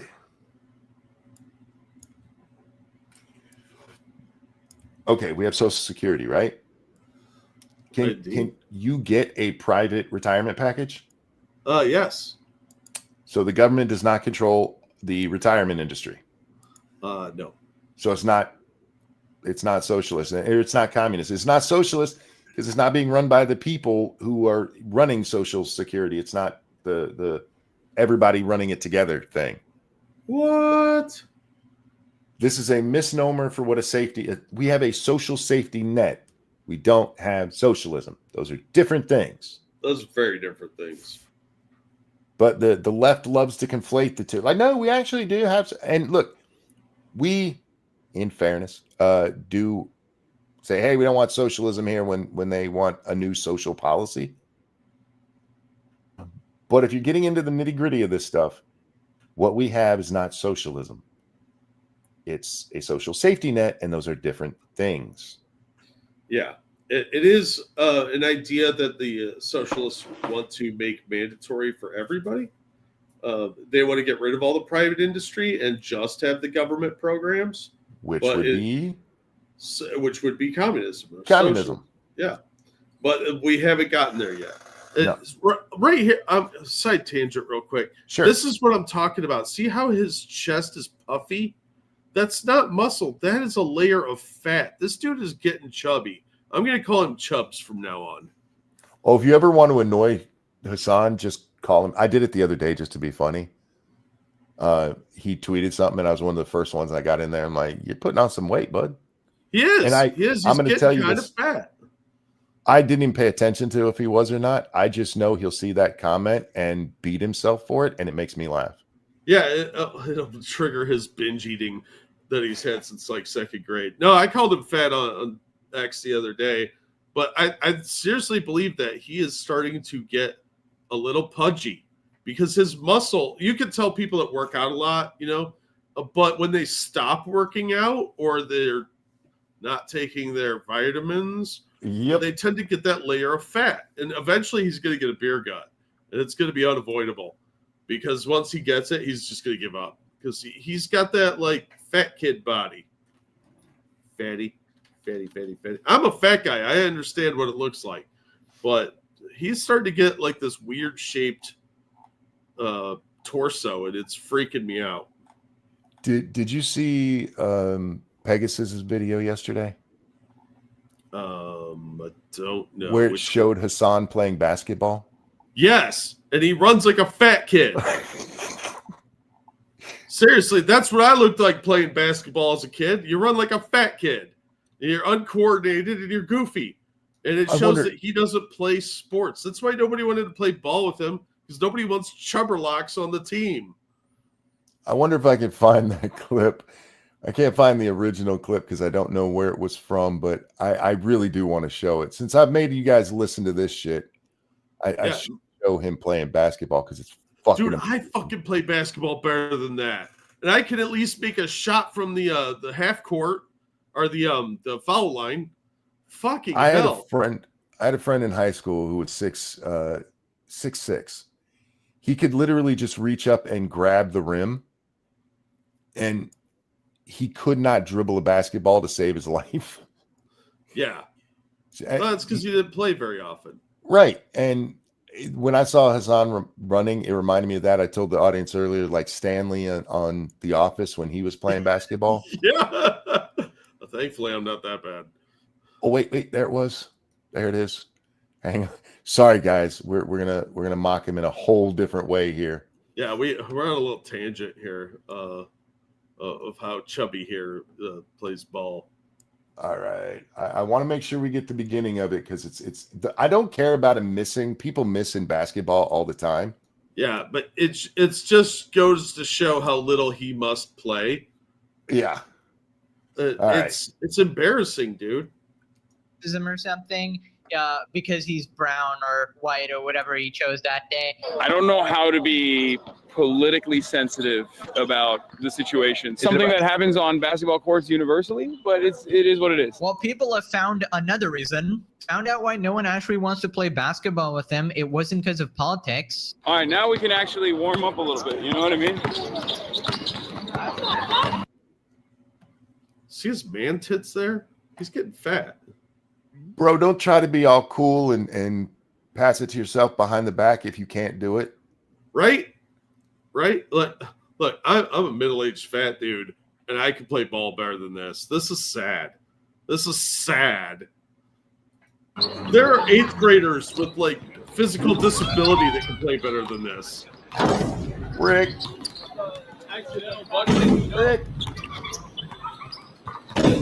I haven't played basketball in like 10 years, and I could beat this retard at once.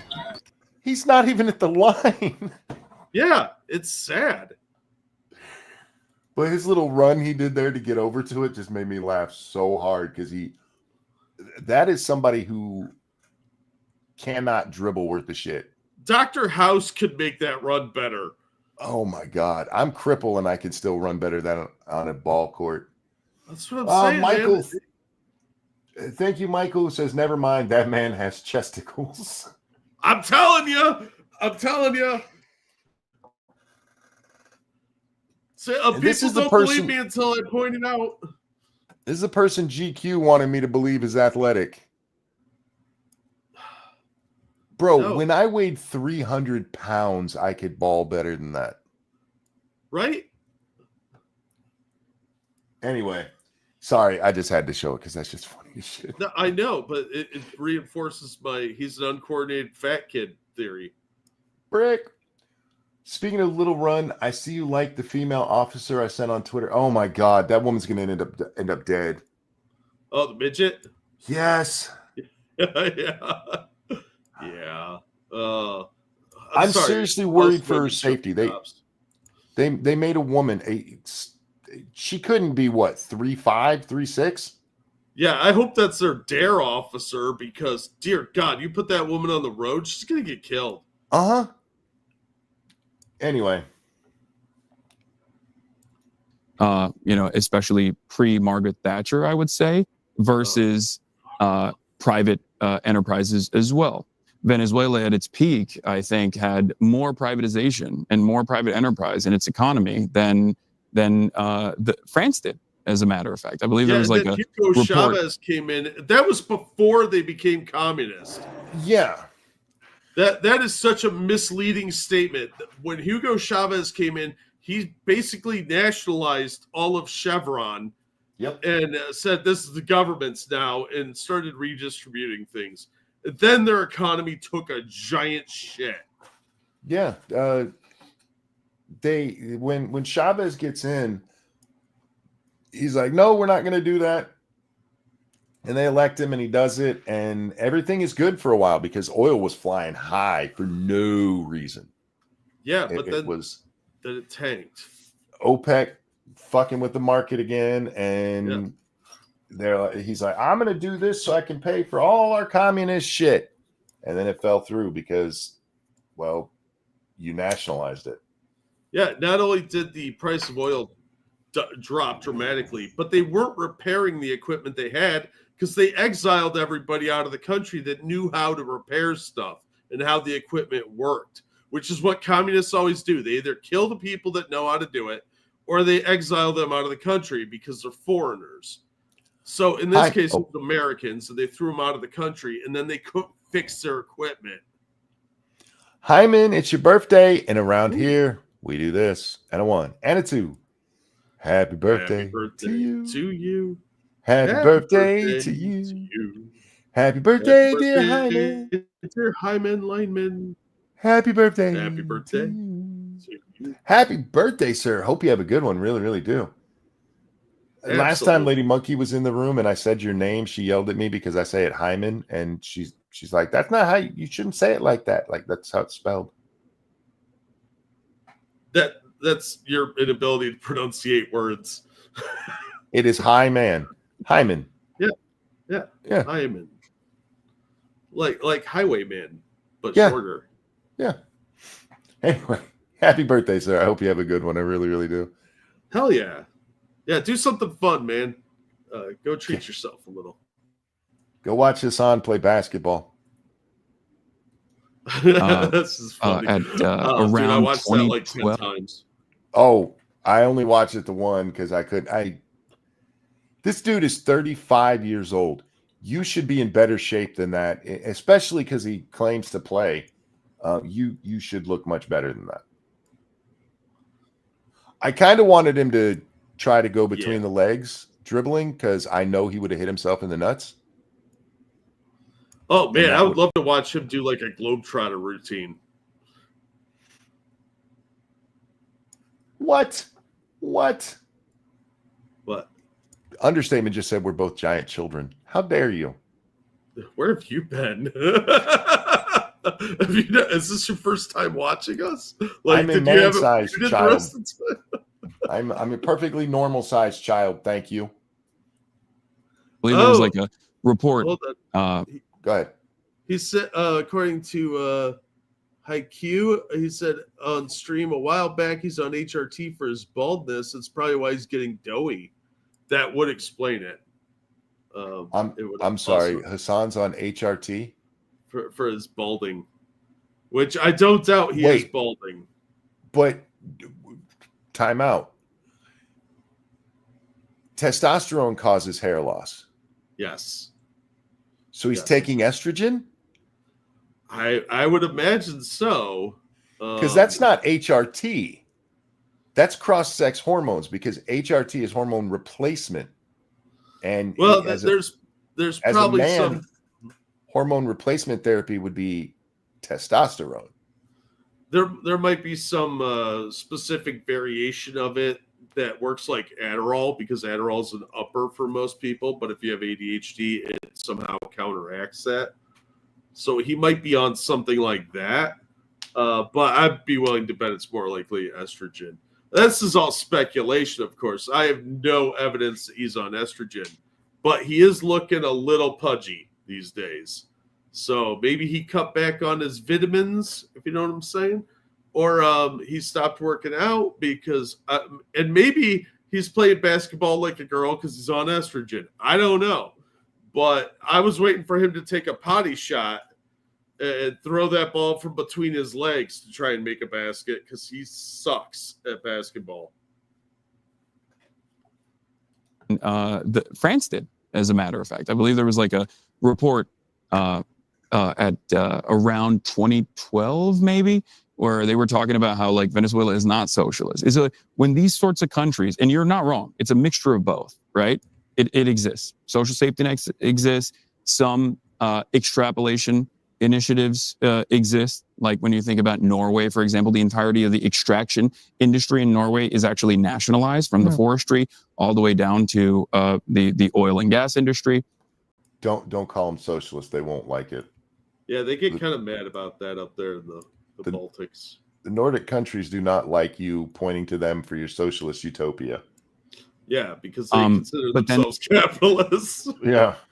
There's also the private market as well, private enterprise as well. So in the same industries? Well, if they only have one or two nationalized areas, I don't know if you could consider that fully socialist, but I don't think it's hybrid either.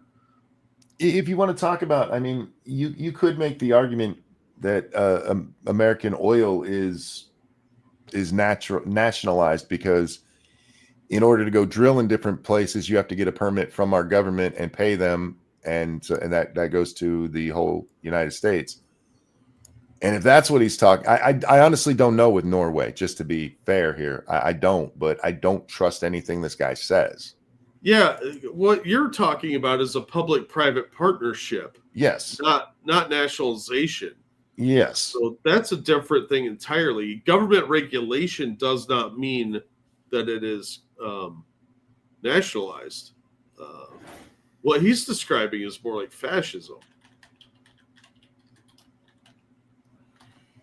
Norway's nationalized. Norway does not have a fully nationalized economy, but instead uses a state capitalism model.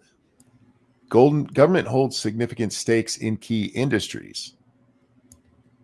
So that sounds more fascistic than they let people profit off of it, but they take a big chunk of the profit. Yeah, that's kind of what China has moved to. Yeah. All right. That goes. I wouldn't say that China is a communist, and neither would you, but it's run by a communist party, and so far they have seen a pretty successful, pretty robust level of growth and development overall. How long did that robust level of development take?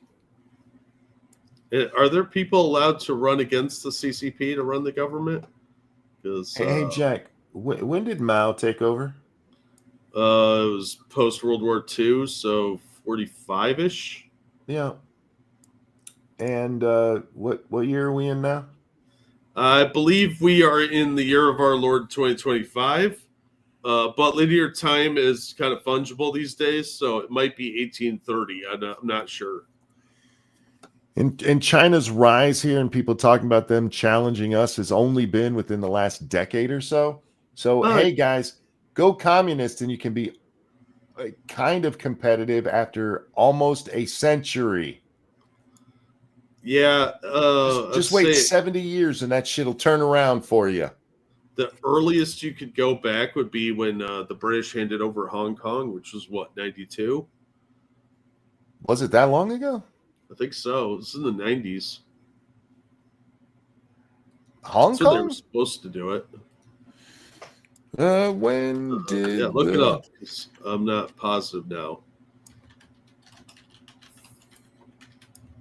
When did the British give back Hong Kong? 97. 97, okay. It was handed over to the Chinese in 97. Not bad.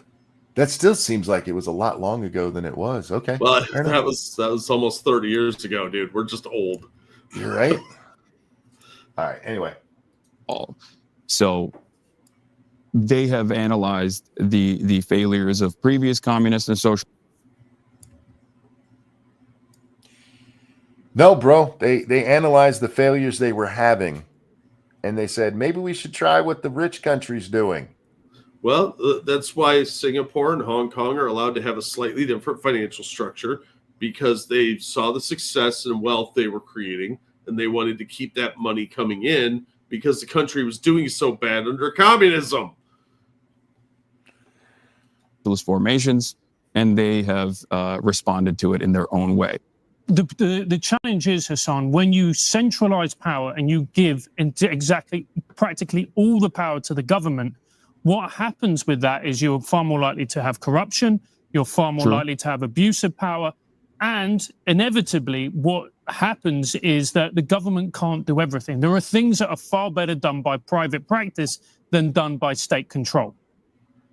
So if you agree with that. Would you also agree that there are things that are far better done in the hands of the government, or at least with like heavy market regulation and intervention? I completely agree. Because like healthcare, I would not agree with that. Hasan just used the example of healthcare. That is a terrible example. Here, let me give you an example of government-run healthcare. I've often used the case of my mom. We're not going to use that one this time, Jack. Several thousand women were just notified because a Navy doctor was taking pictures of them naked. He was their gynecologist, and in the middle of an exam, he would pull up his phone. Oh, I got a call, and would take pictures of their cooter. There's your government-run healthcare, guys. A doctor who doesn't give a shit and do whatever he wants. And when government is running things, you have very minimal recourse to any wrongs they commit. Yep. Because government protects itself. And the bureaucracy alone keeps you from getting anything done. By the way, this is why on most things where women are like, I need a woman to do that, I completely understand when it comes to who's looking at their hoo-ha in a medical way, wanting a woman there. Yeah. Would you trust a dude in that? If you were a chick and it's like, oh, I got to go see a dude and show him my cooter. I don't trust men enough for that. I'm just saying. Because as a man, I would be like, damn, girl, that look nice. I like vagina. I can't help it.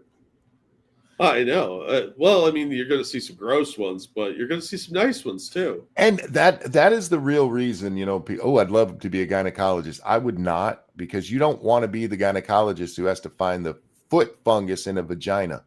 Yeah. Yeah. Or, you know, they have some sort of weird pus or something coming out of there. I mean, the pretty ones aren't going to make up for it. Sure, you can stick your fingers in them, but it's not the same. My mind just went to a really bad place. I know. You know how all vaginas look different?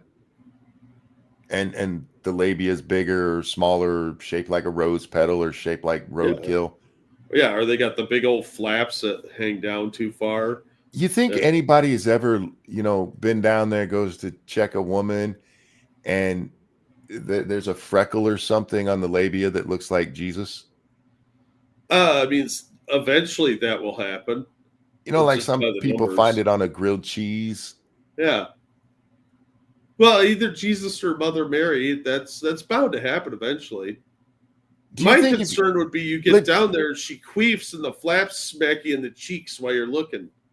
If you went down there and you're checking her out and she's got Jesus on her labia, do you tell anybody?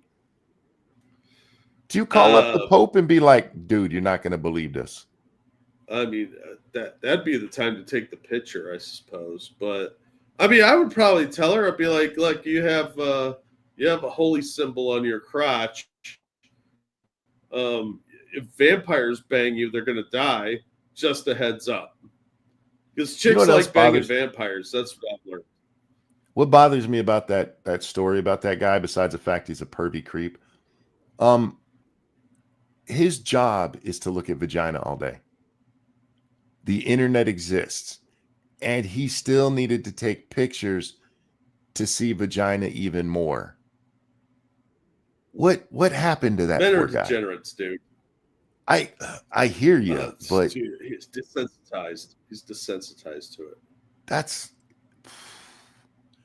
at some point you got to hit your limit. Is all I'm saying. No, he's got the collector mindset. You think just one more, just to add to my collection. Oh, I don't need that particular toy from McDonald's, but you know what? What's one more? And he's just doing that with photographs of chicks' vaginas. One more to add to his collection because it might be slightly different. There might be a different ripple in the waves. Maybe the clitoris is slightly brighter or darker. I don't know. But it's obvious that he had a collection and he wanted to add more to it. You're not married. So it's never enough. You might not know this. You know how when you go to the dentist, you make sure you brush your teeth real good first? Women kind of do that when they go to the gynecologist. They make sure they scrub in there and everything. Oh, yeah. Yeah, I don't ask women about that. Do you think when like a gynecologist is walking past the soap aisle, he like, hey, that smells like Mrs. Smith? Maybe. Like, it depends. Do they use scented shampoo on their cooters too? Like when you're washing your big hairy bush down there, they put the herbal essences down there, and he like has flashbacks. Because that would surprise me. You're probably right about that. Like, AIM, that smells like Mrs. Jones from the trailer park. You know, scent is a memory-inducing sense. So, you know, he's walking somewhere like, oh, that smells like that bitch yesterday. Yeah, it probably does trigger that because, well, if he's taking pictures, he's probably sniffing it too, like huffing that shit, like getting really in there with his nose. And well, he's got the separator going. He's like, I like that one. Click, takes a picture. Is he walking past the fish market? No, see, that's why I told you women make sure they clean very well before they go to these guys. And for those of you who are hanging out with women whose cooters smell like fish, just have them wash. It'll be fine. It's not supposed to smell like that. Bounces off. No, they got to eat better food. Anyway, take better care of themselves. I think is a great example of this, where like it's an inelastic demand good and service, right? If you don't have healthcare, you die. So you will pay whatever price you have to. If you don't have healthcare, you'll die if you're sick. And for the record, Hasan, I don't know if you know this, but literally everybody in the world who's ever had healthcare has died. Or everybody who has died has had healthcare. You can't stop death, you moron. You don't know what I can do. I do. Right. There's no human who's ever outlasted death with or without health insurance or health care or even a Tylenol.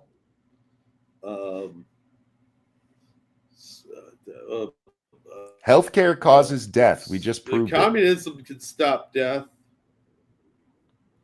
Yeah. Literally everybody who My parents has or, died from being going to doctors. everybody who has or will get healthcare will eventually die or already has. It's the cause of death, healthcare. Pay for healthcare. And therefore, I think the American system that is the most maximalist, most capitalist, most like free enterprise system has been an abject failure. He does know that people come here to get health care, right?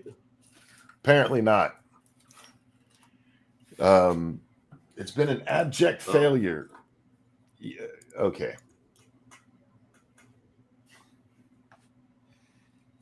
Based on what criteria has it been an abject failure? His imagination.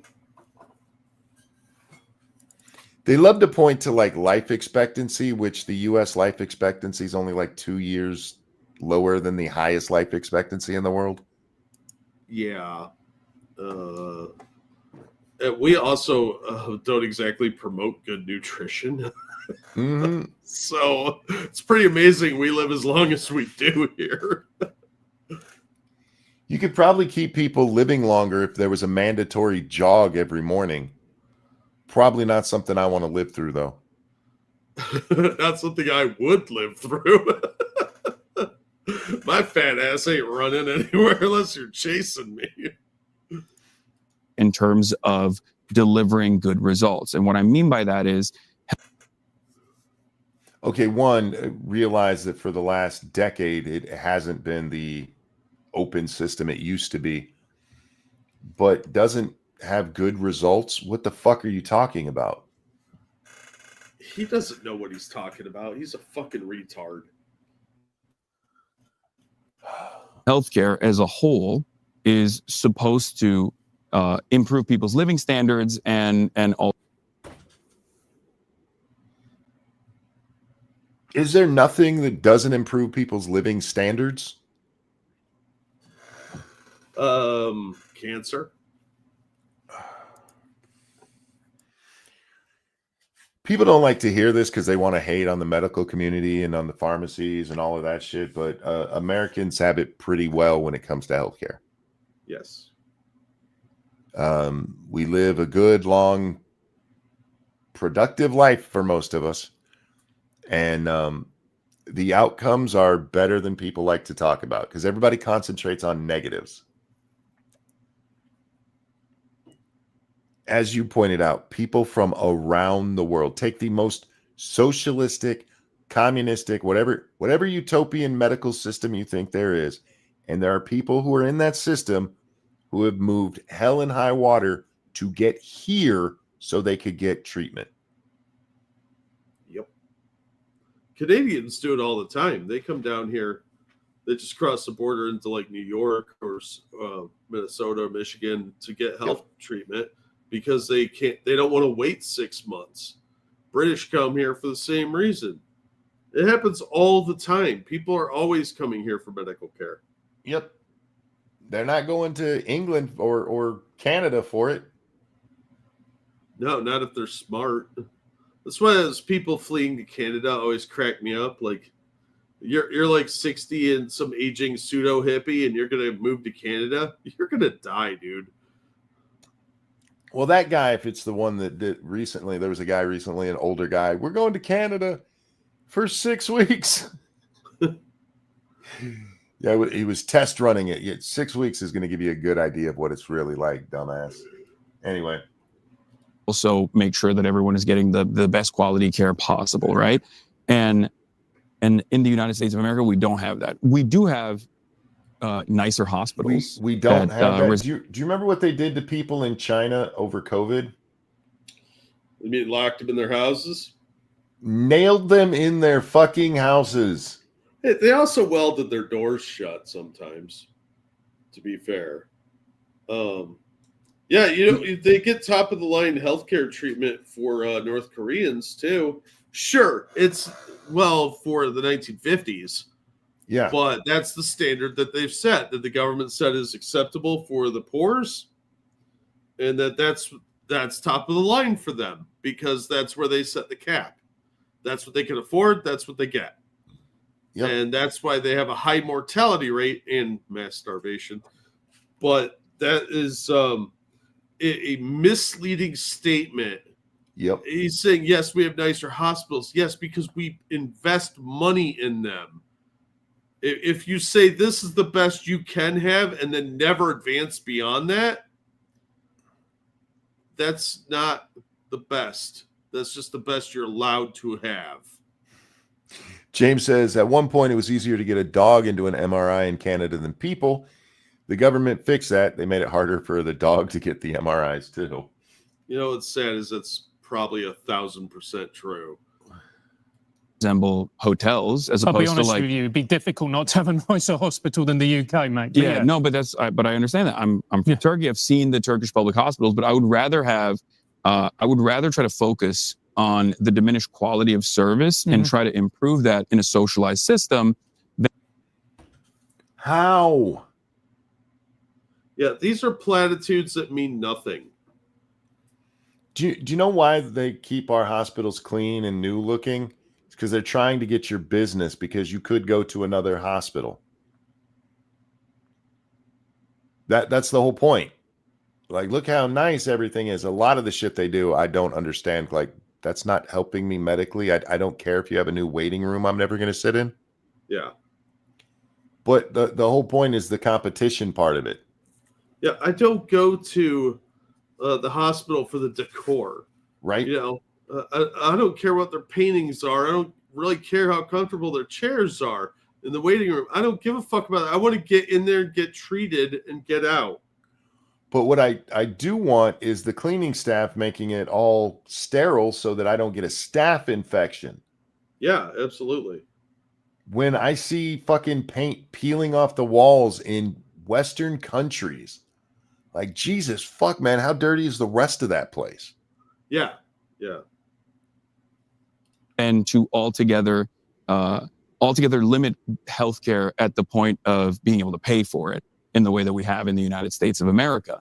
And I think this is a major issue with America in general, is that we are so invested in improving our GDP. We're so invested in leaning into the forces of capital that in this sector and in many others, corruption still thrives. The socialists talking about corruption. Oh, man. Wasn't he just talking about trans stuff not that long ago? You want to talk about corruption in the medical community? I hate everything about this man. He is a fucking retard. Dark Conservatarian, thank you.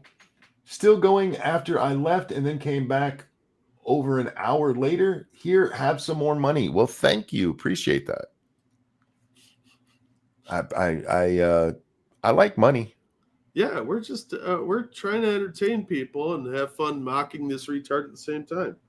It's one of our favorite things to do.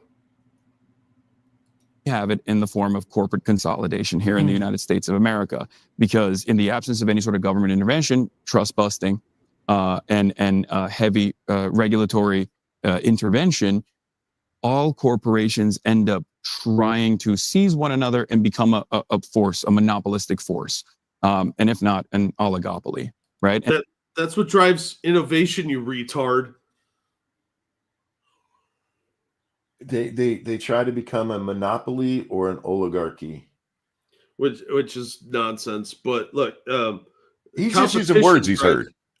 Yeah, but competition drives innovation. Does he not understand how things get created? How did the busting a mob bell go, dummy? Yeah. Many sectors have seen this, and when you become an oligopoly, you can diminish the quality. Sorry, oligopoly. An oligopoly. I hate whoever taught this guy new words. Quality of service that you're offering slowly but surely, because there's no market competition that exists any longer. So the communists just said that. The communists just said that when you remove competition, the quality goes down. I just work here, dude. I'm just some hitchhiker you picked up on the way. I have no answers for how this man is this retarded. How can you and say he that out doesn't- loud and be a communist? He doesn't recognize his own contradictions because he's never challenged by the people around him. Even these guys aren't really challenging him. They're just letting him talk. This is a puff piece just like the GQ one. There's been some mild pushback, sure, but nobody ever really presses Hasan. And when they do, that he bans them from his audience or storms off like a little baby. Does it mean monopoly? Oligopoly? No. What he's trying to say is one rich person controls everything. That's what his oligopoly means. All right. I guess the way I look at it is in terms of corruption, you're right. There is a tendency, if the government is all powerful, even though the governments are always all powerful, there is a tendency in more centralized governance that if someone wants to be a ruthless autocrat, they can do so. And the people don't always have the capacity to rise up against that. But I would say that in the United States of America, for example, we also experience a similar dynamic. We just don't see it in the same way.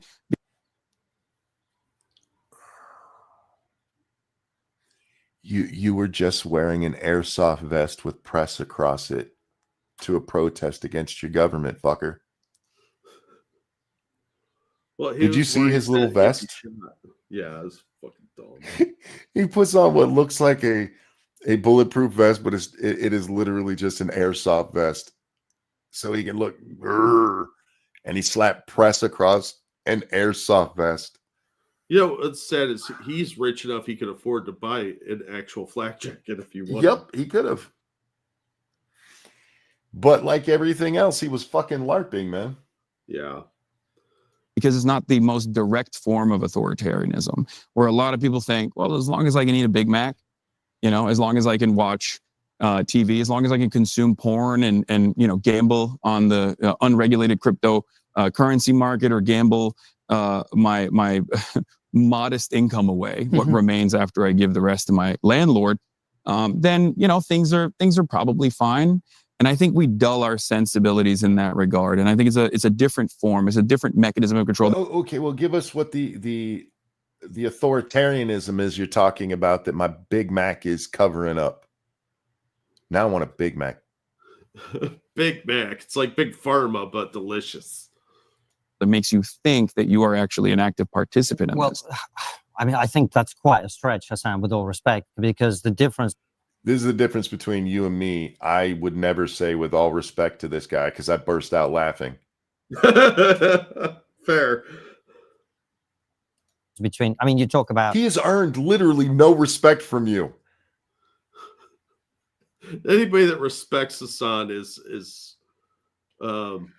very, very ignorant or childlike. The only way you can say rightfully to Hasan with all due respect is if you have both middle fingers in the air. Yeah. We talked about some societies that have attempted to pursue communism, China, the Soviet Union, Venezuela, etc., right? The difference between those countries is not that they can't eat a Big Mac. The difference is that if they criticize the government, in Russia today even, but of course in the Soviet Union previously, you're going to get killed, right? In America, that's not what happens, right? In America, you don't get... We don't know yet. We don't know where we're going to go yet. I mean, Hasan. Yeah, the future, man. The future could determine... Fuck off. He's talking about right now, you dipshit. He's talking about the history of the country. Yeah, nobody is jumping out of hotels like they are in Russia. Oh, and even in the few instances that you can point to, say Kent State, it's not that the government just went in and went, they disagreed with us, kill them now. Yeah, there were other factors at play.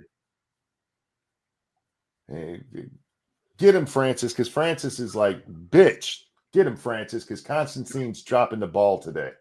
Right. In America, you don't get... We don't know yet. We don't know where we're going to go yet. I mean, Hasan, to be fair, you're a very successful... I agree with you. You in China... Stop being fair to him. Because you're not being fair. If you were being fair, you'd be telling them to shut the fuck up because he doesn't know what he's talking about. I'd take a break, get up and stretch my legs and pee. I understand, believe me. Or in the Soviet Union would be killed if you were critical of that regime.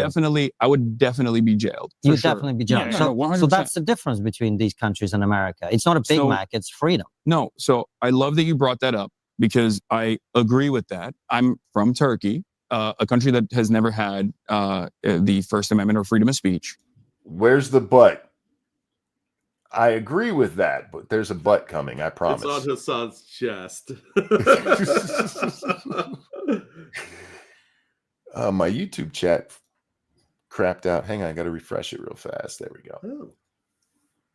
And ironically enough, the current regime, the person in charge of the current regime, Recep Tayyip Erdogan, was jailed in the past for a poem that he wrote for incitement, right? He read a poem about Atatürk, I believe, if I'm not mistaken, and he was jailed. And now he's one of the most ruthless jailers of the press in the country. Right. Okay. Now, so I come from that background. I can't go back to Turkey, for example. Right. For these. We should send him back to Turkey. Oh, I'm all for that. He's an anchor baby. Most of the anchor babies should go back to whatever third world dump they came from. These reasons I've written about Turkey extensively, and let's just say the administration is not super fond of me in my perspective. Having said that, that is the reason why I want the First Amendment to remain in the United States of America, even though, as I brought up earlier, there have been instances throughout American history where the First Amendment has been actively violated or threatened. There are still contemporary examples of violations of the First Amendment. One example I will use is the anti-boycott, divestment, and sanctions laws that exist in the United States of America. Famously was Bernie Sanders and Dianne Feinstein, rest in peace, who actively called it out. Two prominent Jewish politicians in the country. These are laws directly written by AIPAC that dictate that if you want to become a school teacher in the state of Texas, for example, you have to sign a loyalty pledge to ensure that you never protest against the state of Israel. It's ridiculous, right? Okay, I don't agree with doing that, but that is not forcing you to never boycott, divest, and sanction in your own way, apparently, Israel. Yeah, there's also the possibility that you don't have to work there. Yeah. I don't like that. I'm not going to work there. No, you have to sign this anyway. It may be stupid, but it's part of the job that you're agreeing to do. From the beginning, there are things that you couldn't say in your job. Tall person, thank you. Speaking of Hasan, he pissed his fans off by betting on horse racing, not because of the thousands he spent, but horse racing is animal abuse. I'm not shocked, but he'll just pretend he didn't do it. Yeah, just like the shot collar. Yeah. But thank you for the donation, my friend. Yeah. And it's a direct violation of the first. Go ahead. One other thing is the two presidents that were the most egregious violators of the First Amendment, by the way, were Woodrow Wilson and FDR. Oh, sure.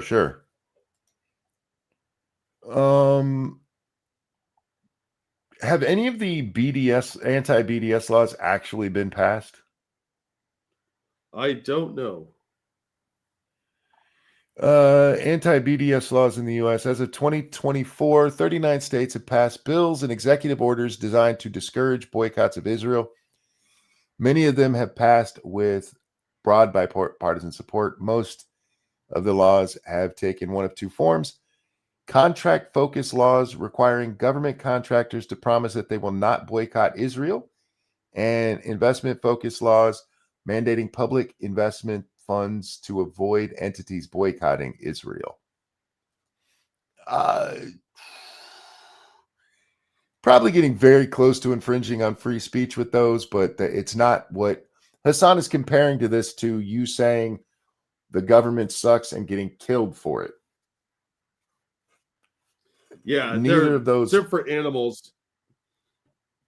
Yeah, neither of those laws was a criminal law that if you boycotted Israel, you'd go to jail. You just couldn't get the government contract if you were boycotting Israel. To ensure that you never protest against the state of Israel. It's ridiculous, right? And it's a direct violation of the First Amendment. So there are there is encroachment towards the First Amendment. That will always happen because people will always contest it. But the point I'm making to you is when you compare China and the Soviet Union and Venezuela to America, you are not, that is not an accurate comparison. It's not an accurate comparison, but if you recall earlier, I just said, I'm worried that we here in the United States of America are now moving. No. Because you were just giving it things to say it's happening now. We're just distracted by Big Macs is what you told us, you lying prick. And now suddenly, no, I'm worried we're going to get there. I'm worried.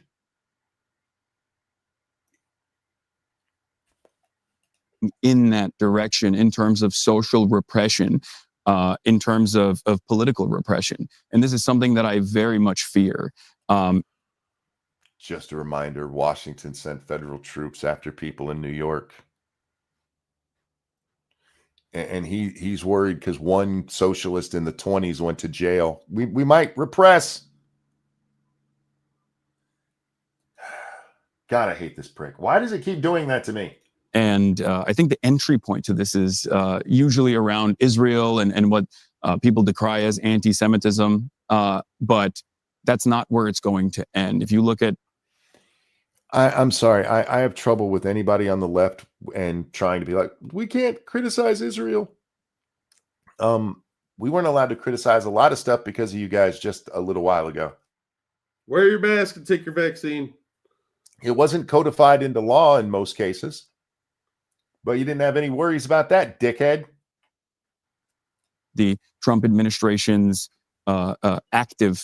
Yeah, he didn't have a problem with people getting active arrested for not wearing their mask. Not at all. Initiatives the administration is taking. Yesterday, my friend Kat Abugzaleh, who used to be, hey, it's that crazy bitch who's running for office that we watch, Cataboo. Of course, she's friends with Hasan. Of course. A reporter who's now running in Illinois for Congress was indicted. She was indicted because she participated in the protest against ICE outside of an ICE facility. All right, let's look this one up. I don't think that's how that happened. She was indicted. She was indicted for conspiring to injure officers during an anti-ICE protest. Yeah, Actually, wasn't she one of the violent protest. ones? Federal grand jury has indicted her for allegedly assaulting and conspiring to injure law enforcement during a protest last month. Her and 5 others were charged with felony offenses for their alleged involvement in the skirmish. She posted a video on social media Wednesday responding to the indictment. I don't give a shit. Do we have video of what she did? Because I have a feeling she wasn't standing there minding her own business, just going, ICE is bad. I'll have to look into that. I'm glad to hear she's arrested. I don't even care what she did. I don't like her. And there are videos of her getting slammed to the ground in the concrete with this militarized, masked federal police force, right? The one she's alleged to have assaulted? Yes, but it's okay. They threw her to the ground? Well, they're Trump's Gestapo, you know. Cat Boo thrown to the ground. I want to see it. Is that wrong? Is it wrong? I want to see this woman abused. No, because I've seen the footage. It's worth it. I found a YouTube video. Do we have the incident where she's thrown to the ground? Wait, didn't we watch this? I think we did. Make that big. That's what she said. Justification an officer needed to. Yeah, she was interfering with an arrest. She's lucky she wasn't arrested there. And they didn't actually throw her to the ground. They pushed her away and her feet slipped. Yeah. Okay, I'm fine with that. Look, don't make me root for the police. I don't want to root for the police. I want to root for the citizens, but when you're being a douche, what? Yeah, you're trying to interfere with the arrest of illegal immigrants. Yeah.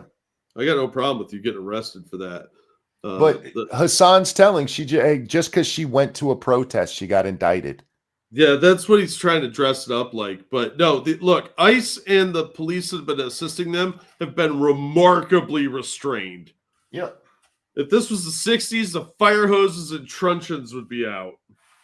They'd just be bashing heads. Sorry, Illinois.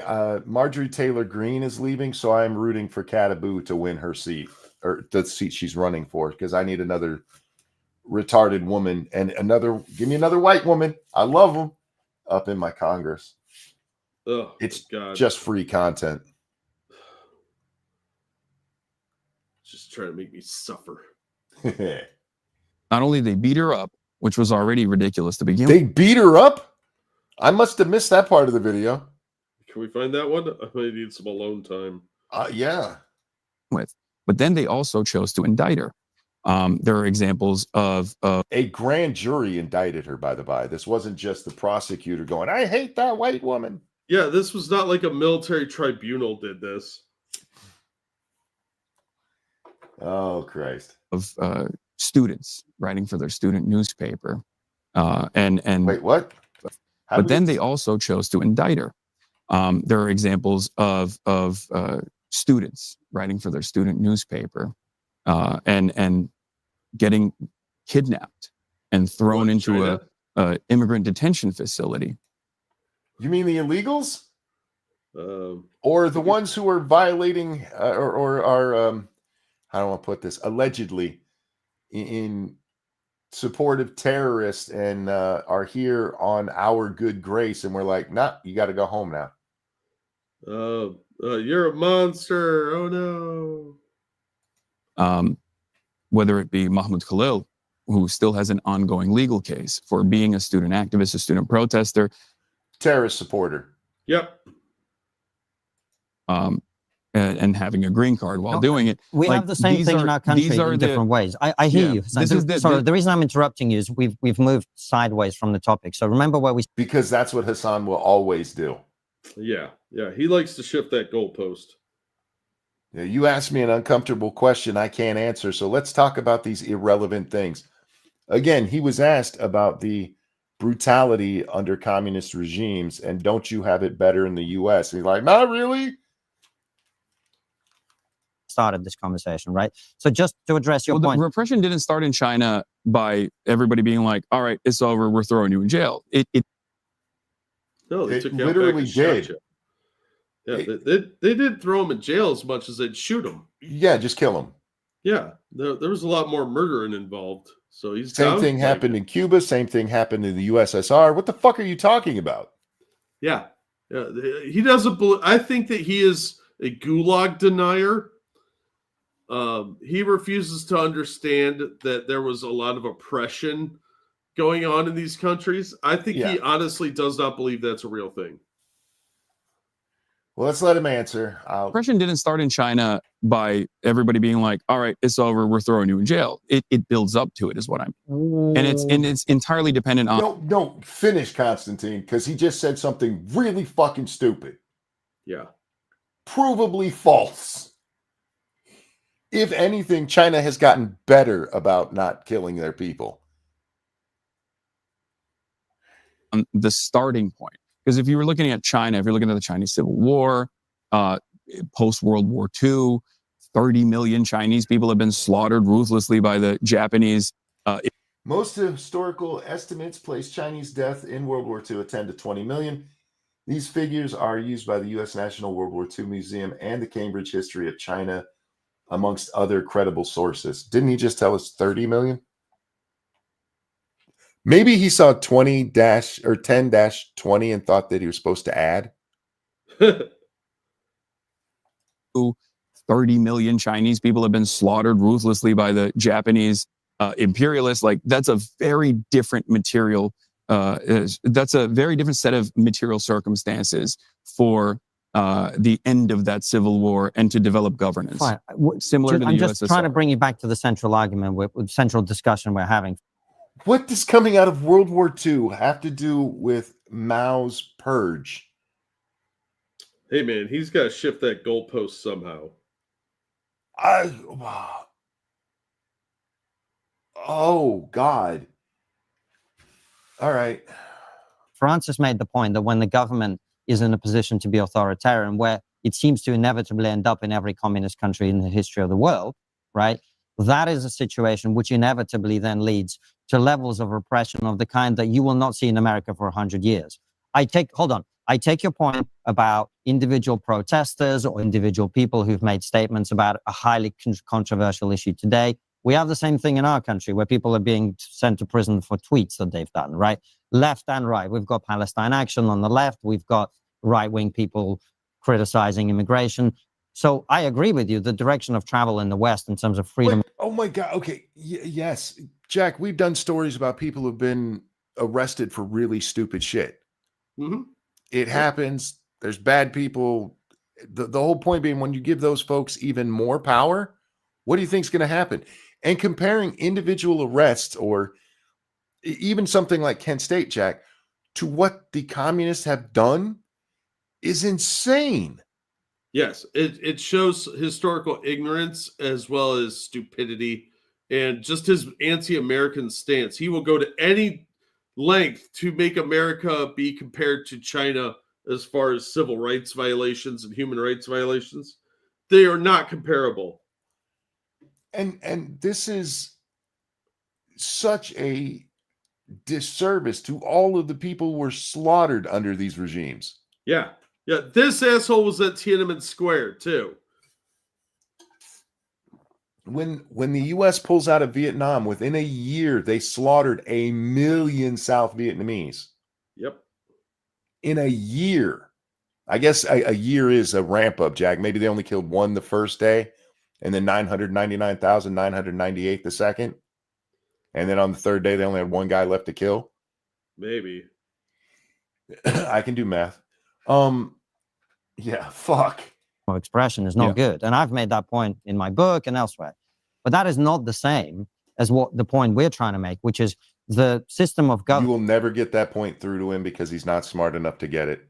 And he doesn't want to get it. Nope. You are open to, based on our discussion today at least, inevitably leads to authoritarianism, which inevitably leads to repression on a scale that a Western country won't imagine. Isn't that's the reason that a lot of people are very worried about people like you who say they're open to communism. We all know smart tech oops, Apple, not use our. I'll try to. Don't use Apple. They're bad. They make the Chinese government do stuff. Put a nice button on it. Okay. Mhm. The reason why the United States of America and countries that are under the security apparatus, the global security umbrella of the United States of America, have had much more success with liberal democracy as opposed to all these other countries that are not under the immediate security umbrella, is because it's been the domineering force around the globe. Marcus Biden, Kai. What did he just say? He's just saying how much America sucks. The way we've been able to be successful as a liberal democracy is because we're dominant. Yeah, if you win, you're bad. But how did those liberal democracies rise up when they weren't the dominant thing just 300 years ago? History only matters when it's useful to him. He looks like America doesn't become a dominant force until World War II. Yeah, it's the industrialization for the equipment from World War I that really brought us up to speed. We were like 23rd in military at the beginning of World War I. We were very far behind things. We didn't gain momentum until after World War I on that front. So yeah, he's full of shit. With liberal democracy, as opposed to all these other countries that are not under the immediate security umbrella, is because it's been the domineering force around the globe, especially after the end of the Cold War, but even during the Cold War, it was It was a dominant force on the planet. Sure. When you Okay. are the dominant force, you get to have these freedoms. Your people. He's making the art. They're saying once you give too much power, that corrupts people into, which isn't even true. It's built into the system of communism. But argument's sake, they will eventually get corrupt and start killing all their own people because they're all powerful. And he's saying that when you're all powerful, you can have all the freedoms. What? Dude, he's a tard. Oh, I'm going to give a little grace to Francis and Constantine. Maybe they are just astounded by how stupid this man actually is, and They they're might just be. speechless. There is a level of shocking to how dumb he is. People get to have these freedoms. Your people get to say whatever they want because they're not a threat, right?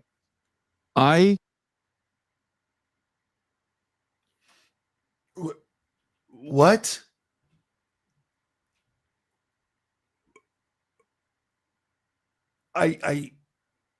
Your people get to say whatever they want because they're not a threat because you're all powerful. Okay.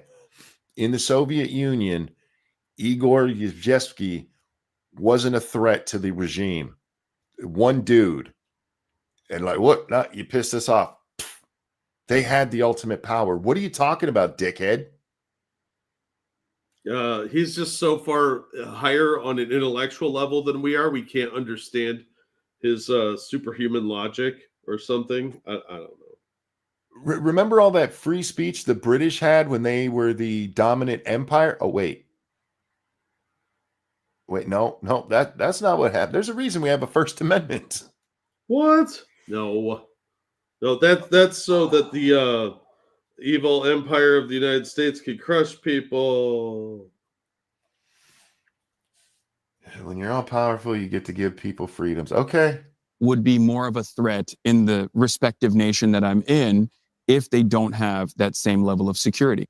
And that is the reason why I'm very fearful, because as America's power on the global stage is waning, we are going to see more direct authoritarianism coming from Western nations as liberalism decays, as it did in the 20s and the 30s. And what came after that was a wave of fascism. Now, fascism at that time was seen as a revolutionary thing. It was seen as a new thing. In many instances, fascists were actually fashioning themselves as though they were like a different kind of socialist, even though they were mostly killing socialists and had their beef with socialists. And then they were able to... Socialist, communists, all Marxists have been fighting with each other the same way Muslims have been since the beginning. And Catholics versus Protestants. Different groups are going to pop out of each major category, Jack. What? That's crazy. It's almost like you've read a history book. I'm very interested in whatever kind of point he thinks he's making here. I think he just says shit. I don't know how many neurons are firing up there. It really does feel, listening to him, like, you ever been talking and you forgot what you were saying and you're like, oh, I better just keep talking till I remember. I think everybody's done that. Yeah, that's what this seems like. Every fucking thing he says. Well, he's probably thinking about like a chocolate cake right now because, he's a fat boy. So he's got distracted and lost his point, and now he can't stop obsessively thinking about that delicious chocolate cake with a nice chocolate glaze frosting on it. And he's just focused on that. So words are just spewing out. But real quick, thank you, tall person. I always miss these live. Now I get one so long I can't catch it all before work. Guess that's a monkey's paw for you. Have a lovely day. Thanks, tall person. Don't worry, replay gang is a thing. You can always catch us on the flip side when you get off work. We might still be live then. Who knows? The David says, damn, I took a flight to California and you're still streaming.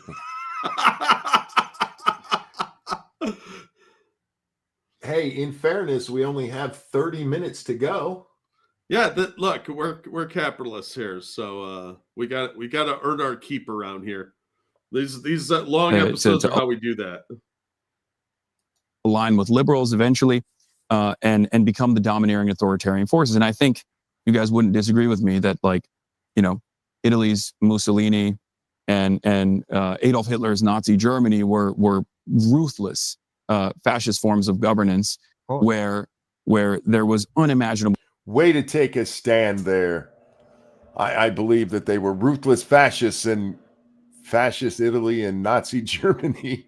Yeah, they were probably almost as ruthless as Stalin and Mao. Who would this say? I think you guys would agree with me on that. Duh. You could get that level of understanding from a placemat at a Denny's, you moron. No, placemat at Denny's won't be wrong about its facts. Fair. Repression. My fear is that is where capitalism inevitably leads. Why? Because these socialist countries did it. That's where capitalism's going to lead.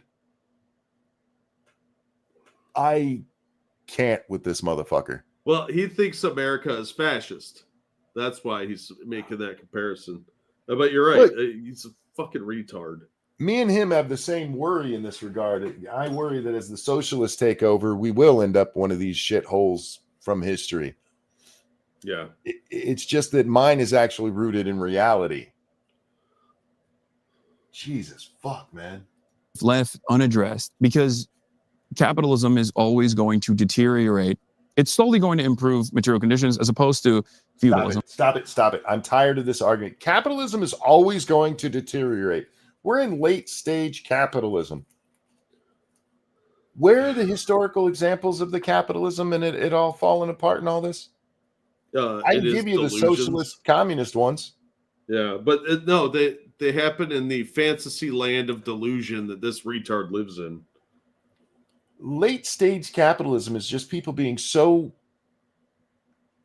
spoiled in the system that they are in and not understanding the historical context of nonsense like what this idiot proposes, to where they're like, actually, that makes sense. Let's fuck everything up. You see this in Michigan so well. Seriously. The Democrats fuck everything up. And we're like, all right, that's enough of that shit. We're going to elect a Republican. And then a Republican gets in there and things get better. And then some Democrat comes along going, I can fix everything. And we're like, yeah, let's do that. And then everything crumbles again. Tell me about late stage communism. We can't talk about it. They killed it, buried it, hid it from existence. It's never really been tried. Late stage capitalism. Get fucked. I'm so tired of that stupid ass talking point. We have no idea what late stage capitalism looks like because we've never been through all the stages. It's a far better system, for sure. It's far better than monarchies, right? I agree. But there will come a point where it outlives its usefulness, and those who own the capital.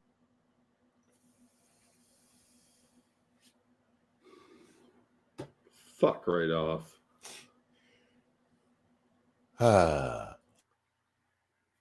Okay. Eventually, capitalism isn't going to be. It's not going to be useful anymore. Yeah, people stop being creative, or I got it. It's in the 23rd century. Yeah, when we no longer need it because we have a lack of scarcity. That's a Star Trek joke for those of you who didn't catch it. Capital, the owners of capital will have to make a decision. There's too much instability. There's too much chaos. We need to restore order. And if they can't do that through liberal democracy, at least historically, especially when there is a counterbalance, revolutionary socialism out there that they are genuinely fearful of, work stoppages happening all around, and the flows of capital being disrupted, and profit margins are threatened, they end up finding fascism to be that domineering force that restores the. Where has this happened? It's never happened. He's a fucking tard, dude. What he just described is actually how communists take control of companies or countries like Cuba. Yeah. He's describing a revolution, a communist revolution. What? Oh. I need to see the examples of the late stage capitalism that this happened in. I need those examples, Hasan. You're not going to get them. The law and order, so that people are still working in the factories, and any kind of dissent is directly and indirectly suppressed. And I fear that that is. How do you indirectly suppress dissent? Magic, Propaganda, maybe? I guess. But if you're doing it on purpose, then it's still direct. Yeah. All right. I guess he means they're not locked up. Okay. Is where we're moving in the United States of America, No, we're as America's global superpower status is threatened by the rise of China. So your thesis is that as country, if a different country was dominant, was a global hegemon, they would have more freedom for their citizens. Yeah. So you think the Chinese? Thank you, David. Again, this guy warns of fascism from capitalism while simping for China. That is textbook definition of fascism rising out of communism. Bro, I don't even know what to do with what we've watched so far. I knew Hasan was an idiot. I've watched more of him than probably most people in this audience. And even I did not expect it to be this fucking stupid. Yeah, every time this guy talks, he says something dumber than the last time he talked, which is impressive. But it's not a stage of improvement. It's just sort of a lateral slope of dum-dum. I don't even know how to describe how stupid this man is, but he's still getting fat.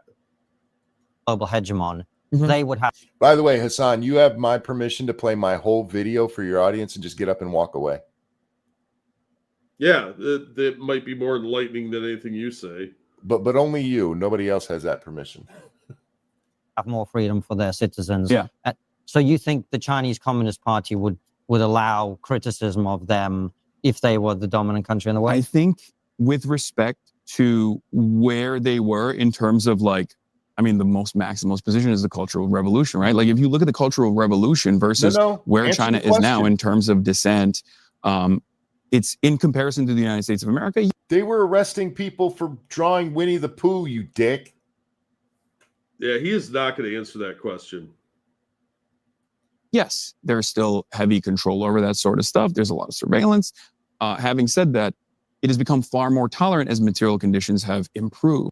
That's why they were locking people in their house during COVID. Where's this dissent, Hasan? Show it to me. Where's the allowed dissent in China, you fucking lying bastard? Tiananmen Square. Oh, wait. We don't even have to go that far back. Do you remember the protests in Hong Kong? Yeah. Just a couple of years ago. They beat the fuck out of those people. They killed a lot of the student leaders, too, that they don't like to talk about. And that's my main thesis, is that countries, regardless of their individual forms of governance, as long as they are advancing the material needs of the broadest subset of the masses, will and become like a domineering force on their own and have full sovereignty and full autonomy, they will inevitably become more tolerant to this kind of freedom. Because you're delusional. Wasn't he arguing that communism is good because there's no borders? Yeah. Then how does a country get sovereignty, and how does sovereignty lead to freedoms? Does he just not want freedoms then? I have no idea, dude. I am so fucking confused right now.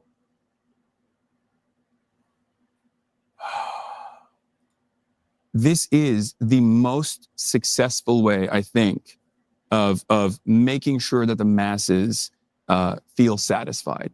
Civil liberties is the most successful way that I think neoliberalism has become a hegemonic.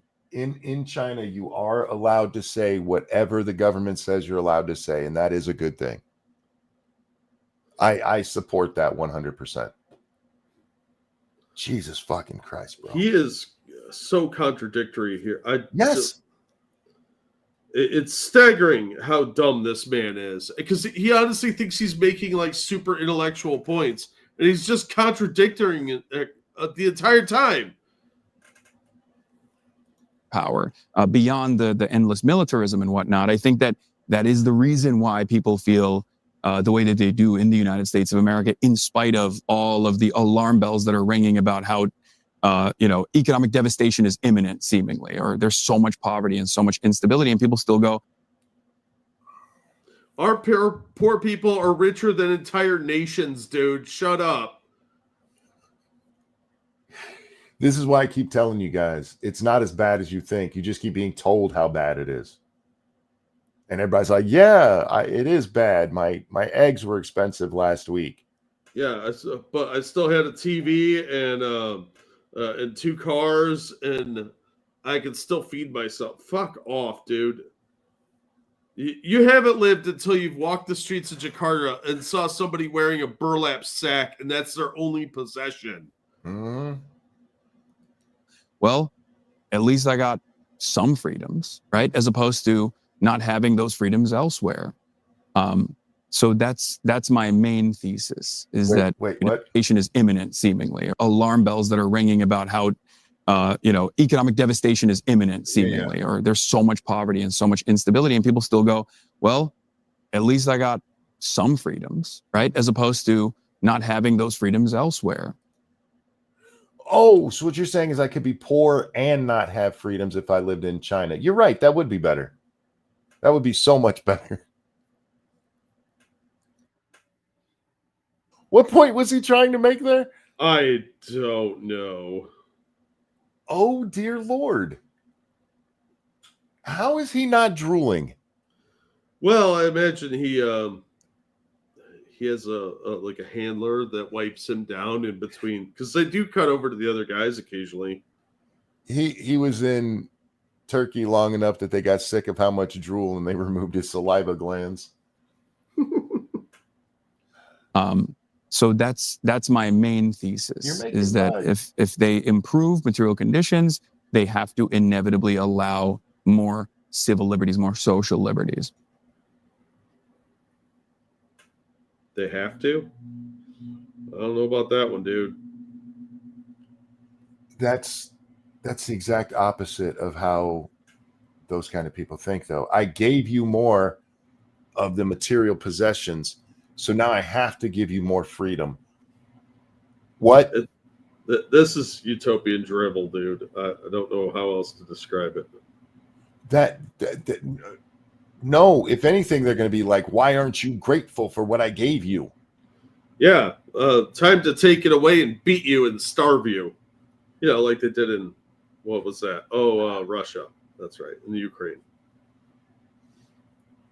If we improve your material possessions, we have to give you more freedom. That is quite the take, Hasan.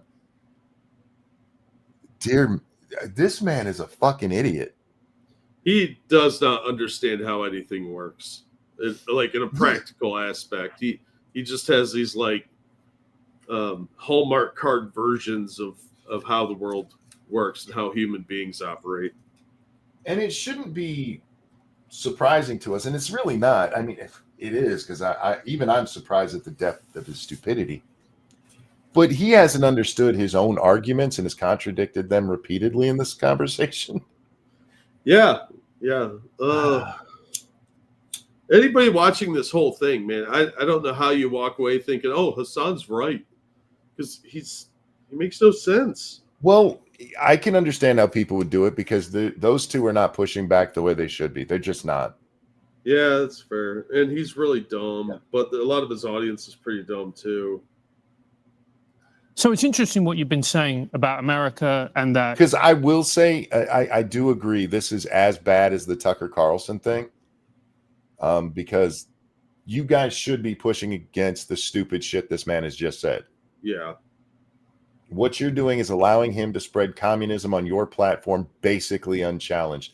And your only real challenge to it so far has been, well, we grew up in bad places. you know, it's losing its power on the global stage. That is then reflected in more and more, shall we say, imbalanced chaos in the actual society itself. And we've kind of seen that in a way with the assassination of Charlie Kirk, with Luigi Mangione. I found some of your comments really interesting about Luigi, and I'd love to talk to you about them. So you said, and correct me if I'm wrong, push back on me if I'm wrong, that you think that he's innocent and unfairly maligned. How did you come to that position, if I'm correct? Well, I mean, that's a meme for the most part. But, okay. But What but does it mean? It's a meme. the We're like the we're notion- not boomers, but we're like elderly the notion millennials. that someone is innocent until proven guilty, or that he wasn't there, it's like a common a common thing that people do on.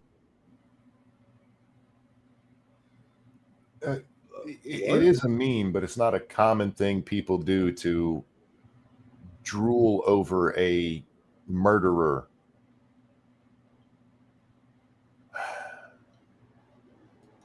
TikTok and elsewhere as well. But But you don't think he's innocent? well, I don't know. I don't know if he's.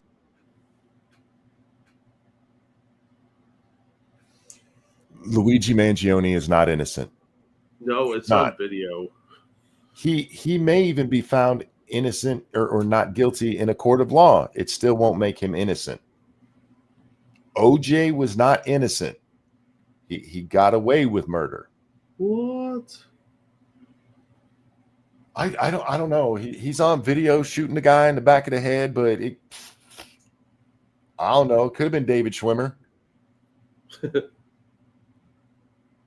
I just pointed to him because he's another dude who looks funny, and people like, he's sexy. Like, how?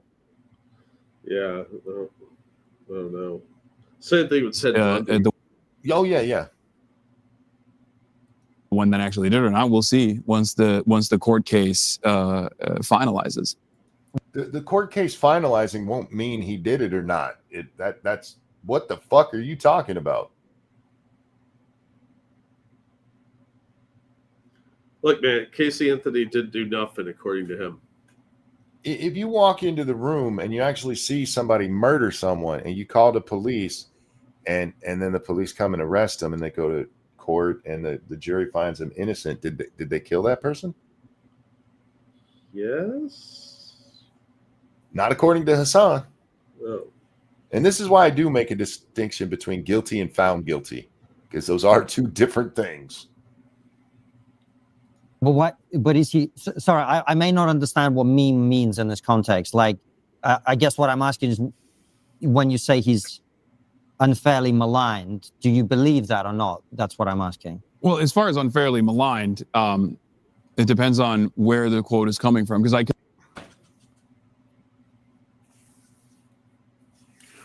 Do you think he's unfairly maligned? Just answer that. It depends on where the quote is coming from, because people clip ship me, and sometimes I'm taken out of context when people show what I said and it's full context. I despise this man. could be talking about like being perp walked or getting hit with a terrorism charge, which was actually.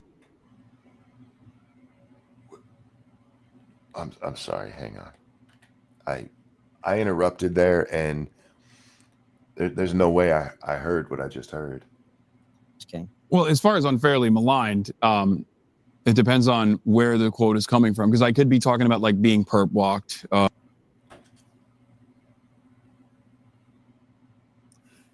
Being perp walked would be unfairly maligned.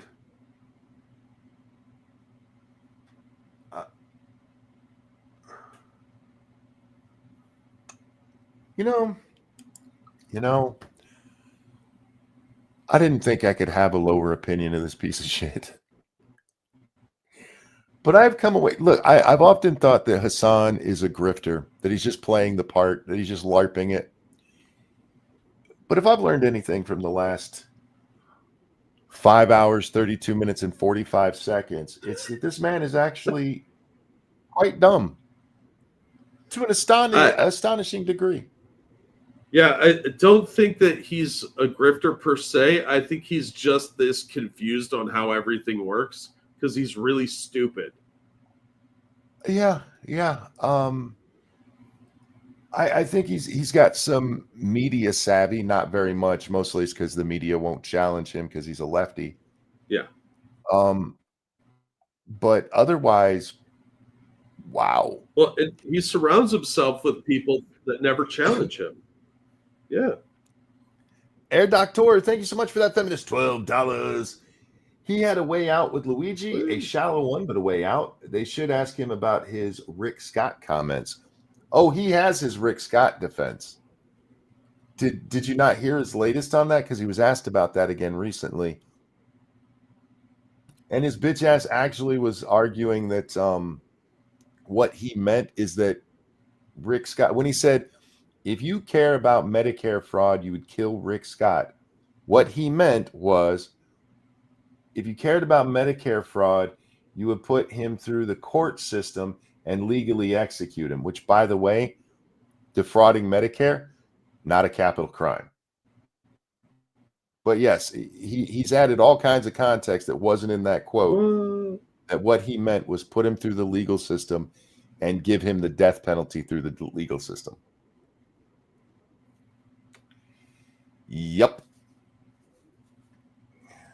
Or getting hit with a terrorism charge, which was actually taken off recently because the New York courts also found that it was overextended to this case. I think there was a lot of panic around his.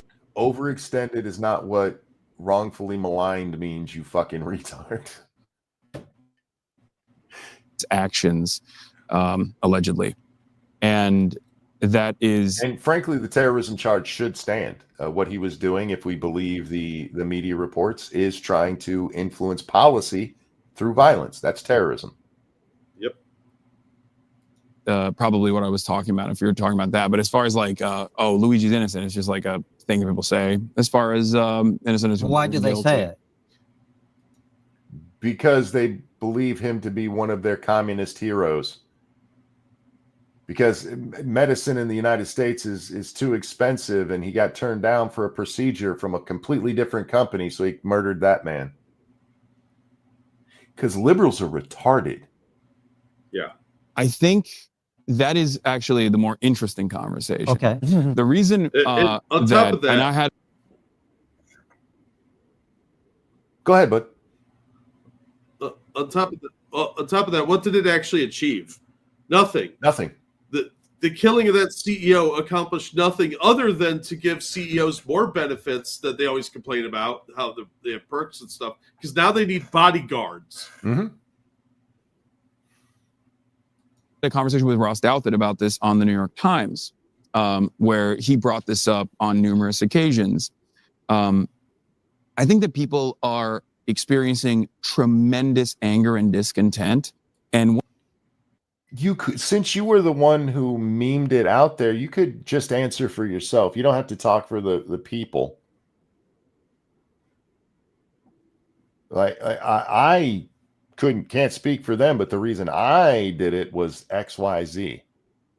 Isn't it nice when you can hide behind what the people are doing and why they feel that way? one of the most visible aspects of that, one of the visible aspects of a system of healthcare that should not be privatized, or should, at the very least, even if it's privatized, work to make sure that every single person is getting the adequate care that they need, otherwise they die, it has created. Mangione was in no danger of dying. He had a slip disc in his back. This environment of tremendous anger. It is almost virtually universalized the pain. Every single American knows at least one immediate or distant relative that has suffered through chemotherapy, as they have to hunt down their insurance provider to make sure that the thing that they were paying for years and years, the premiums, the costly premiums that they were paying into, actually end up helping them cover the cost of this life-saving quality care. Once again, Luigi wasn't facing any kind of life-saving quality care that they were taking from him. He had hurt his back. That's it. And this is what they do. This is play it up, and it's a very woman thing. Sorry, ladies, I'm gonna do it to you again. But where, like, this thing happened to you, it's nothing like what happened to me, but it's totally the same thing that happened to me, yo. Like, you got shot. One time I was walking down the street and I saw a picture of a guy who looked like he could have a gun, And so I understand exactly how you feel. We do have a problem as a species of especially women, Hasan, of identifying with shit. This is the empathy nonsense of identifying with shit that's not even close to what we're going through. Hey, I saw a woman that was raped when she did DoorDash. I did. I saw that as well. Although technically she was just sexually assaulted. Saying. Yeah, she wasn't even that. Luigi Mangione he did not kill the head of his healthcare provider who turned down his service for life-saving surgery. Another company went, yeah, you don't need that. And so he went and killed another man. And by the way, this is after the first of their government takeovers of healthcare. No, nobody shot the head of United Health before Obamacare. So just think of how many they'll get to kill after government takes over all of it. That they desperately need to survive. And I think a lot of Americans have so much discontent for that experience that they have seen personally, that their immediate reaction, before they even found out who had done the shooting, but their immediate reaction to who the victim was met with a response that shocked me as well. No, it didn't. As I think many other people. What I mean by this, Americans are very draconian. They're very black and white. It's like you do a crime, you get punished, and a lot worse than you would get punished elsewhere, right? Hey, Hasan, I need you to do me a favor. Go to Singapore, and take a joint with you. No, we might have to trade another fucking master of death in order to get him back. We talk about, how Norway is much more understanding and much more rehabilitative in their prison structure because they're pussies. We throw you in jail and we torture you. You have the death penalty. Yeah, we have the death penalty, all this stuff. States, yeah, okay. Yeah, so, and Americans broadly, like American culture is broadly very receptive to that. We're fairly rugged in our approach to crime and punishment. And in spite of that, because of how much harm you ever find yourself wishing just to be watching his chair? Not before this, no. Oh my God. Right? Private healthcare sector. Go ahead. Thank you, Herr Doctor, for the feminist donation. Medical bills were affordable, expensive, but affordable until the ACA. Now they're crippling. The, quote, healthcare crisis, end quote, is the government's fault, like always. Yep. Yeah, it was the government getting in there to make sure everybody had health care. Yeah. Yeah. Yeah, things were expensive, but a lot of times people went bankrupt because they didn't get health insurance when they were older.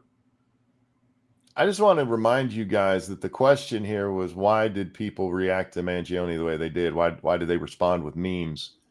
And he's been dribbling on for 2 minutes now about the prison system somehow. Yeah, I don't really get how he's making these connections, but I don't understand why he says a lot of the things he says. Nonetheless, thank you, Herr Doctor, for the generous tip there. I think what he's getting at is that he's going to say he was shocked that Americans didn't say, kill this guy immediately.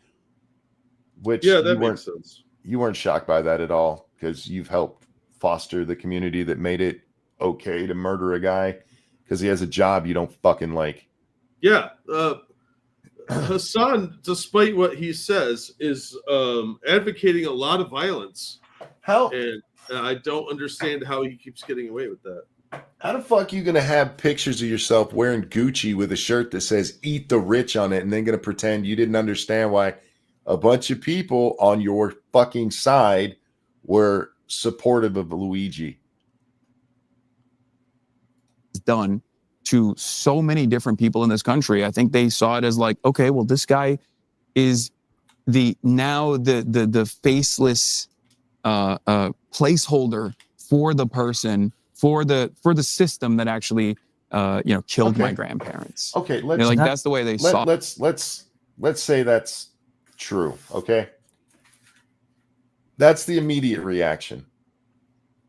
What about when you find out who he is, why he did it, and the reality of the situation? We've had to do that before, Jack. We're like, oh, wait, that was kind of fucked up. Yeah. Where is the that's kind of fucked up part? Because these idiots are still cheering on that fucking one-eyed-browed murderer. Yeah, but murder's okay to them when it's done for a social justice reason. No bad tactics, only bad targets. That's right. And if you don't think that means up to and including murder, you've just not paid attention. Yeah, they're okay. I with get the murdering anger. Which I don't- people. Yeah. Killed my grandparents. Like that's the way they saw it, I get the anger. which I don't think is healthy, for the record. Okay. Well, this is what You wore an eat the rich shirt, you asshole. What do you think that means?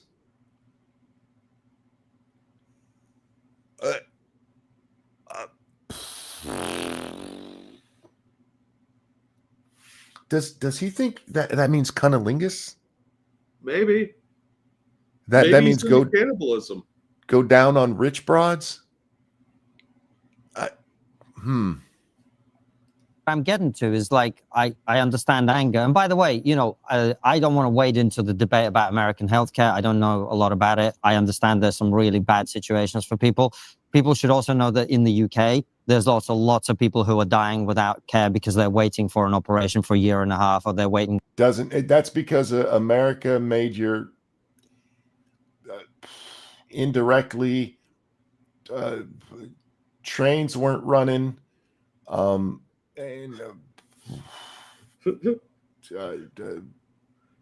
can't square any of these circles. It's amazing. 2 months for a scan, Yes. but let's not get into that. No, but the NHS is. You're right. The NHS has had significant austerity measures implemented to it. The NHS budget keeps growing every year, but it doesn't matter because the population is growing. Let's not get into it. This is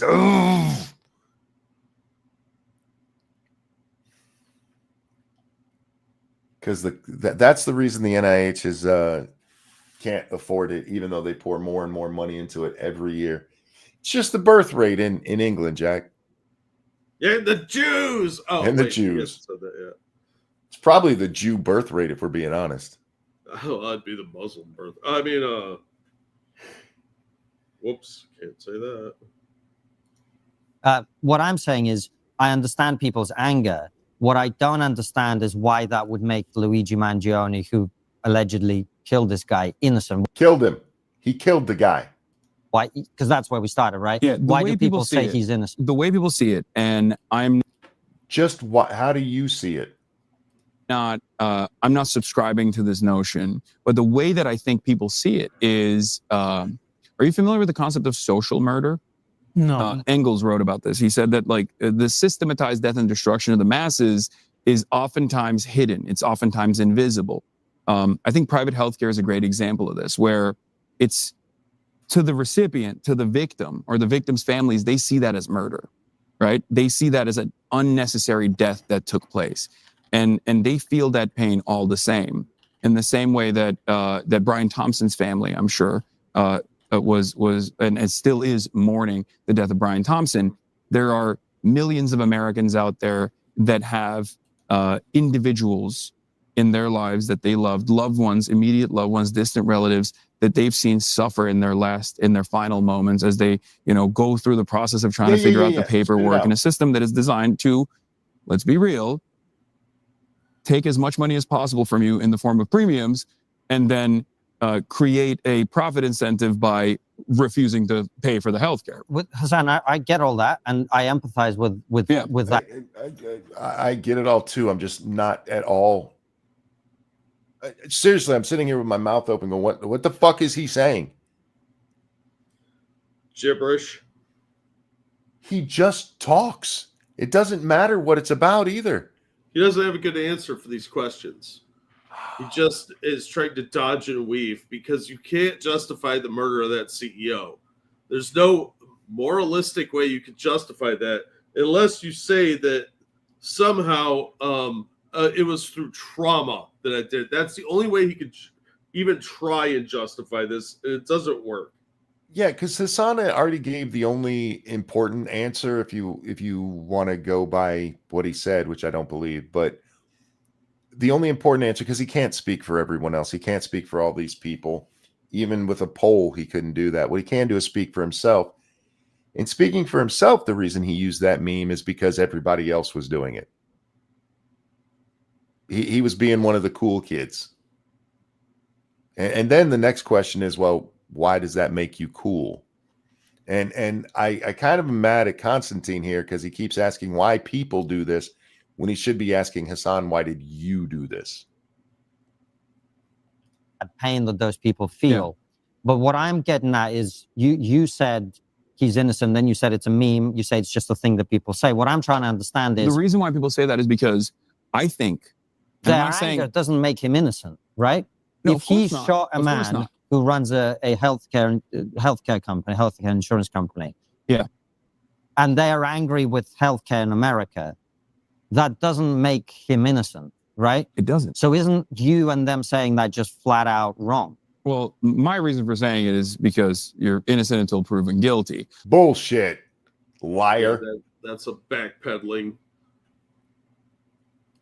But as far as what everyone else is saying, or if I'm to analyze it, which I do as a part of my job, what I'm trying to explain to You are bad at your job, sir. It's the hardest job in the world, Monkey. He said so. you guys is that from their perspective, it's revenge. And this is a very, very unhealthy feeling to have. This is why I talked about Eat the rich. Yeah, you are all about revenge and envy. You commie sack of shit. I 100% agree. It is a very unhealthy way to be, but you're that asshole. Yeah, I'm with Boltzstein. His body language says he knows he's looking bad, but he's too stupid to stop himself. You think Hasan is saying that's a very bad way to be because people might start to notice how much he has and they don't? It might be. And also, he does advocate for violence quite a bit, and he doesn't like that people call him out on that. with Rostow that the concept of adventurism. This is something that traditional Marxists actually are very critical of. Adventurism does not lead to any sort of serious changes, any sort of serious revolutionary changes, especially. And yet, and all it does is create an environment of instability. I think that the perfect solution to ensure that this never happens, to ensure that there's no level of discontent that bubbles up to this degree, that would require a mechanism of enforcement by the government to enact stability, of course, which would also be just as violent if. Jesus Christ, does he have a caveat for literally every caveat? Yes. Also, is this a final solution? For the record, in the Mangione case, one guy killed one guy. That's not showing a level of discontent. That people cheered him on afterwards doesn't mean that they would have done it themselves or that this is some overwhelming societal force that we need to get in there and fix, because you're never going to be able to fix a fucking asshole doing an asshole-ish thing. The guy who shot Reagan was trying to get Jodie Foster's attention. I imagine it worked. I'm all for outlawing Jodie Foster. I hate her and think she's a horrible actress. Well, she whispers and mumbles. She whisper acts. Oh my God. Fuck off. She's the anti-Tom Green. And if you've ever heard her talk about acting, she is such a pretentious cunt. Oh, yeah. Yeah, she is absolutely pretentious. Christ. Oh, somewhere one of my granddaughters just heard me say the C word on. Sorry. Hi, Monkey's family. But anyway, I'm not saying that there's not a discontent and everything, but to put it on it to where he is now, where we need to do something, an enforcement mechanism. The only enforcement mechanism we need is the one that's already going forward. He is going through the criminal process and will likely end up on death row somewhere, rightfully so. Absolutely. but he's making it out to be way more than it is societally. That way he doesn't have to just say, you know what, I was being a dick, I thought it was funny. I'll just tell you guys when I'm being a dick. I mean, I'm not ashamed of who I am. I don't have to lie to you guys about what I'm saying because I am just being a dick sometimes. And there's nothing wrong with that. If he had just said that, I was being a dick, I thought it was funny. You can judge him for thinking a murder's funny, but okay, you thought it was funny. All right, the end.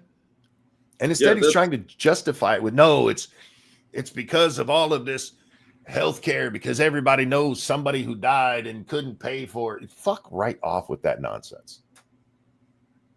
Not even more brutal. He's in New York. He won't get death row. I mean, they did reinstitute the death penalty in New York, even if they're not using it right now. Realize most people end up on death row don't end up in the chair or with the needle. They can go through the motions and just leave him in there forever. It actually works out because it's a protected status. Yeah. Well, larger percentage of they could hit him with federal charges too. Sure. Yeah. They could hit him with federal terrorist charges if they'd have to find a group he's linked to, which look at those eyebrows, man. He's clearly in the Sesame Street Society. Yeah. He's probably linked to Antifa somewhere too, if you look hard enough. Population to ensure that there isn't another, Luigi Mangione style situation is good legislation, is fixing these systemic problems. Laws stop murder. They really do. I can't believe we've never gotten around to outlawing murder. Yeah, I mean, just ask every woman that's ever had a restraining order how well that works out. Mangione is the breaking point.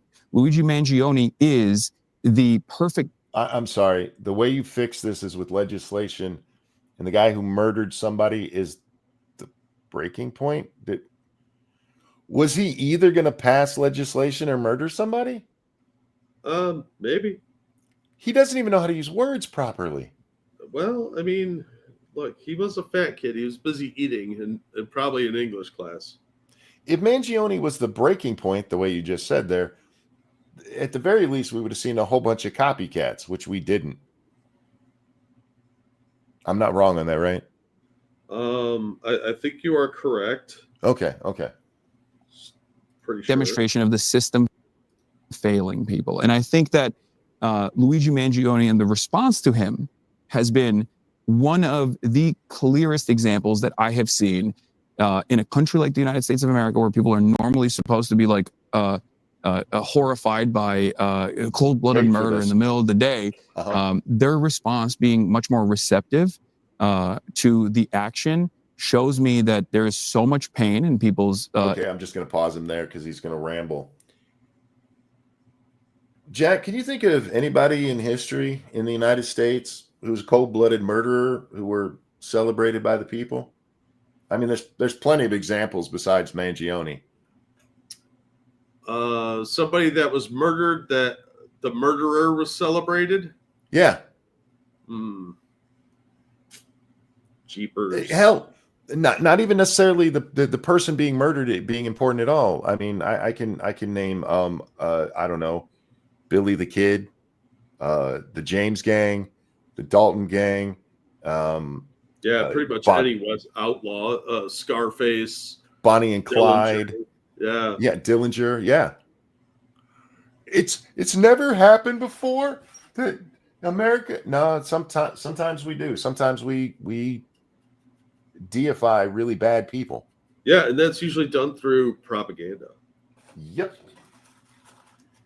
But in Hasan's world, nobody in America, we always do law and order every time. To be fair, Hitler killed Hitler. That's true. That is true.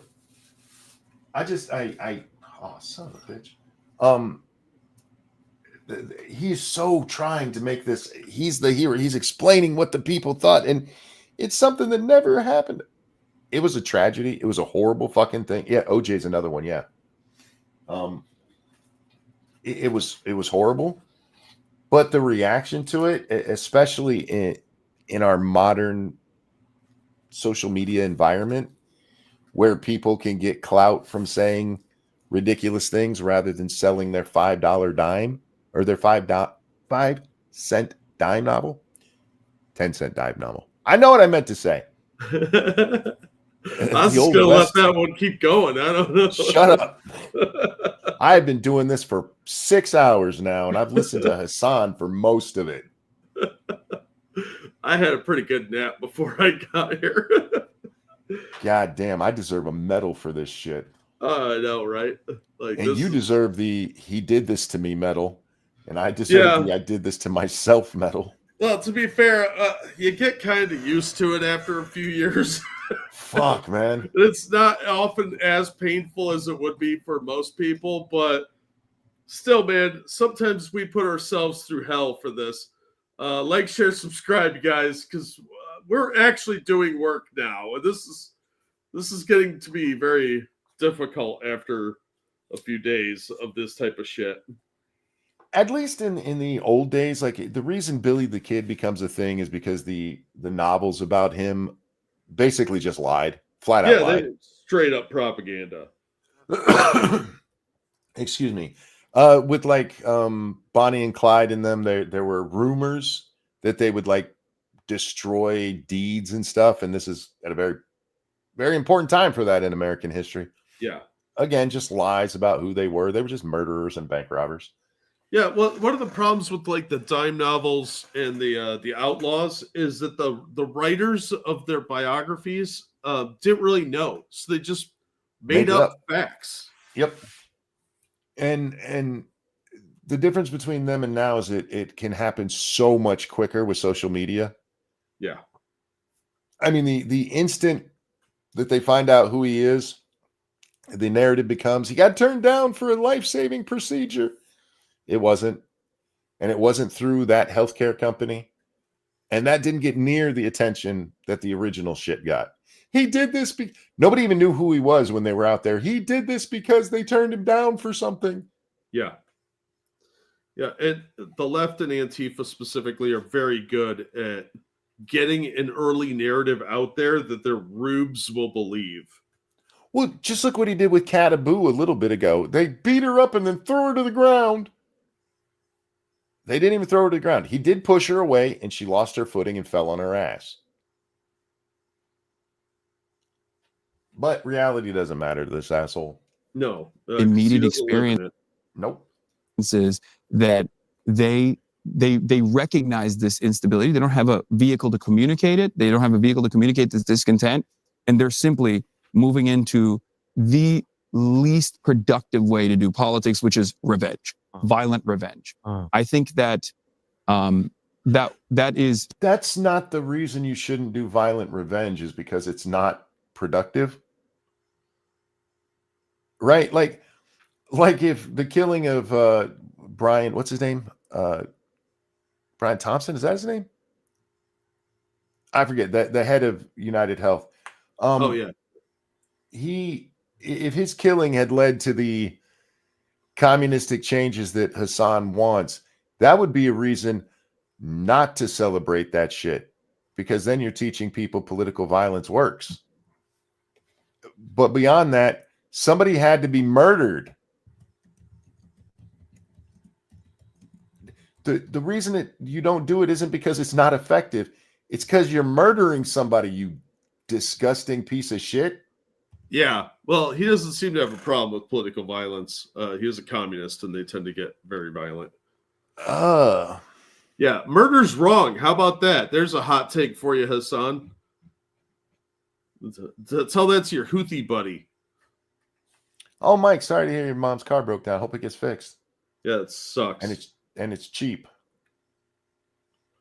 Something that we have to solve immediately, because it can't go on. I mean, you can't have more people just like randomly gunning people in the streets. That's not. So what you're saying is we have to give in to what he did so other people don't do it. That's letting the terrorists win, Hasan. Yeah, it's literally capitulating to terrorists. What dumbass. what a civilized society is supposed to work towards. That's instability. That's chaos. I don't want that. Eat the rich. I'm just going to keep saying it anytime he tries to pretend he's not for political violence. Hey, Hasan, you had a whole photo shoot done of yourself in that shirt. Do you know what that phrase is talking about?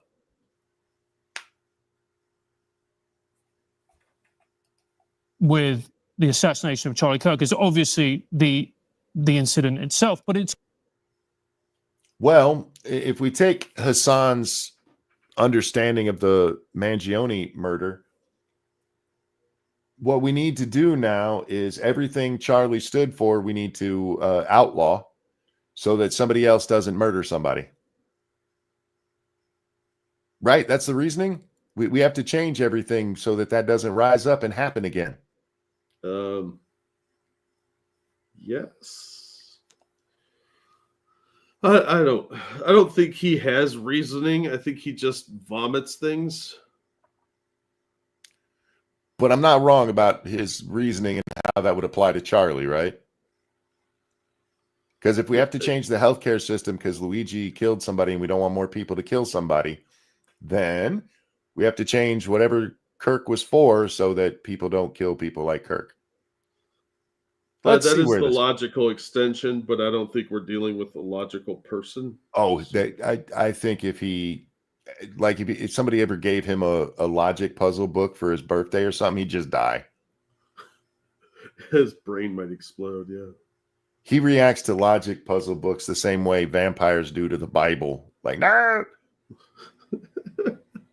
It's also the reaction and the rhetoric that went around it. The people on the left who were celebrating it, which to me is... What are the odds that Hasan's going to say, no mainstream people were celebrating it? Oh, I would go 70% on that one. I'll join you at 70. Yeah. And to most... The only reason I'm giving him that 30% cushion is because he might start talking and mean to say it and forget because he's just rambling. Yeah, or he'll say something equally retarded, like some weird justification that makes no sense. Yeah, that is definitely a given. All right. Right-thinking people is absolutely abhorrent. And also the reaction on the left, and there were some people, particularly large influencers, whose what they said was unforgivable. Where did you stand on it, and what were your opinions on the whole? He stood on, oh my God, they're shooting political commentators. I hope they don't shoot me. Yep. Incident. I mean, I was shocked. Wait. What time is it? 1:29:48. I give him 10 seconds before he mentions that he was supposed to debate Kirk. Oh, yeah. And he'll find some weird reasoning why the guy did it, too, because he doesn't understand anything. It was horrifying, but mainly horrifying because, like, it's impossible for me not to have a personal stake in this. Because there it is. I was about to debate Charlie. There it is. Wasn't even 10. That was, what, 3 seconds? It was about 5 seconds. I read the wrong time when I was looking at it. I was reading the end time. My brain was like, stop it. Yeah, I knew that was coming. I had a personal stake in it because I was going to be debating him. How does that make it a personal stake in it for you? You didn't like the guy. You weren't friends. You were going to have a debate. I guess it changed who you would have debated. The left could not resist standing on a corpse, dude. In 2 weeks, like 2 weeks prior to his assassination, He's catching himself. I was about to say you were going to debate him 2 weeks beforehand.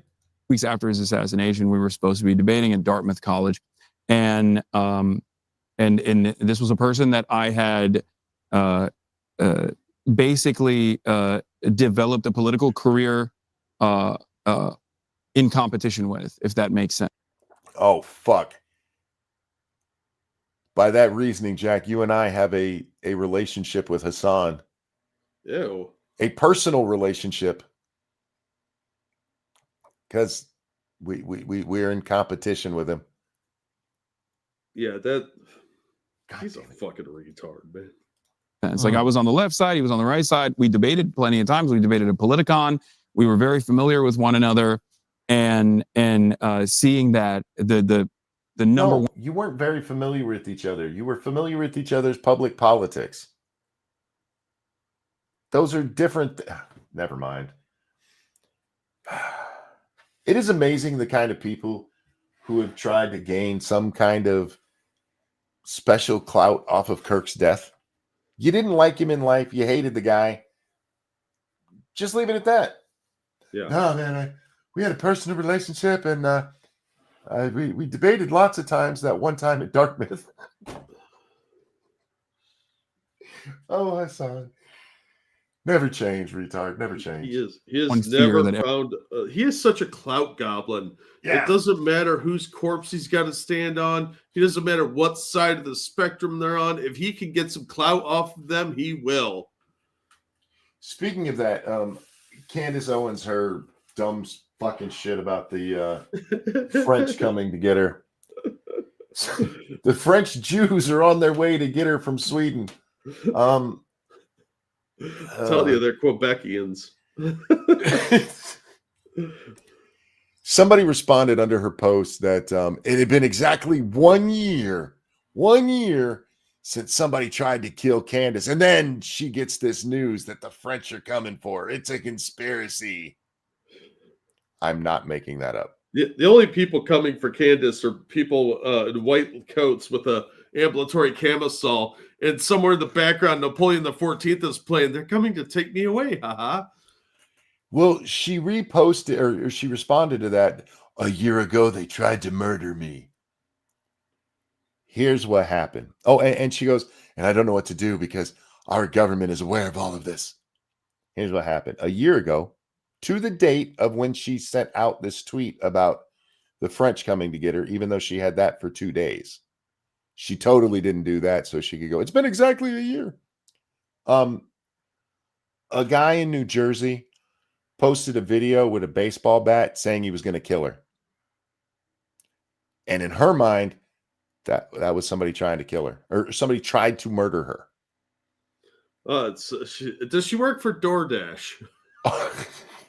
Look, he absolutely threatened her. There's no, the guy's even admitted in court he did that. He pled guilty. Yeah, because he's a retard. But he makes that threat. They arrest him. They try him, and he pleads guilty, and they throw his ass in jail.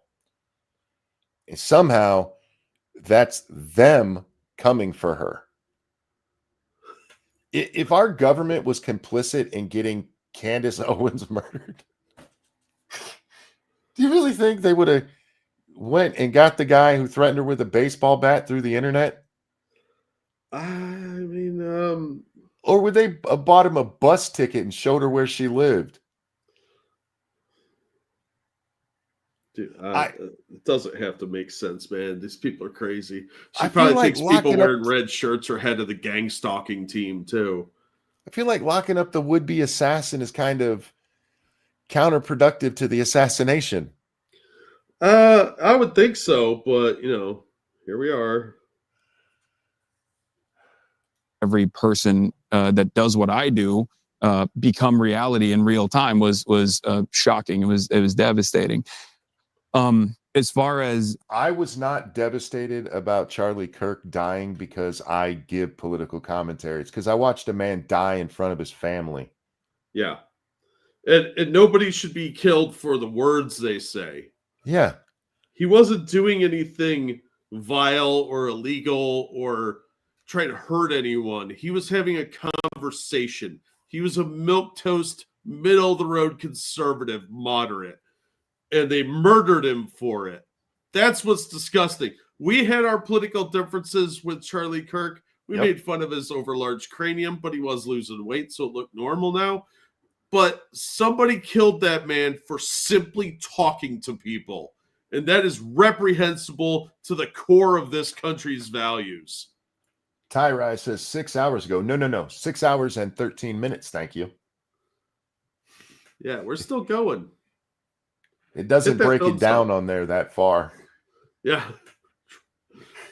All right.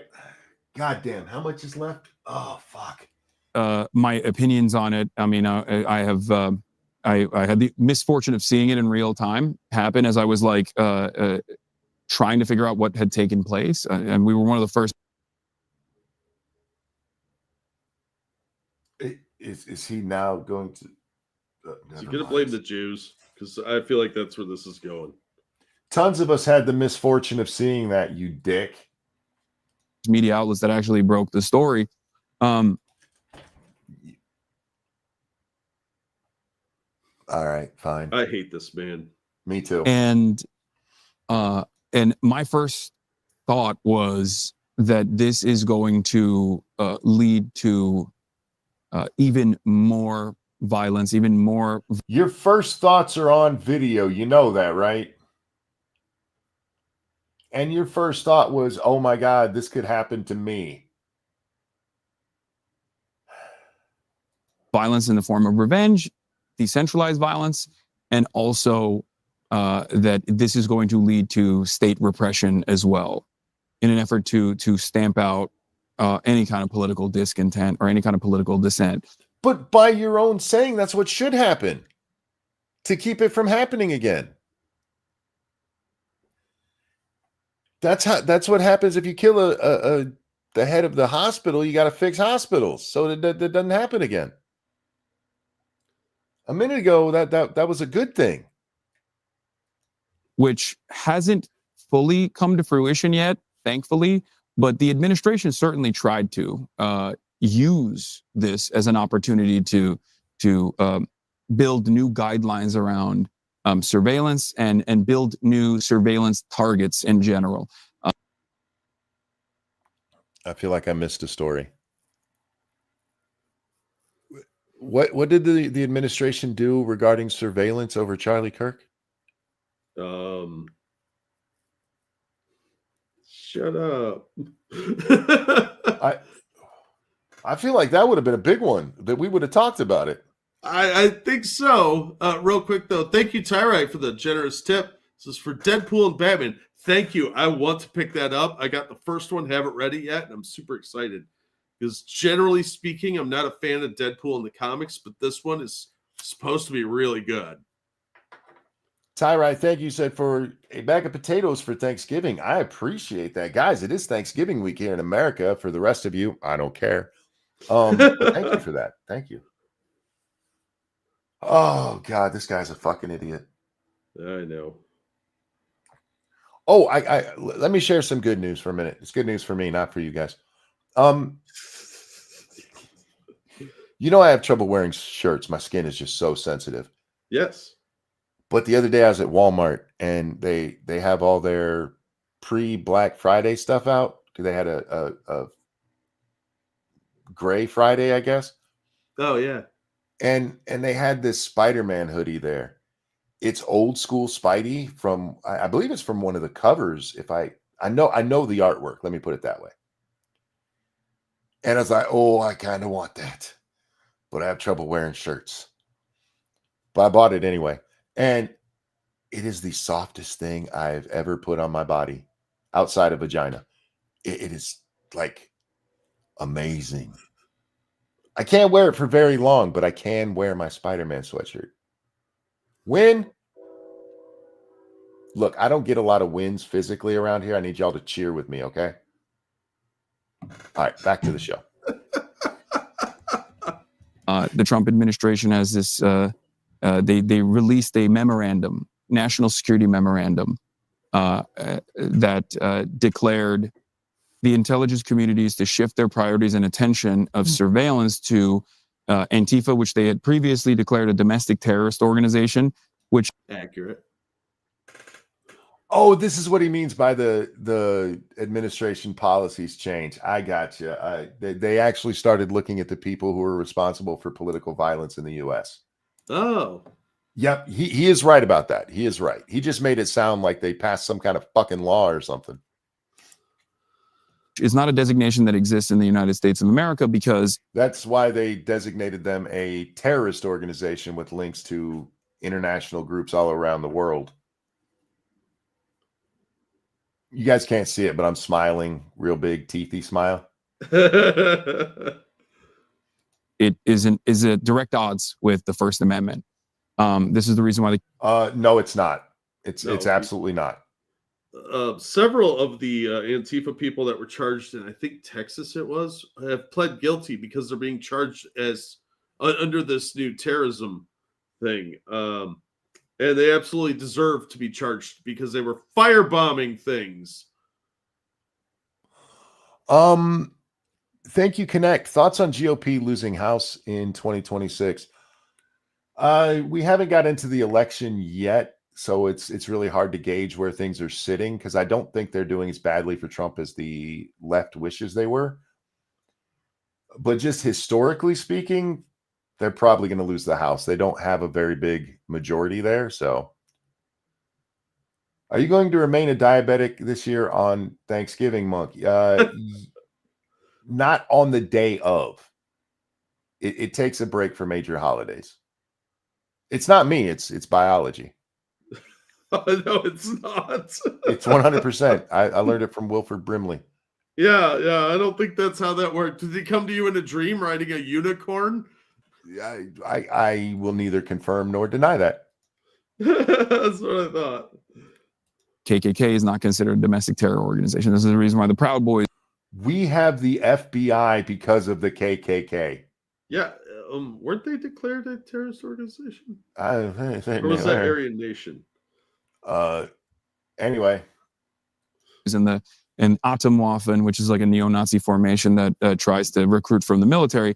None of these guys are none of these organizations, even if you would normally consider them domestic terror organizations, are actually considered that.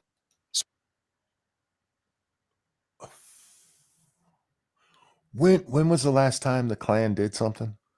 Like the 60s. And even then they were small and being broken up because the Republicans in a lot of the southern states were fighting back against them. Eisenhower, by the way, was a big anti-Klansman. He did not like the Klan at all. So it was a severe violation of the First Amendment, and then No, it wasn't. Going after groups that are involved in actual terrorism is not a First Amendment violation. Yeah, you do not get to try and burn down federal buildings and not be charged with a crime. That is not freedom of expression, you retard. The times we have recent examples of the Klan doing stuff, it's because of infiltrations where they end up arrested for things they were planning on doing. Yeah. You don't get to just go, no, that was free speech. Nope.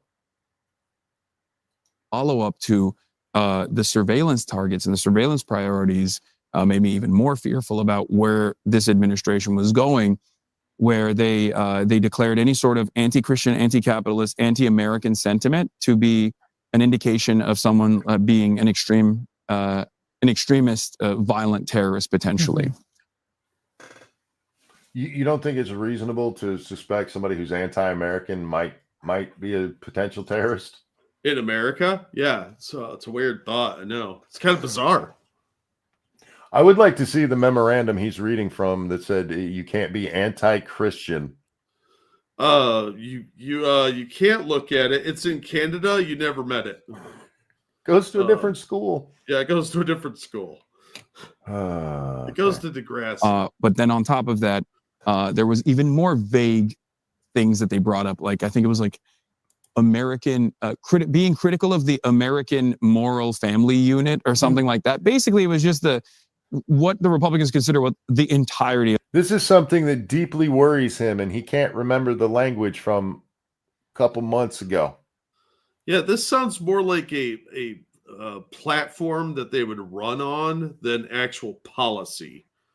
So I don't know what he's talking about, other than he tends to pull things out of his prison wallet. The liberal and all the way to extreme leftists or whatever think about the Republicans was now up for grabs in terms of priority targets for the surveillance apparatus. Oh, let's ask Steve Bannon his thoughts on this, or Roger Stone, or President Trump, because I guarantee you that you're being a complete hypocrite douchebag here. Remember when parents were being investigated for school board meetings? I don't want to say he's making this up or lying, but I need to see the what was it, surveillance apparatus memo that said if people criticize Republicans, they need to be looked at as possible terrorists.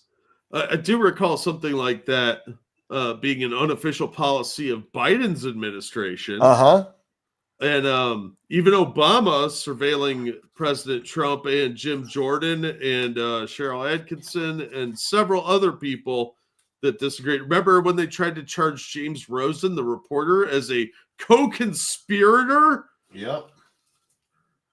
So I believe I'll believe you for now, Hasan. I don't actually believe you, but I need to see the proof of this. Is it one of those things you can just hear like a JDAM? Yes, he knows the sound of it. JDAM, I think, is Hasan's term for Jewish space laser. Yes, it is. Because he's it's actually JDAM. Yeah, because that's the sound you make when you're frying to death. Hasan is an expert in all things everywhere. So there's that. And like I said, we don't know where this is going to go for the time being. It is directly at odds with the First Amendment, but there have been some. You keep saying directly at odds with the First Amendment, and I do not believe you understand what you're saying.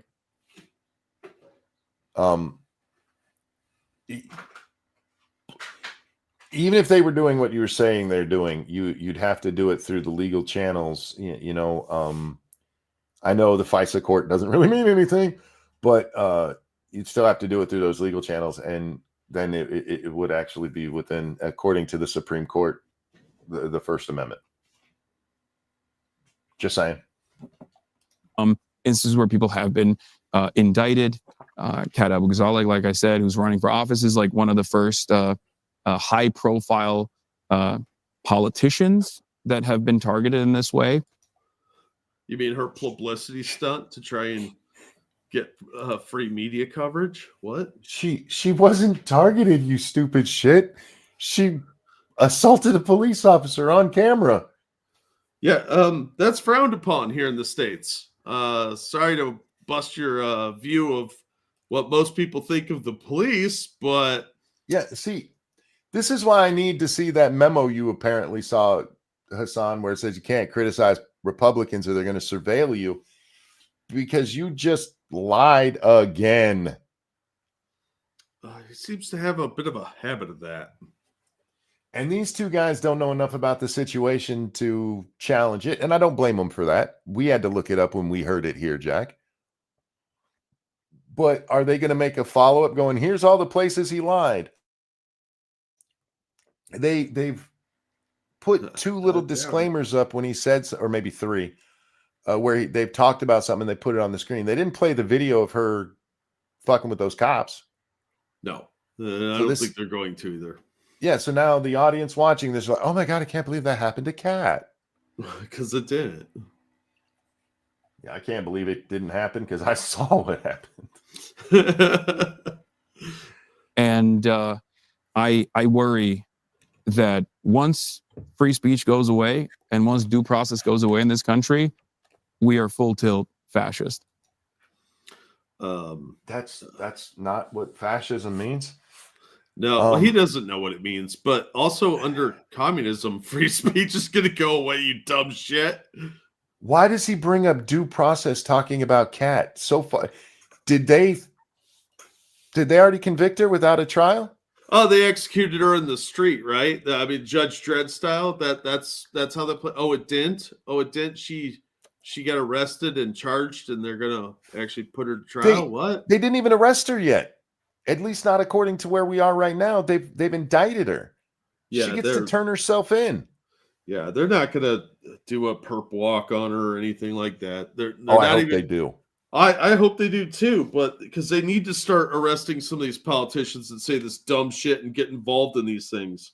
But they're not going to, mostly because Pam Bondi's kind of a bitch. What she did wasn't speech, and due process so far has been followed. They took it before a grand jury who indicted her. That's the process. If anything, they've been very lenient so far with her. So They should have arrested her on the spot. Absolutely. But I think that's a very valid point. They keep saying that. I don't think those words mean what they think they mean.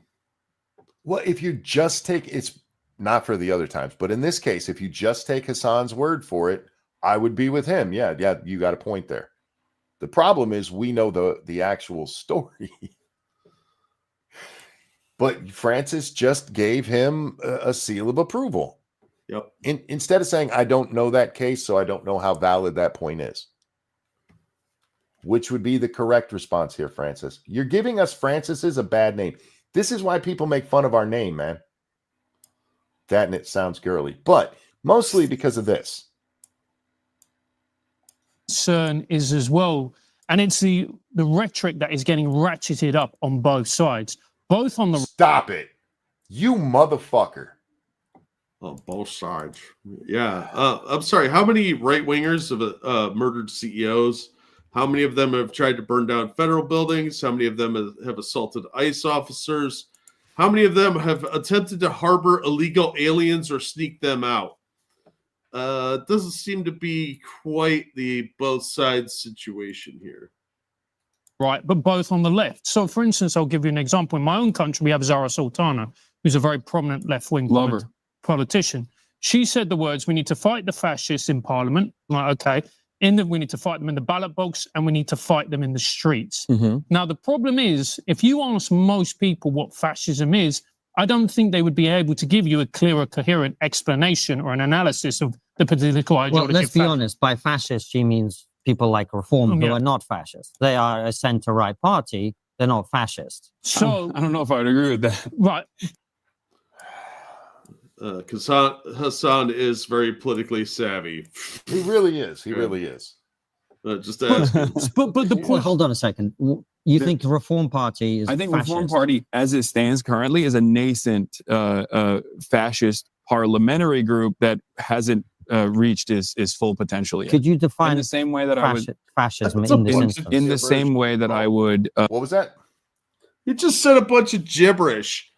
Yep, but Constantine is making him define fascism. This should be fun.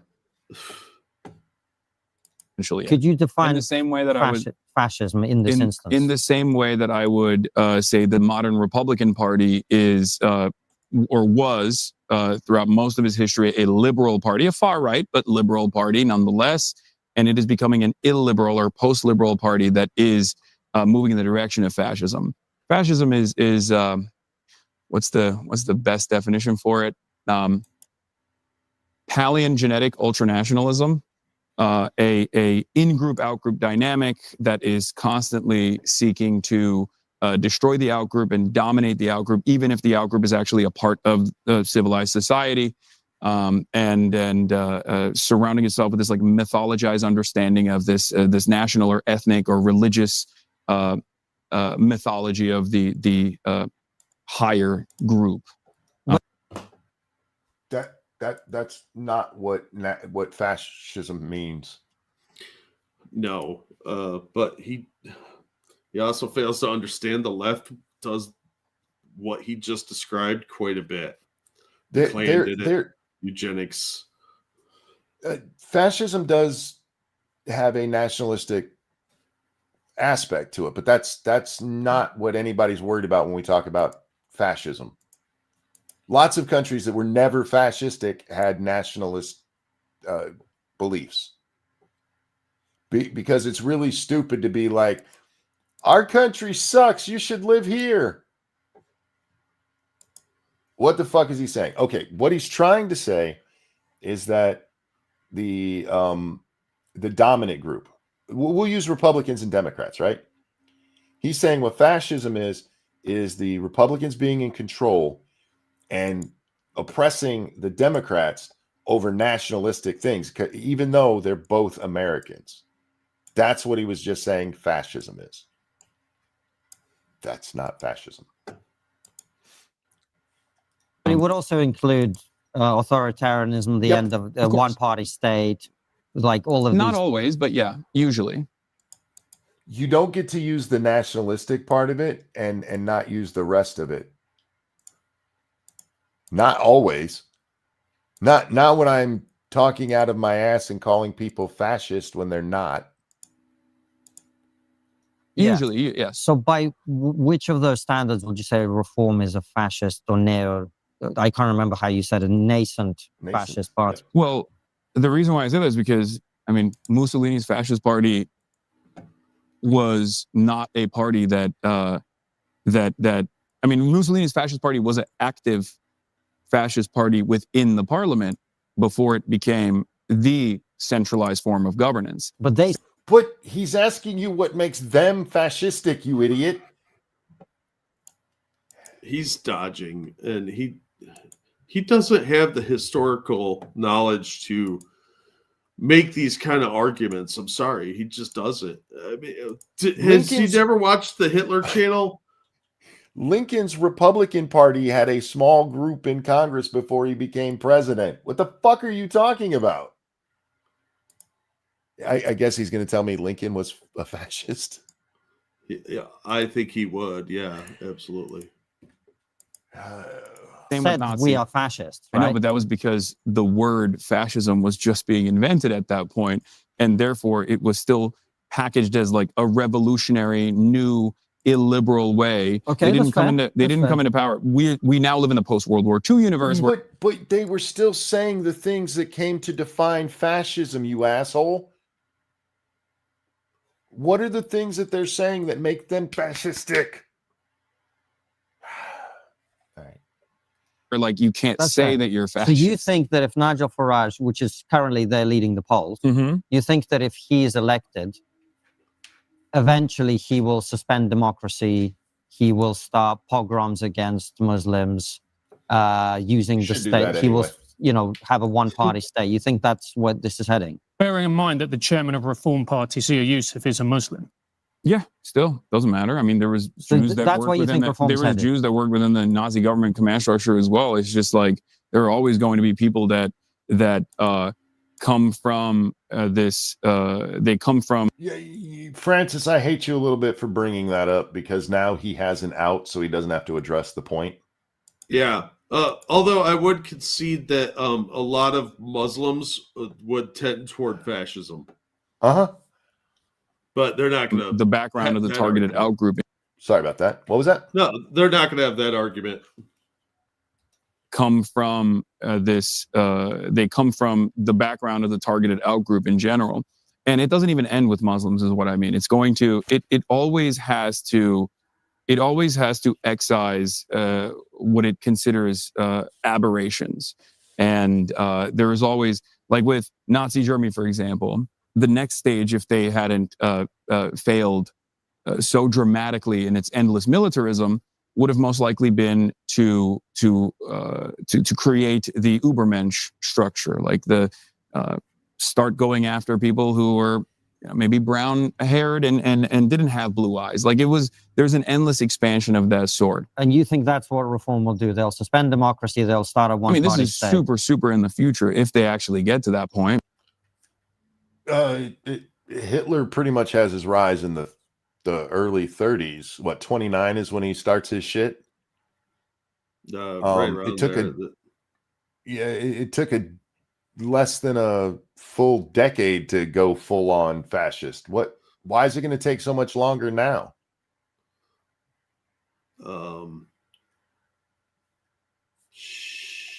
Yeah. But I don't think that it is far-fetched to assume that, yes, reform through a process of initially reforms, I could totally see them getting to that position. Yes. What's your basis for saying that, though? It's entirely dependent on how he pulled it out of his ass. how much You've sat with him now for an hour and 20 minutes. You have to know how retarded he is. I mean, I think again, this comes off as a puff piece. material conditions unwind. If it gets to a point where there's tremendous economic stability, then instead of solving those issues in the same way that the American movement, the Trump movement, is not solving these issues, they will continue to be a force of political repression. What? But what's your evidence for this? This is the thing I don't understand. The evidence is the historical patterns that I'm looking at. There, you pointed to Mussolini and Hitler, and you have the time frames wrong. You know what would be a good example of this for you, Hasan? China. But we, for some reason, don't call communists fascists, even though they tend to be. They fit the definition of fascism. Well, they're branches from the same tree because they're both socialists.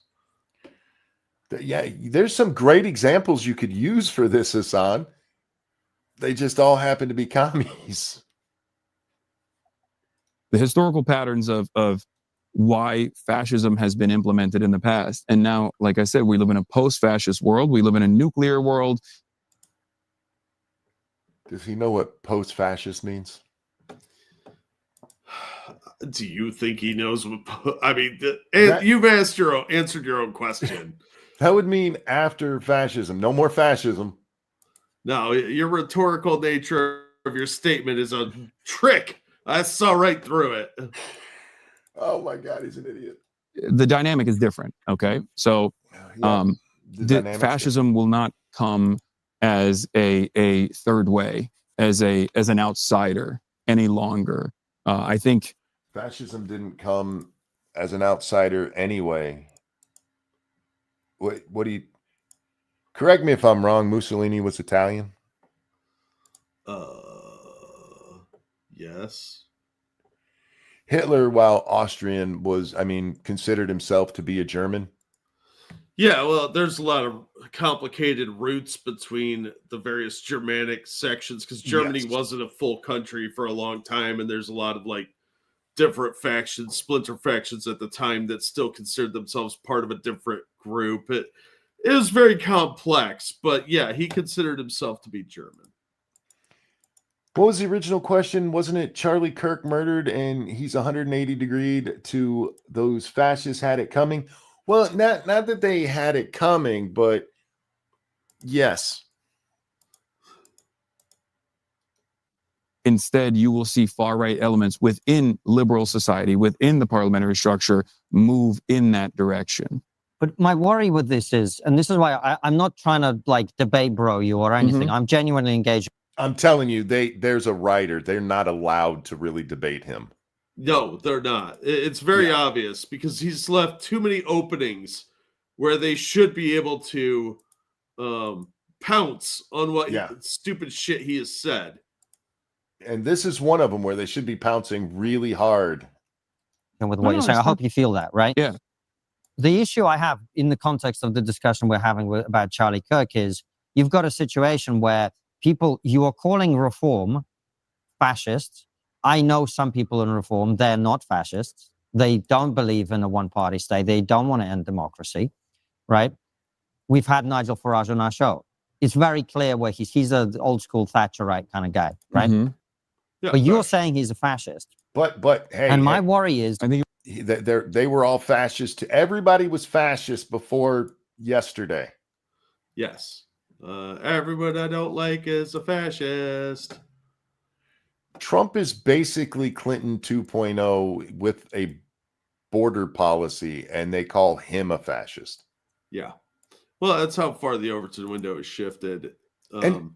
Everyone they don't like is a fascist. What Constantine was getting at with that chick in their parliament saying, fight him in parliament, fight him in the ballot box, and fight him in the street, is that when you just call everybody a fascist and say fight him in the street, that violence that Hasan thinks is really bad for everybody might have some negative repercussions.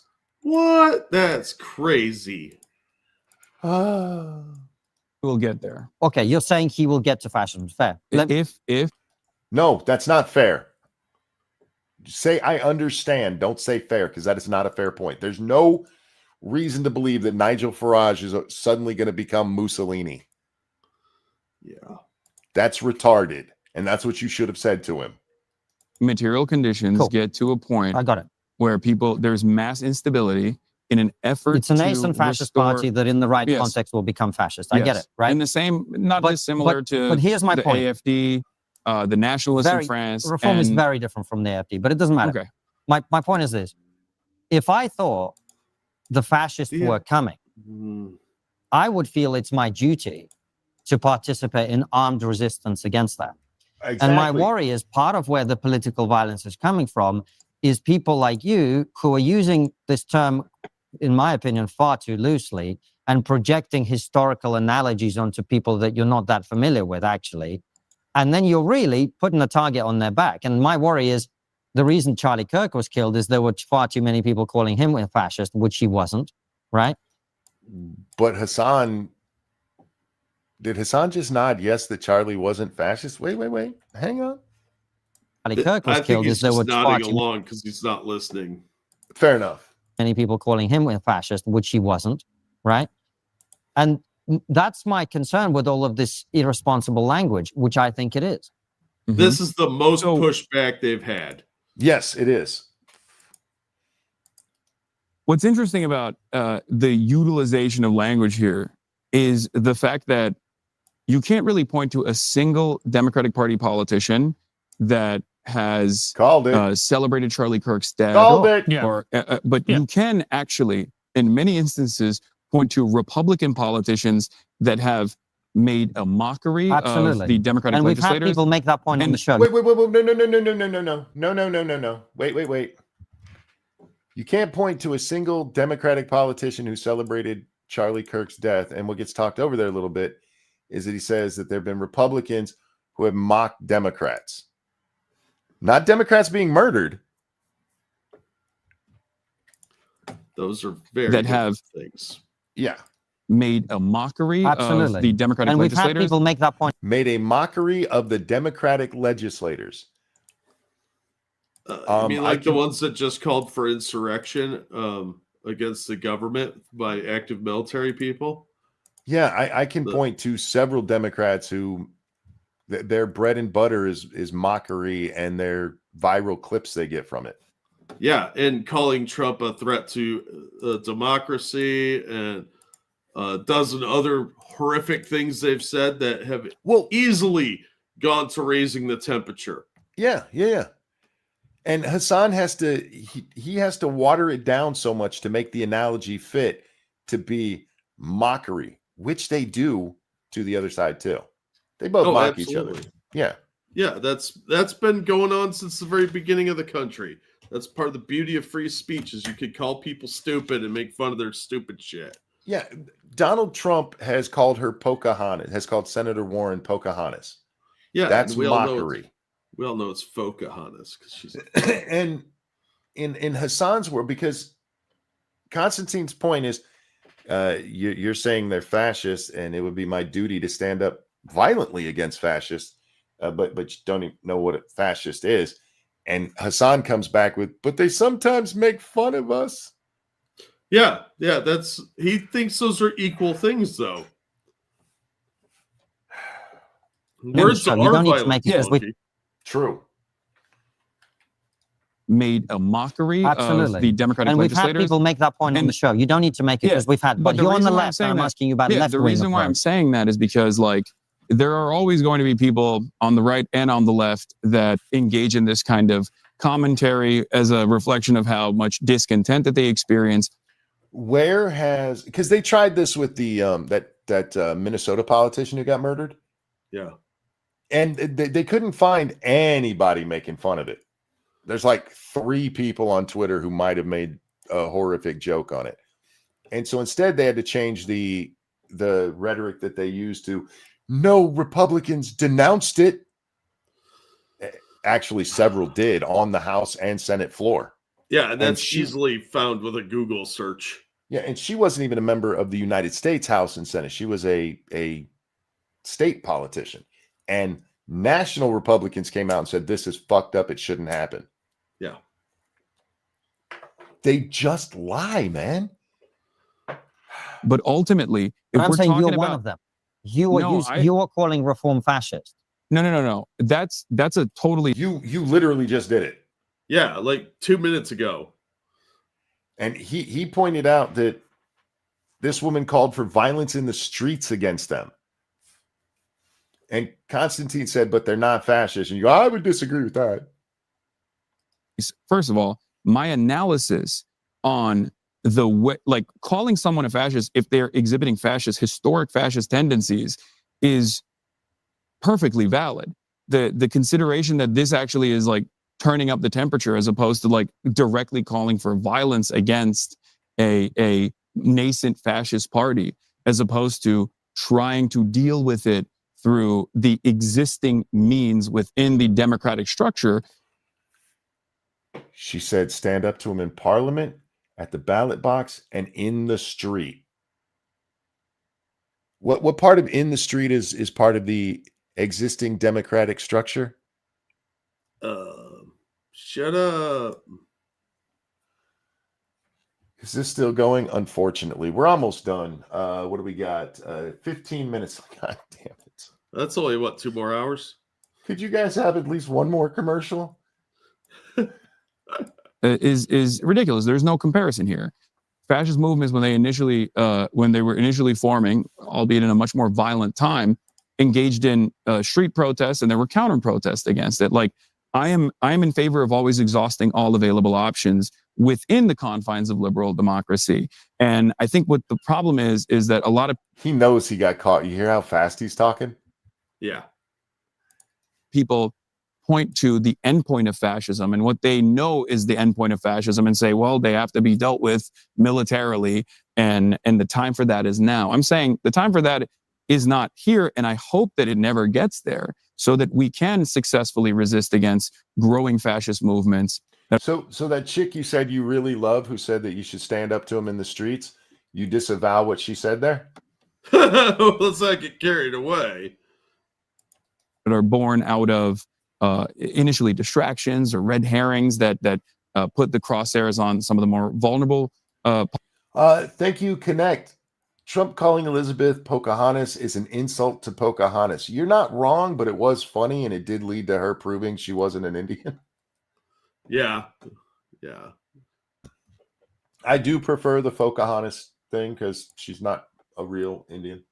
Populations. Yeah, you're giving her credibility by calling her Pocahontas, but she doesn't deserve it.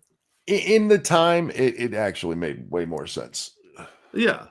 That put the crosshairs on some of the more vulnerable populations, and try to deal with it within the existing confines of liberal democracy, and then try to get our politicians to address some of these material problems. So she said, in the streets, you asshole. So that we don't have to exhibit the instability, and even potentially a fascist form of governance that comes out of that instability, that then at that point will be resisted against military. Doesn't he have a communications degree? Yes, which is how he could say words.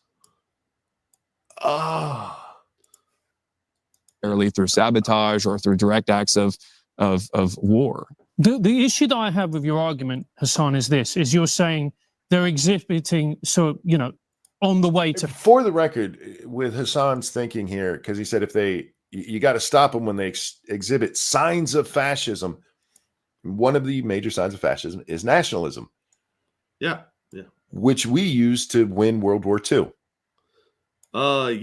We used fascist propaganda. See what he's talking about is nationalism. Yeah, propaganda. He is equating thought crimes here. That's what he wants to police. If you think a certain way, you are a threat to the state. I got to go watch Asman versus DSP. Asman is a real gamer, you see. He is a real gamer. Fascism. You can make that argument about Keir Starmer and go, we're on the way to communism. But you The fuck is he laughing at? He does his fake laugh anytime he wants to just dismiss something without having to actually address it. Yeah, it's really irritating because he is such an elitist. off, but there are people on the right who Yeah. say that, Yeah. right? Do, Okay, do you feel like they're also but that's not my they're point. putting a Hasan. crosshair on Keir Starmer when they say that? Yeah, we don't have the same issues with communism, but I think if you describe people as If history was done correctly, yes, it would be.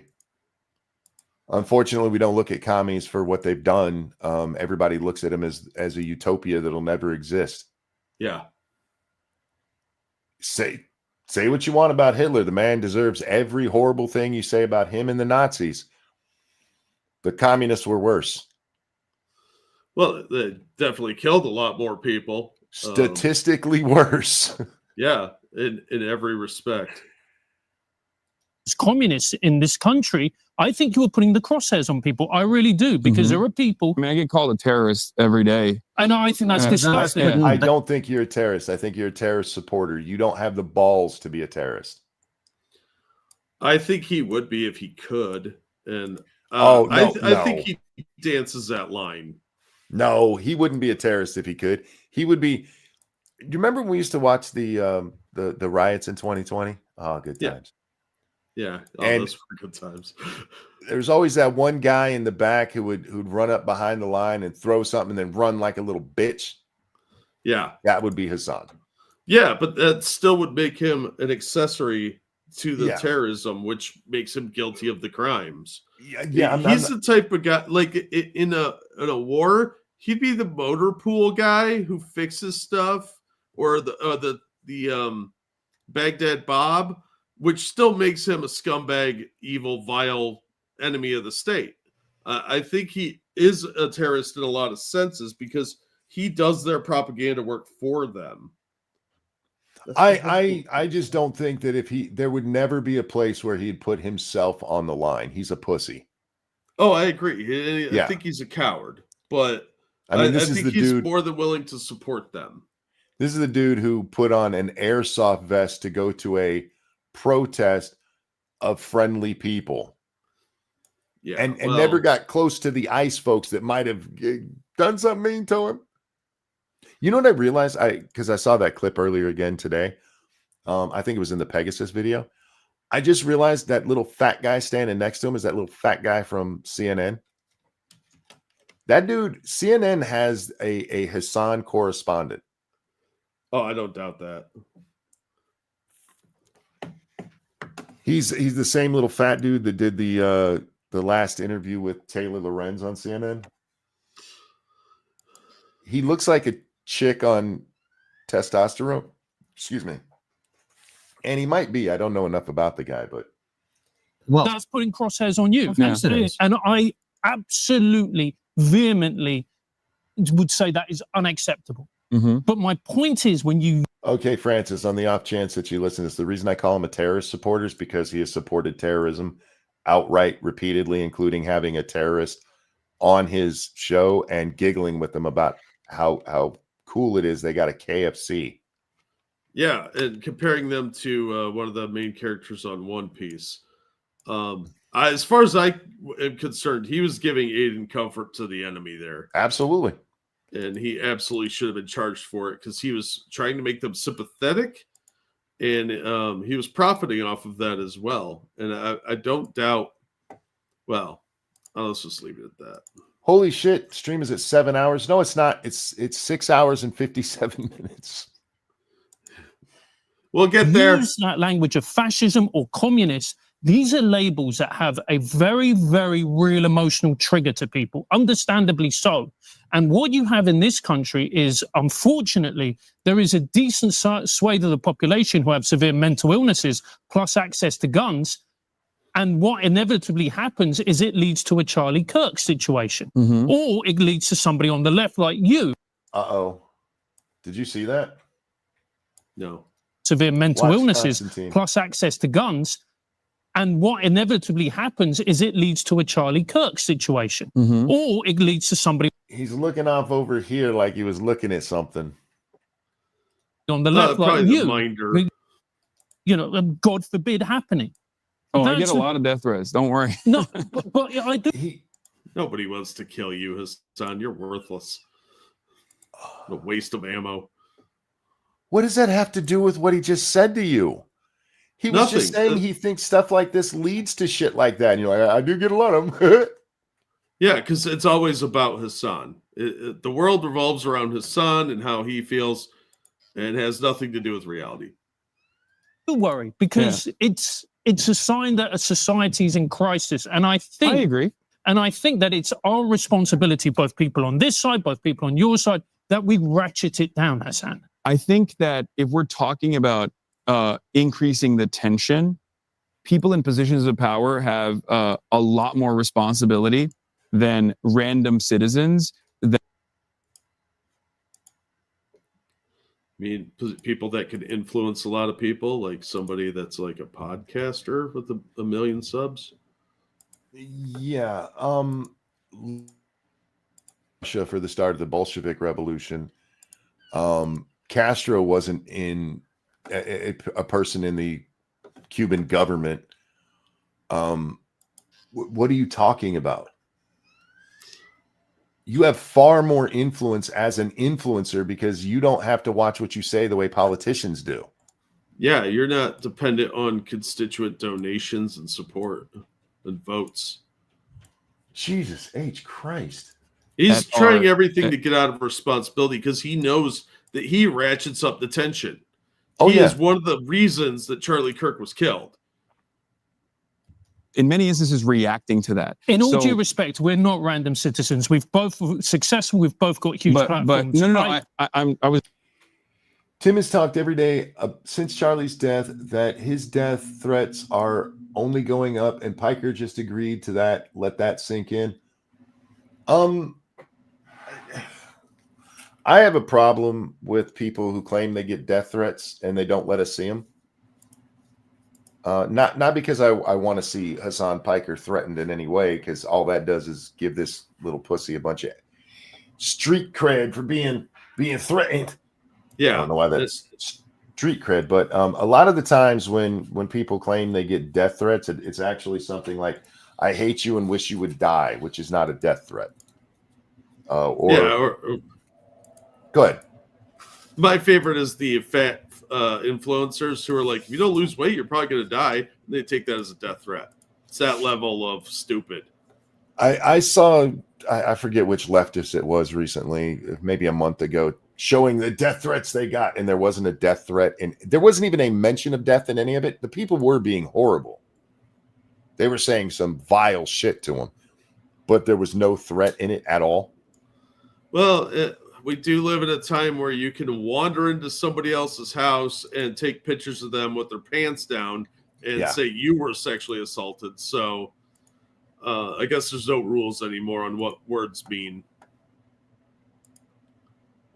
Just talking about like the broader left that you were talking about that said like, oh, they're celebrating Charlie Kirk or whatever. But beyond that, in terms of applying analysis to the actions of any person, Charlie Kirk or Nick Fuentes or whoever, and say that these are people who are implementing a lot of bigoted tendencies, a lot of racist opinions, and moving the American political direction towards fascist governance. Just for the record, the racist tendencies that Nick Fuentes holds are in line with the ones that Hasan does, not anything Charlie Kirk said. Yeah. Fuentes hated Charlie Kirk. Oh, yeah. Well, and some of that was jealousy, too, because he thought he should be that popular, even though he's a weird little cat femboy weirdo. But, yeah, they're antithetical views. Fuentes is way more of a fascist communist than Charlie Kirk could ever have been propped up to be. Yeah, Fuentes these days could hang out with Hasan. Their rhetoric is not much different. Yeah. Fuentes the other day said we need to give up the free market.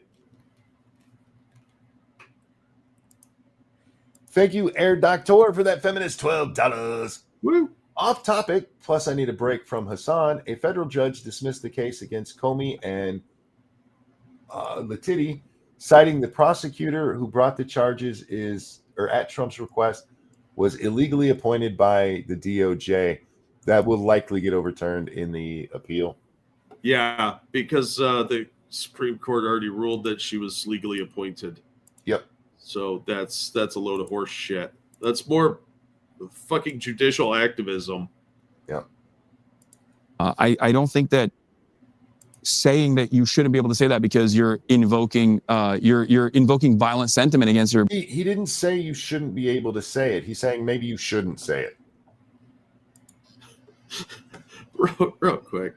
I don't know if I should read this on stream, but thank you, Unit, who says, Monkey, I wish you would die of old age in your sleep for this stream. I just got a death threat, y'all. At some point, none of us are making it out. How's that? How do you like that? I actually appreciate the sentiment. Thank you for that. Thanks, Unit. That's way kinder than I deserve after making you sit through this. Well, they can leave whenever they want. Just don't leave. We need the watch time. We have egos too. Give us money. Political opposition is crazy. I don't mind if people call me a communist. I don't mind if they call me a terrorist. It's not. Oh, he doesn't mind. You heard it. It's right there on film. That terrorist doesn't mind being called that. This terrorist communist does not mind, so it's cool. It's not slander. Political opposition is crazy. I don't mind if people call me a communist. I don't mind if they call me a terrorist. It's not true. And sure thing, commie. The title of this is I've got no problem with communism because you said those fucking words. Comrade here doesn't have a problem with it, but it's just not true. It's not true. I don't mind being called a communist. It's not true. You are a communist, you little bitch. You need a soundboard with that clip of Ethan Ralph going, it's not true. Even if you want to say you're a socialist, you're a democratic socialist, your reasoning for that was that you thought the communist utopia is too far in the future. Not that it's not what we should be striving for. You're a communist. Just admit it. It's not like your audience is going to be like, oh my God, he's a communist? I can't listen to this anymore. And by that, I mean Taylor Lorenz. it certainly makes a lot of people very angry, and they want to talk to me all the time about how they want to kill me and come into my house and murder me and my family. But did you hear the cat there? You should report those people to the police. That's a felony. You would think, but then again, it's probably not true at all. So yeah, it's probably some of that free speech you were talking about earlier. They probably called you a dog abusing dick sucker, and that's not a death threat. Oh, those free speechers, always with their words that he doesn't like. This is not what I was planning on spending my day doing. I think this is important, though, because there's not a lot of pushback in here, and it needs a lot more analysis that is being given by even the people that are there. So, who'd want to be called things that they aren't? Well, I don't care. I don't want to say I don't mind, but I don't care if people, like the other day, you're a Jew. All right, Sparky. Doesn't affect my life at all if you think I'm a Jew. I don't know why you think that's a slur, but okay. So I do get that sentiment of it, but what bothers me about that is I don't care if they call me a communist. It's not true, but it is true. If I were a Jew and somebody called me a Jew, I'd be like, yeah. Your point. And I love it when Ben Shapiro gets that because he's like, yes, I am. Yeah. My wife's a doctor. Oh, brother. it is unfortunately a part of the political discourse. I wish it didn't exist. But having said that, I just want to remind you that this is a guy who on record said, kill them dead. Let the streets run red with their red capitalist blood. He was screaming when he said it, and he did throw in Minecraft when he caught what he said. Before he went on with the rest of the horrible rant about their red capitalist blood. But guys, he thinks violence being ratcheted up is a bad thing. Well, look, it's okay when he does it because he's just a commentator monkey. He's not Just a commentator. Yeah, it's like Jon Stewart, who's just a comedian. You guys are asking him right now over the last 10 or 12 minutes, whatever it's been, about the ratcheting up of political violence, and you guys did not bring up that quote. Why would they want to do that? He said so many things that you could easily point to as being ratcheting up the violence, but they're not bringing up any of them. No. If you cared about Medicaid fraud, you'd kill Rick Scott. I don't believe in political violence and the ratcheting up. I think it's bad. Never going to stop myself from making accurate assessments and warning people that at this stage, we are at the precipice of something far more dangerous, especially in Western liberal democracy, as liberalism is genuinely failing. Islam? And that Yeah, I mean, Islam. My bad. If he was, I would agree with him. I do think the West, and it is the liberal ideology that's the problem, is because people don't get it. We're like, we're good people, so they must be too. Nope. That is not how any of this works. collapse is most likely going to bring about a lot of fascist governance that will try to restore order in the most militant ways, and it will resemble historic fascist patterns. Hasan, look, firstly, thank you for coming on the show. Thank you for entering into the spirit of debate in the way it's intended. There was no debate here. No, this was a very, very mild interview where they pushed back only a couple of times. Let's put a much better pussy on the screen. There we go. Drew Kitty Cat. I don't know this one's name. This is Angry Skitty. Again, guys, I know that was hard to sit through and that we all know Hasan's an idiot, but please understand the influence this guy has. Yeah. It's not minor. It's with minors. I'm not saying he's doing anything with them, but it's mostly kids who are watching his stupid shit. And without pushback, without real pushback, I like Pegasus, I really do, but he's mostly just pointing out Hasan's bad behavior. And the problem with Hasan is way deeper than his behavior. He's a lying commie, and that shit should be pushed back against every chance you get. Yeah, and when he's called out for being a liar, he doesn't correct the record. He doubles down and often creates new lies to support his previous ones. How many times did he blame Israel for stuff they didn't do based on no sources whatsoever, or ones that are blatantly false and obviously false? This is another reason I think that this was a not necessarily scripted, but they had limits on the things they were allowed to talk about. Did you notice the Jews didn't come? Sorry, Israel didn't come up at all. Yeah, they came close to that once, but that was it. There was no look what happened in Gaza. None of that shit. One of his favorite talking points. Yeah, I don't know if they edited that out or it was just not allowed to be brought up. But there's plenty of reasons to have brought that up because he has said some horrific shit, or the fact that he interviewed a terrorist. There was plenty of stuff that can and should have come up even within the context. They didn't have to attack him with like the dog. I mean, what happened to Kai is horrible, but in the grand scheme of things, what this man is doing to our youth is way worse. So if you don't want to bring up Kaya, I get it. That's a contentious thing. Fine. But bringing up the thing, this is again, the person I forget who said that to me, but that this is like the Tucker interview with Fuentes. It really is. It really is. The pushback was minimal. Yeah, this is almost as bad, I'd argue, as the Tate interview with Tucker, where there's like they were giving him things that were just factually inaccurate, and they're like, "Well, yeah, but it's also like, no, you didn't push back really at all on the factual errors that he was doing." I've been talking for 7 hours and 12 minutes. Me and Jack have been talking for 7 hours and 12 minutes, and we're going to wrap this one up. We put Doodle back on the screen. Guys, send me your kitty cat pictures. I love kitty cat pictures. Make them as big as you can, though. No, not as big as you can. Decent size if you can. He was Turn your phone to the fucking side 90 degrees. Anyway. No. No. Thank you so much for Portrait coming out. photo.